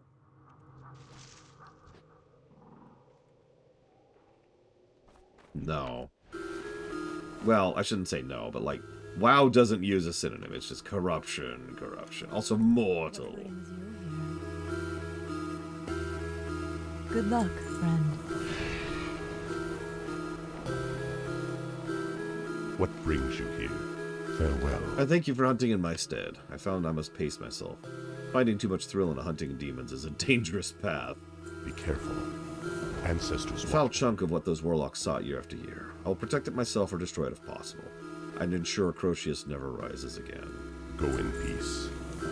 May the stars Be wary with the essence. It is as poisonous as it is be powerful. careful. I can tell just from the size of these that the fell taint is healing, slowly but significantly. Good luck, friend. Farewell. You're welcome. Ishnuala. The ancient protectors of Iron Tree Woods to the north have been dead for years, their bodies a grim symbol of the damage to these lands. Every season we take the water from the moon well and pour it on the ground before them, hoping it'll nurture new life. If you'd like, you could deliver the water yourself. It's a good opportunity for reflection. Sure. I am honored. Huh. So this is a kill quest, right? Since these, you know these types, right? They're all wanted quests, and they're all to go kill a named boss and come back. Usually I don't even read those out loud, but I'm going to read this one. Wanted, Demon Hunter. Since the reclaiming Jadefire run from the Satyr, the Emerald Circle has been sent many druids to begin the long task of cleansing the ruins. Last night, several of them were murdered by a night elf. The witnesses say it was a demon hunter, a crazed disciple of Illidan. A rare sight, no doubt gone mad with power, just like his master. I'll pay top bounty for proof of his murderer's death. He's been spotted just off the road to the north. Farewell. Okay, so let's turn on the in-game sound for no reason.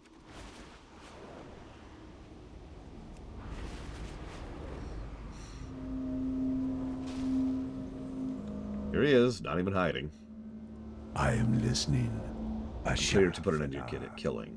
Blind fool, you have no idea what you're doing. Okay, well, let's kill him then. I'm a druid, I can take on a demon hunter. They're not even supposed to be fighting me.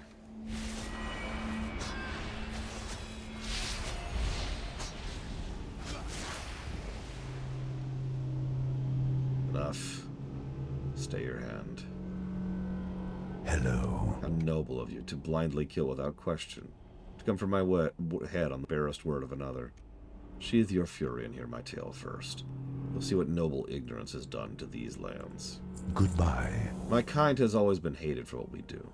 Despised outcasts, accused of corruption beyond redemption. Yet, if it were not for a demon hunter, these woods would be the greatest stronghold of the Burning Legion on Azeroth. I speak of my master, Illidan Stormrage, the Betrayer. See for yourself. See what occurred here when Illidan was first freed. Asha Fela.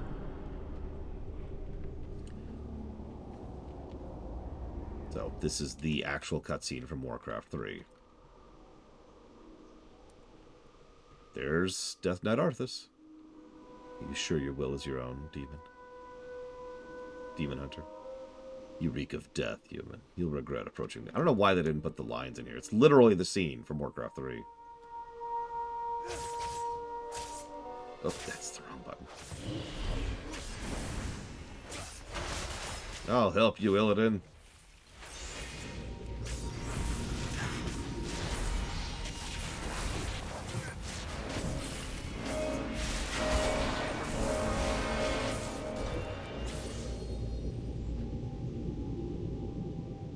fighting like this forever. What is it you truly want? The Dreadlord who commands the undead army is called Tichondrius. He controls a powerful warlock artifact called the Skull of Gul'dan. It is responsible for corrupting these forests. And you wish for me to steal it. Why? Orange. Let's just say I serve no love for Tichondrius, and the Lord I serve would benefit from the Legion's downfall.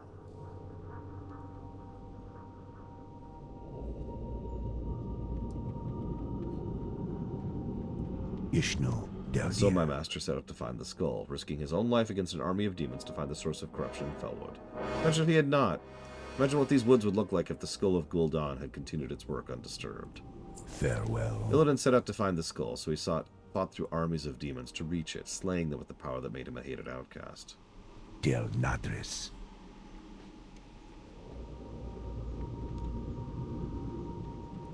Can I assist you? Here's where the Skull of Gul'dan is being kept. These paltry demons will not prevent me from claiming it. Well, the second Lich King flat out says, so you too have a sword for a prison. So, probably J. Palmer, yeah.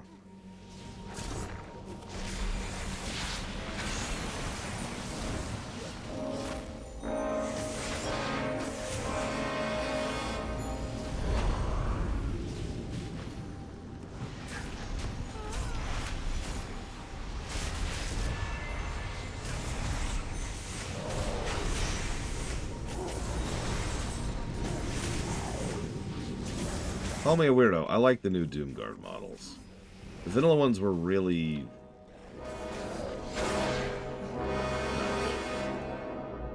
At least the demons will no longer corrupt the forests, but if I claim its power as my own, I'll become stronger than any of Archimonde's lieutenants. Yes, this power should be mine.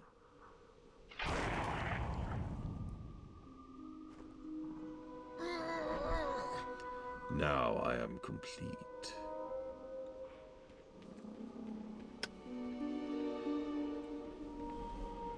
Greetings. Goodbye. Yes, Illidan... Oh, hang on. Hello. Illidan took the power of the Skull of Gul'dan for himself, but did he flee with it into the night? Use it for his own glory? No. His very first action was use his new power to assault the Dreadlord Tichondrius. Farewell. What? Who are you? Let's see how you're confident you are against one of your own kind, Dreadlord. I did always like this little tidbit. Tichondrius is a fairly major player and character in Warcraft 3. He's never even heard of Illidan, and Illidan just shows up like, hi, I'm here to kill you, and he's like, what? Do I know you? No.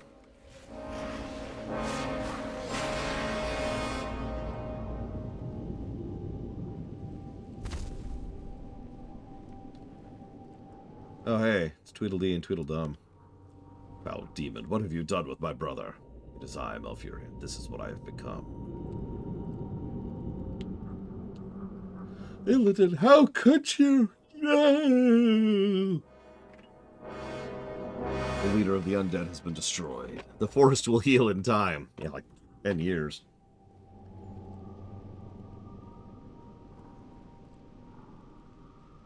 The cost of your soul? You are no brother of mine. Be gone from this place. Never set foot in our lands again.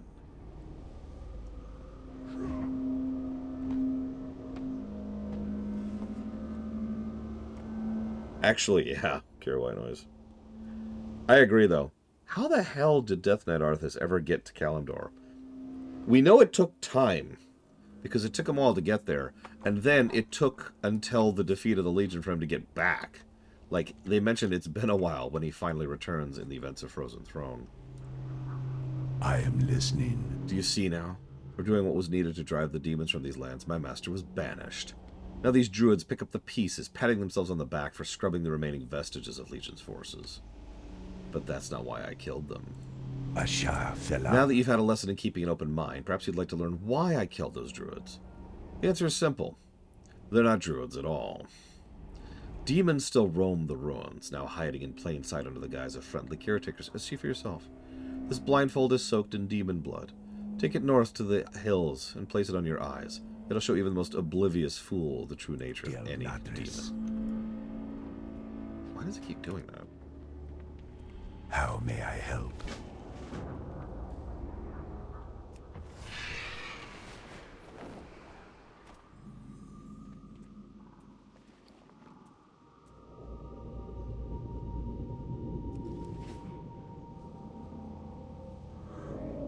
Hello?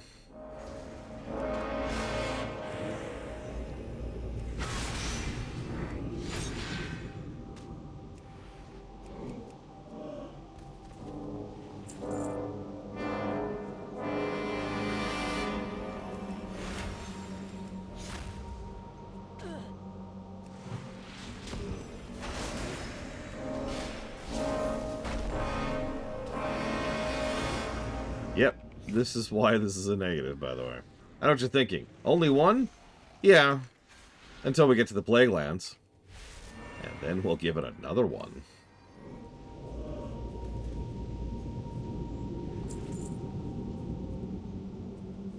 Speaking of which, we're gonna switch back now. What's the negative for? If I have to answer that, then I have nothing to add to it. Like, I have no answer for you that is not already self-apparent.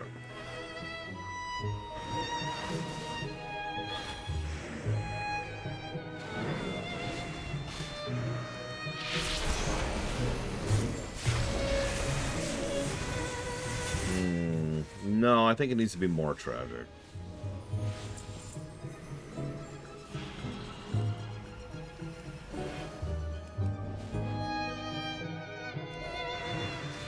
Wait, what, J. Palmer? What are we talking about?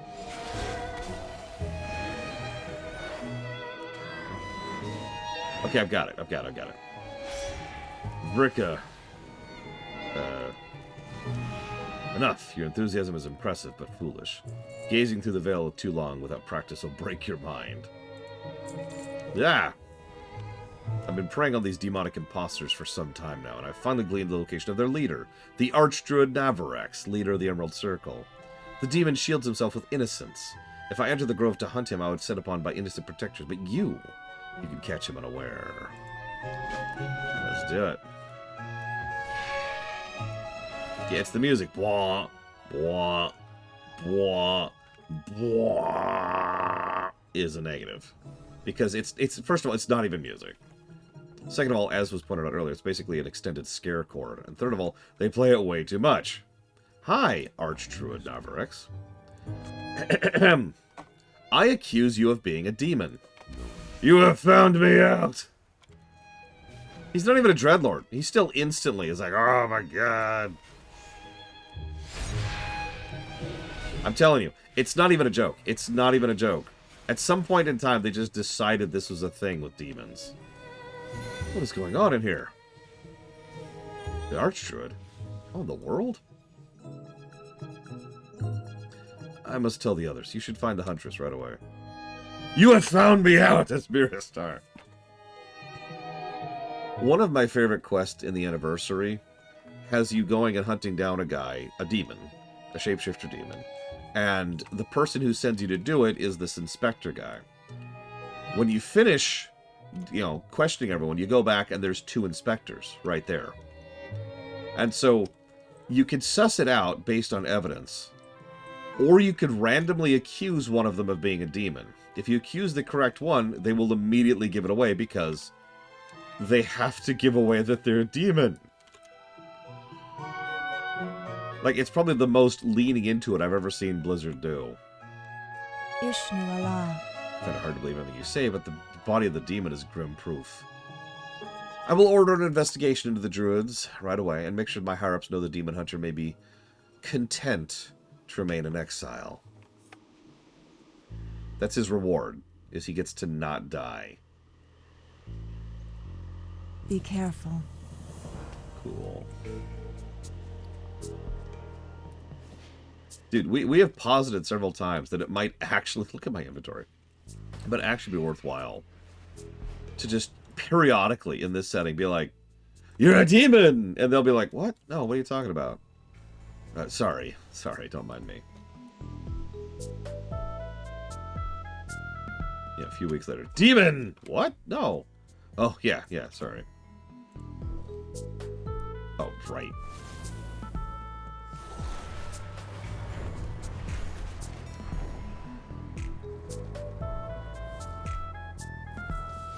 There's the... Pay attention. Yeah, there's no real downside. It's just accuse everyone you see randomly. Yeah, halt, demon! Sorry. Continue. Halt, demon!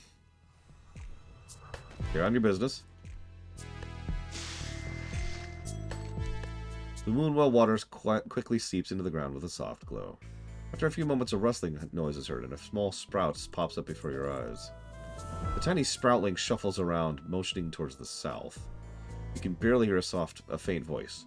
Soil. The tiny seedling opens its leaves wide like a baby bird waiting to be fed. Hungry? Bugs? Okay.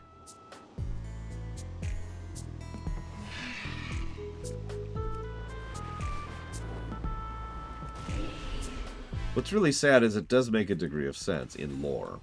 I've said this before, for all their supposed master of infiltration, the only thing the Demon Lords, the Dreadlords, excuse me, have going for them is they can shapeshift. That's it. They're not good infiltrators. Like, stop me if you've heard this one before. So, everything's been going right in our country lately, but then the king started giving really strange, evil orders recently. I don't know what's up with that. Like, I've played FF4. I know where this is going.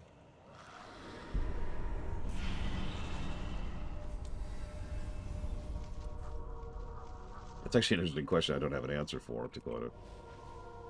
They could just be going senile. Nope. Demons. No Henry VIII's here. Also, the way that thing eats the bugs is kind of terrifying. I should zoom in so you can really see that.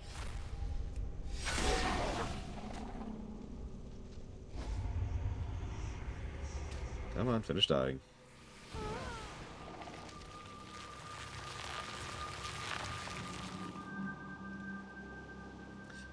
Yep. Anyways. Yeah, no kidding. We walk up to Cagnazzo. Oh, I ordered you to do such and such. King, are you a demon? Why, you found me out!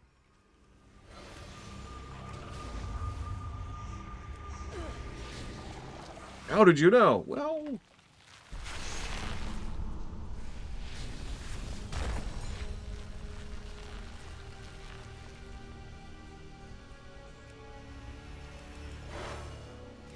That would actually be really funny if that was true, Cloden.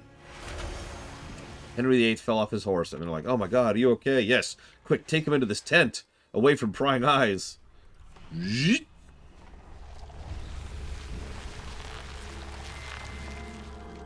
Seedling pats its stalk with a ruddy arm, as if full. Looks like it's grown a little bit.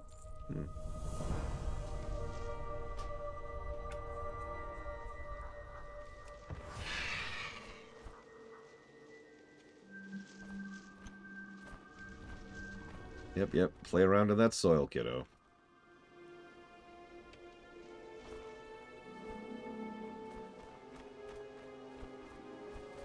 God, that soil's hard to see. Look at that.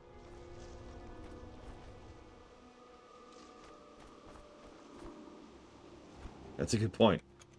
I summon a demon. Now listen, I need you to mind control this other demon to make it less evil. You got it.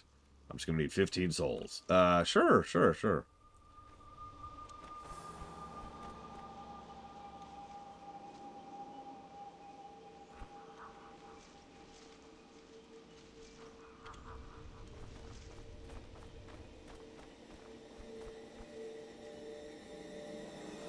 That is kind of hard to spot.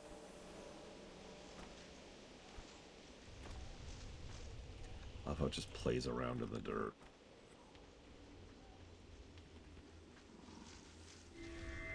Literally, it just plays around in the dirt. Grow big. Powerful. Is this my first trinket on this character? Wow. We're growing so much bigger. Oh, hello. Hi. It's time to spread our leaves to the sun. Take me to the sun. The sun is far away, but its light comes to us. Yes, that's a true statement. Its light makes us big and strong again. The light comes down through the big branches to the little ones like ours. Over there, the sun comes to us in the north. Take us with you. Take us to dance. So demanding. There's so many other spirits trapped in rotting bodies here. Do you see? The iron tree stompers in the north, they're sick with demon stuff and icky and mold. Poor spirits inside them can't get out. Chop them down. Sure.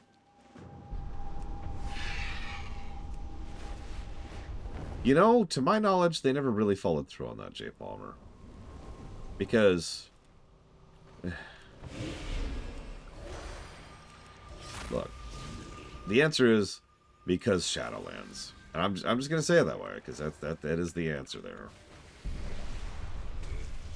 There's no getting around that.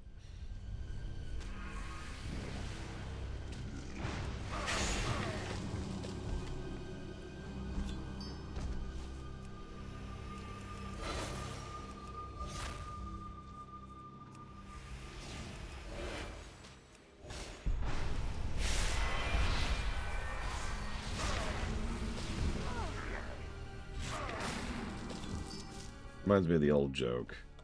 The old time traveler joke. Sure, it was always there, but was it always there yesterday?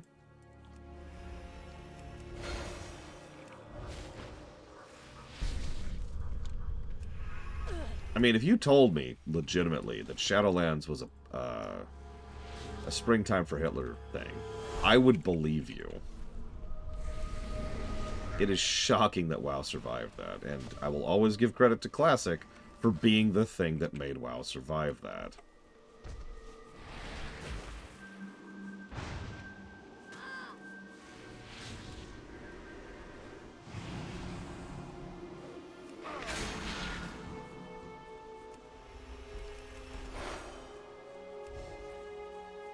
I'm happy WoW survived it. I've seen plenty of plenty of MMOs die in my times. Springtime for Hitler. There's actually, I believe, another term for it, but that's the phrase I use from the play in question. The idea was they decided to make a play which would guarantee fail, and the failure would be what they make money off of. So they deliberately sabotaged their play by making it a play called Springtime for Hitler. And therefore, it would guaranteed be a flaw, right? Springtime for Hitler and Germany. Winter for Poland and France. Yeah, come on. There's no way that's going to be a success. That's what a Springtime for Hitler is. Deliberate sabotage to make money off of the failure. Something that happens weirdly often even to this day.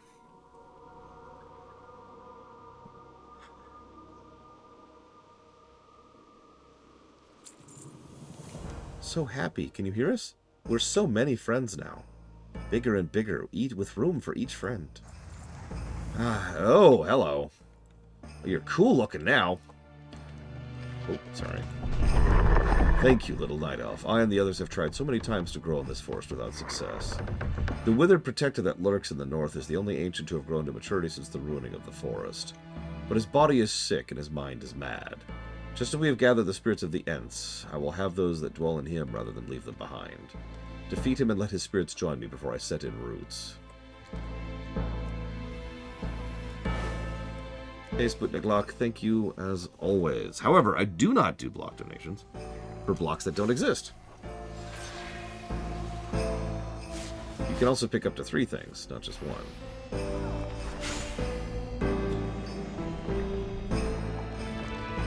Yes, it is time. Time to say goodbye now. You have raised me from a seedling, brief though it was, but now I must rejoin the forest. Take me back to the hill you found me on. There I will set my roots and grow in the shadow of the ancients that came before me.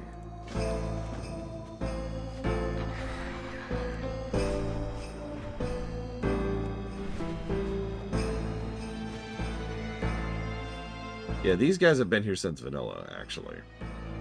So this is a nice callback to that, too. Someday I will spread my branches above a renewed forest full of life and hope. Farewell. Have patience, and if you live long, you may see me again one day. I am a night elf. So statistically speaking, I probably will. Okay, GTA 5, we've already reviewed that. Mega Man 11, we've already reviewed that. Oblivion, we've already reviewed that.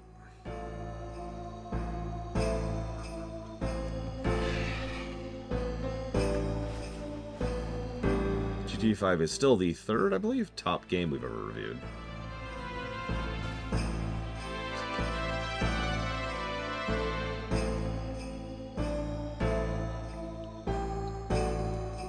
Ain't you a chipper-looking one? Barely a crow's flight to the north, goblins ravage the forest, clear-cutting it to fuel the war machine of the Horde and line their own pockets. This one pays enough pleasant words and crafted lies to the druids here for them to turn a blind eye, afraid to disturb the tenuous neutrality here. The Worgen have had enough. Join us. Let us kill goblin filth. If you prefer, you could pick a type of game, like a genre.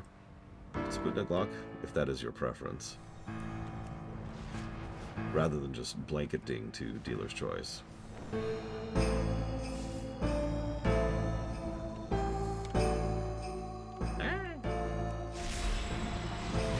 Hit the wrong button there.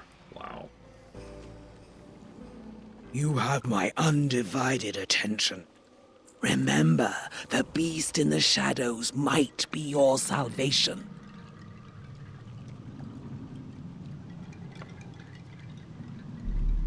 RPGs it is. And let's put that towards Morrowind and Skyrim. How's that sound?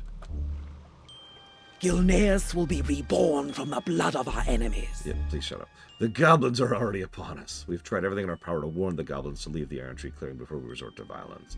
As they turned a blind ear to us, we struck. Now, rather than spare the forest, they would rather lay down their lives for greed. They will soon know the full extent of our fury. Watch your back. Actually, it's funny they keep talking about the greed thing, because there's a quest in the Horde that indicates that the main reason that the goblins won't stop harvesting the Felwood is because if they don't, Hellscream's going to have them killed.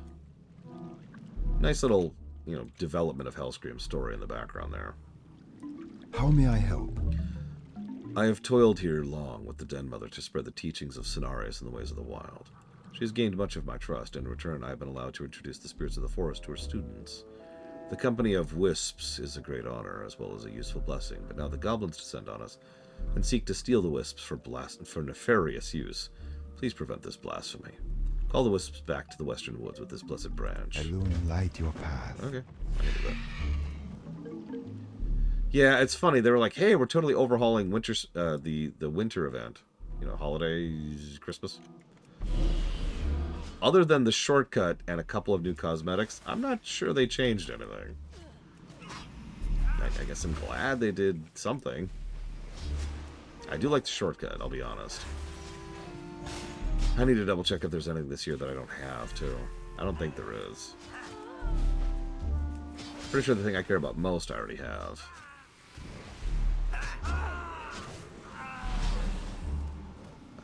Yep, I already have the Winter Hearthstone.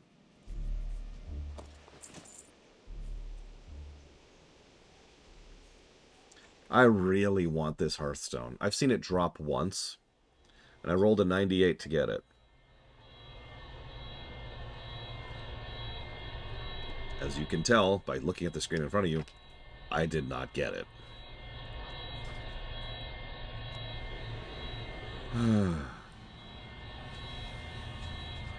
It's a very cool Hearthstone, and I'm going to farm it someday. I like having custom Hearthstones, even though I only really use the one. I like having the variety for when I'm just roaming around. Yeah, I think custom Hearthstones was a good idea for more cosmetics in the game. I really do hope they do more of that. Oh, I hate you, Fife. Dead to me.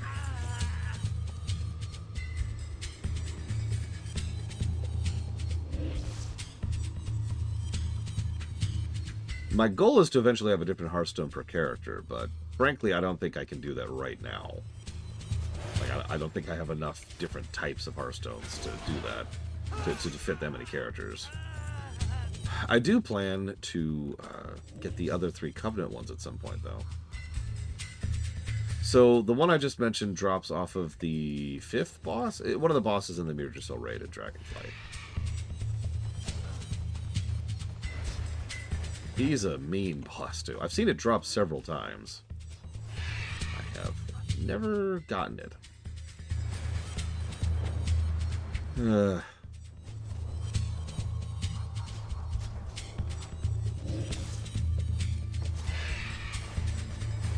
Yeah, we all have that one thing that just won't drop, right? Like the frickin' Uldor mount, which I still don't have. I got robbed of even attempting that on camera. Can I assist you? Goddess, watch over you. Our curse grants us strength. I think we're fully geared out at this point, so it's just gold cell points. We are not. Iron Tree clearing must be raised.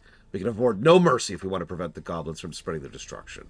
Alton Redding, my most trusted protector, has already led much of the pack around the enemy line to strike where they are distracted. Seek him out, overlook to the west, overlooking Iron Tree Cavern. Good day. I didn't even try for the Razageth thing. I wasn't really part of the raiding scene in early Dragonflight, because I was still like, Dragonflight might suck. I mean, it was just Shadowlands, you know? So I wasn't fully committed. And I had several pretty serious issues with the launch MSQ. Then the Aberrus patch hit. What? Those concerns went away. Welcome to the pack. Let's hope you don't mind getting a little uncivilized. On your way. Disgusting, isn't it? Pathetic little things can't even toil with their own bodies. They stomp around in massive metal shredders, carving the forest to splinters. I bet they think they're all safe in there, warm and cozy. Prove them wrong. Kill them all. Off you go. Oh wow, Ismir Star.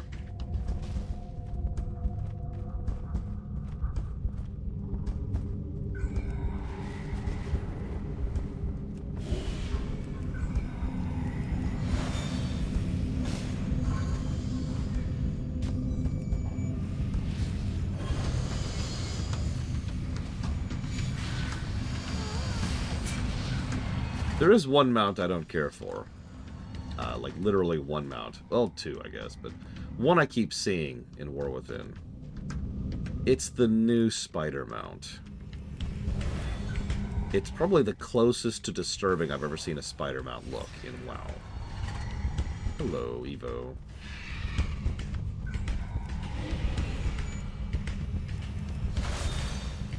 Oh man, Evo, you missed it. Last night I had like the best night. Went out to dinner, hung out with the kiddo, like as a Christmas family dinner thing. We had Indian, we talked about a friend of ours who's awesome. It was amazing.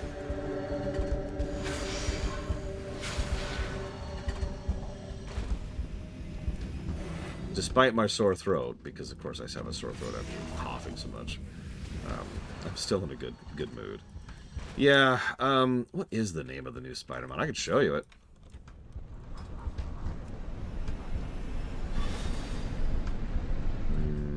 Nope, that's not it. But give me a name.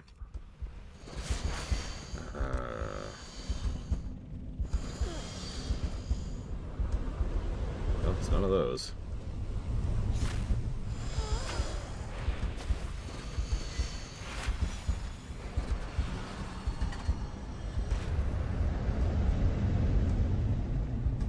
Undercrawler, thank you.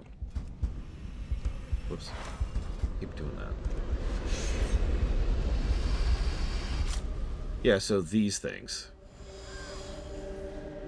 They're a little bit too much. Just a little.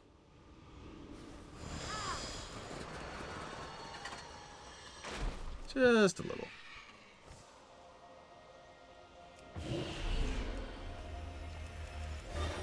It's funny, I actually really like the Nerubian stuff, but those, yeah.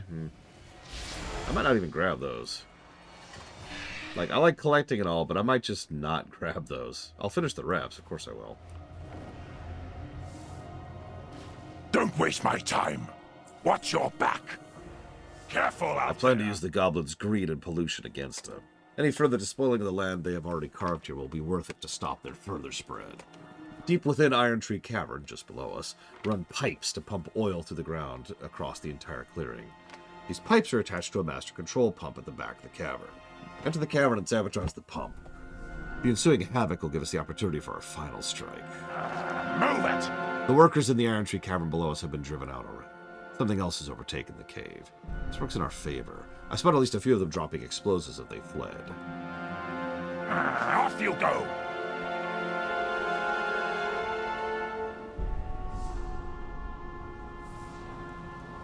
I don't think I've seen the Brood fight.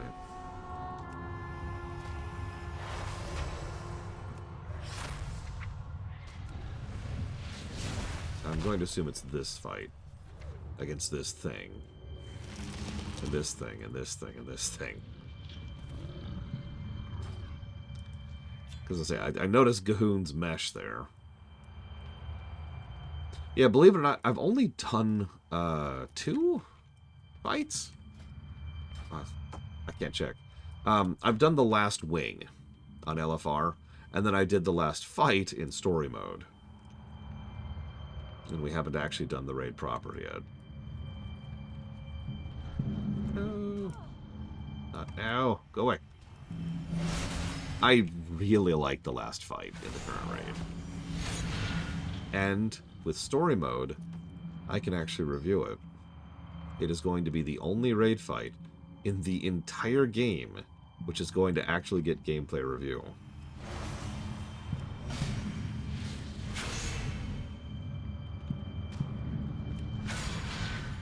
Why what, 5?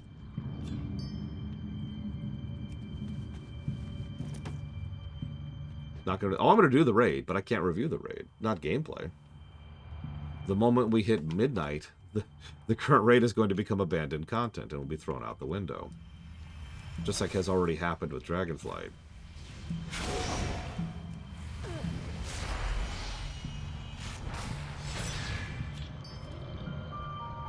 Like, I could write down, hey, here's the raid fight, but again, the moment that midnight happens, all of those positives and negatives and whatever would have to go immediately out the window. And I would have to give abandonment negatives for it being abandoned. But story mode is always going to be there. Just like the follower dungeons. Story mode will retain. So, it is the only raid boss in the game that I can actually review. At the moment.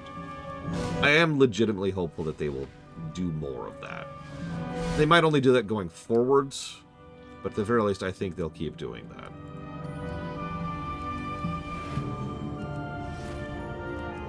I'm really hopeful they're going to backport the follower stuff. Because we already have follower dungeons, and now we have a follower raid. And it is actually pretty legit. Like, I'm not going to say it's like super duper hard, but it's fun. And that's kind of the part that matters, you know?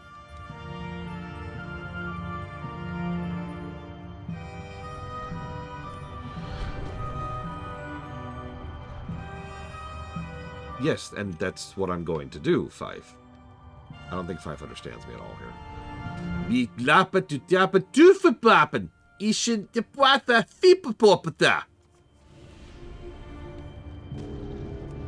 Okay, I think I got across my point.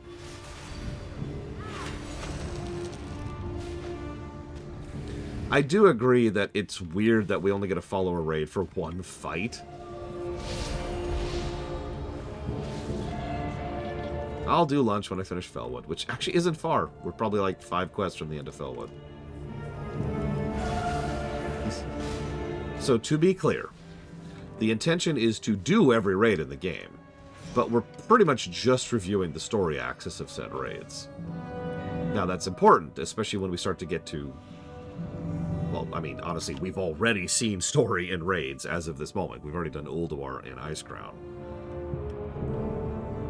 Yeah, no, Felwood has been fun. I'm liking this one. Just Disable that sucker there.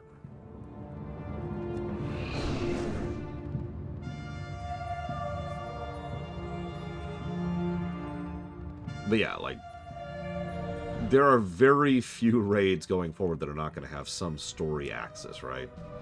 But let's actually think about that for a second.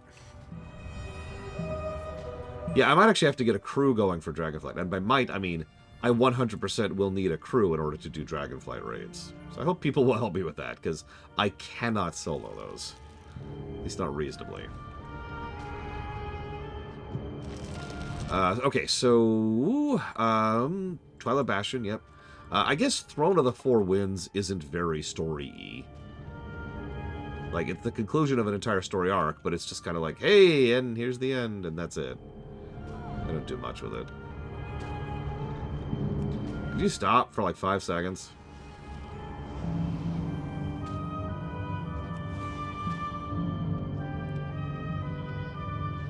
So yeah, Throne of the Four Winds isn't very story-heavy. All the rest of these are. Move forward to Pandaria. All of these are story-heavy. Move forward to Warlords. Heimal's kind of side story, but it's still story. Whoops, I am in the wrong... Where am I? Where am I? Where am I? Oh god. I'm actually turned around. Holy crap. So, here's how it's going to work out, Valerian. One of these days, you're going to have to join us for one of these dungeons or things. And that means you're going to have to overcome your fear of being the worst player in the universe. So, here's what I'm going to do. Okay, I'm going to do you a favor. I'm going to do you solid, okay? Valerian, you are the worst player in the history of the entire universe. Okay, so now that's over with. Okay. Pressure's off. And I can just join us. How? I'm actually turned around. How do I get out of here?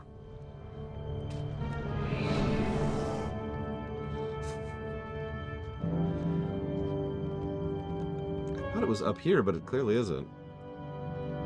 Don't worry. I literally have a DPS meter. And I'm going to use it in the most toxic manner possible. Is this? Aha! Well, nope, that's just a dead end again. What?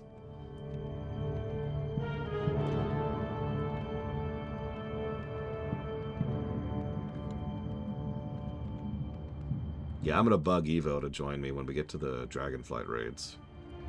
And yeah, this is just... I don't know how to get out of here. Okay. I can go to the Moonglade. It really doesn't want me to take a lunch break. That's what this was. Okay, so, as I was trying to say, I need to make Mr. Red join me too, which means Mr. Red needs an 80 on the US servers. Which means I need to bribe Mr. Red. But I'm not reviewing Lotro because I don't want to lose my soul. So how...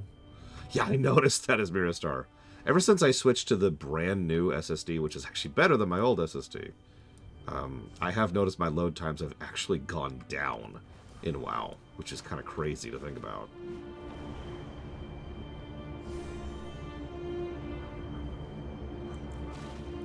Out with it! Was I right? How many did you find? Careful out there. Perfect! I've had the pack gather explosives from the rest of the cave as well. And with these, we'll get just enough to get things started once the oil's flowing. Move it! On your way! Your pump sabotage has caused pipes to break all over the camp. Goblins are in a panic over the geysers, and it's about to get worse. Take the gathered explosives and use them to set the geysers aflame. We're going to do as much damage as we can, and keep the oil from using to fuel the shredders, or worse, horde warships. Careful out there! Seth, little cowards. Look at them flee in panic. Don't let it fool you. The second they regain their wits, they'll be spending every waking moment chopping this forest to bits and sending the pieces to the Horde's war effort. Don't give them the chance. Murder them all. Kill them. Kill them all. Ugh.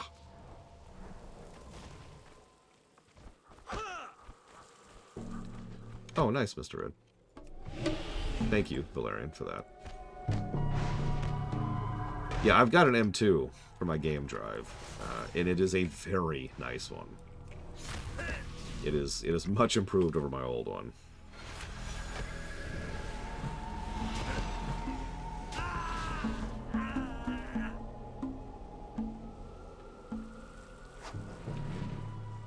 I know what you're thinking. How did you know it was me? Actually, I happened to see that conversation on Discord.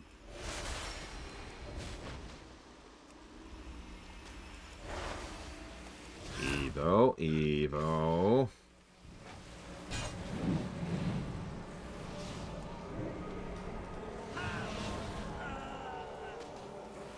Only you knew someone who was willing to gift you that game. As long as you tell me what it is, because I can't give it to you if you don't know tell me what it is. Like, the Steam sale's on right now, right? It's probably like $3. I can afford $3.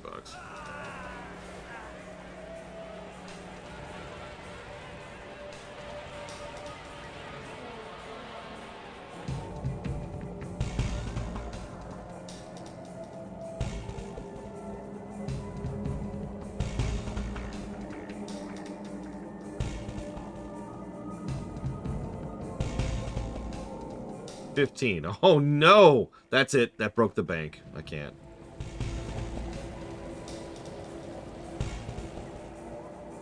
No details, just that they're doing it as Mirstar. Do we have details now?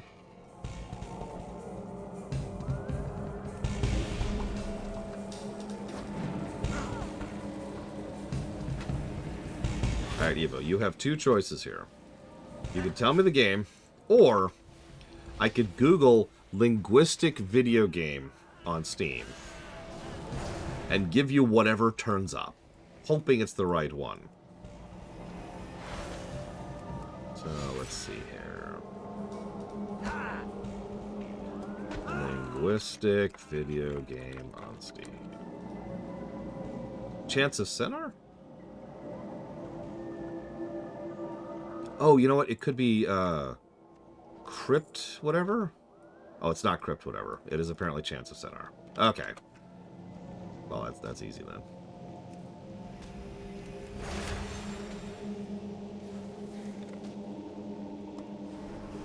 Do I own that yet? No, I don't. I know that's on the list.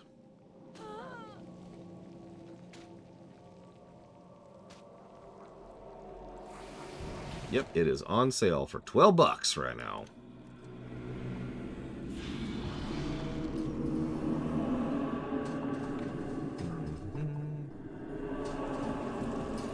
Speaking of which, thank you again for helping me with the paperwork last night, Evo.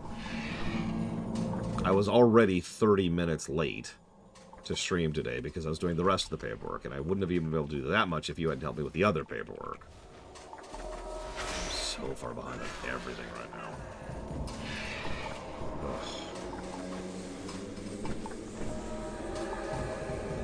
Ugh. Speak quickly.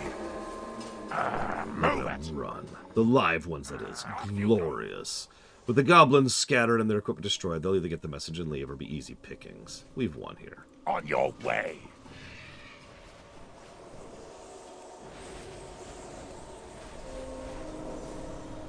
Here's a funny thought. Do you think we'll come up with a single positive for the jailer? Even one? 'Cause I don't. Glory to Gilneas. Let the goblins and horde know we will not have offers of peace and sanctuary abused. Most of all, not in our new home. I'm grateful my people have found allies as bold as you. This reward will represent your bond with our pack. You'll always be welcome here. Keep your enemies in your sights. You We must face should go our to fears. Winter Spring.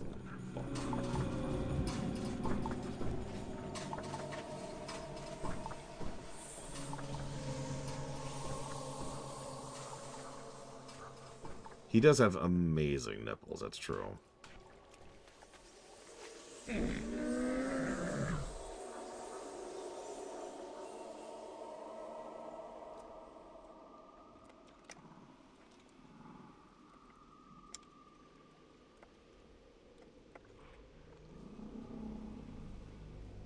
Whoops.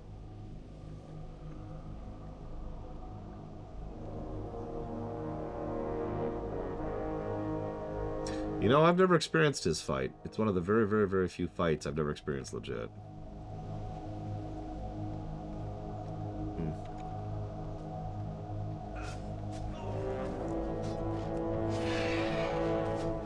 They never will at this point, unless they start backporting. They might. You never know.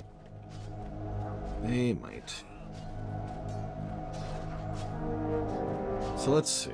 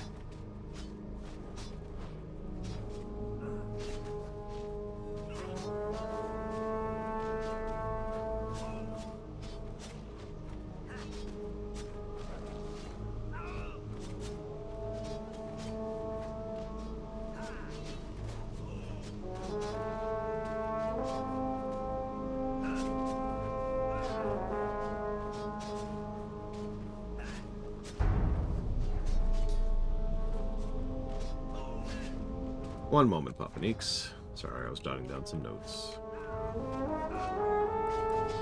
I'll put that towards Spider-Man. Spider-Man.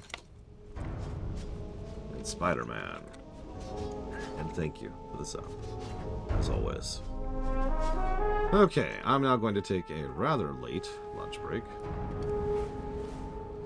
Don't worry, I'm going to take a really short one. I'm just going to heat up some food, switch over my laundry, and then get right back into it. Because we got to go do Winter Spring and finish up Kalimdor.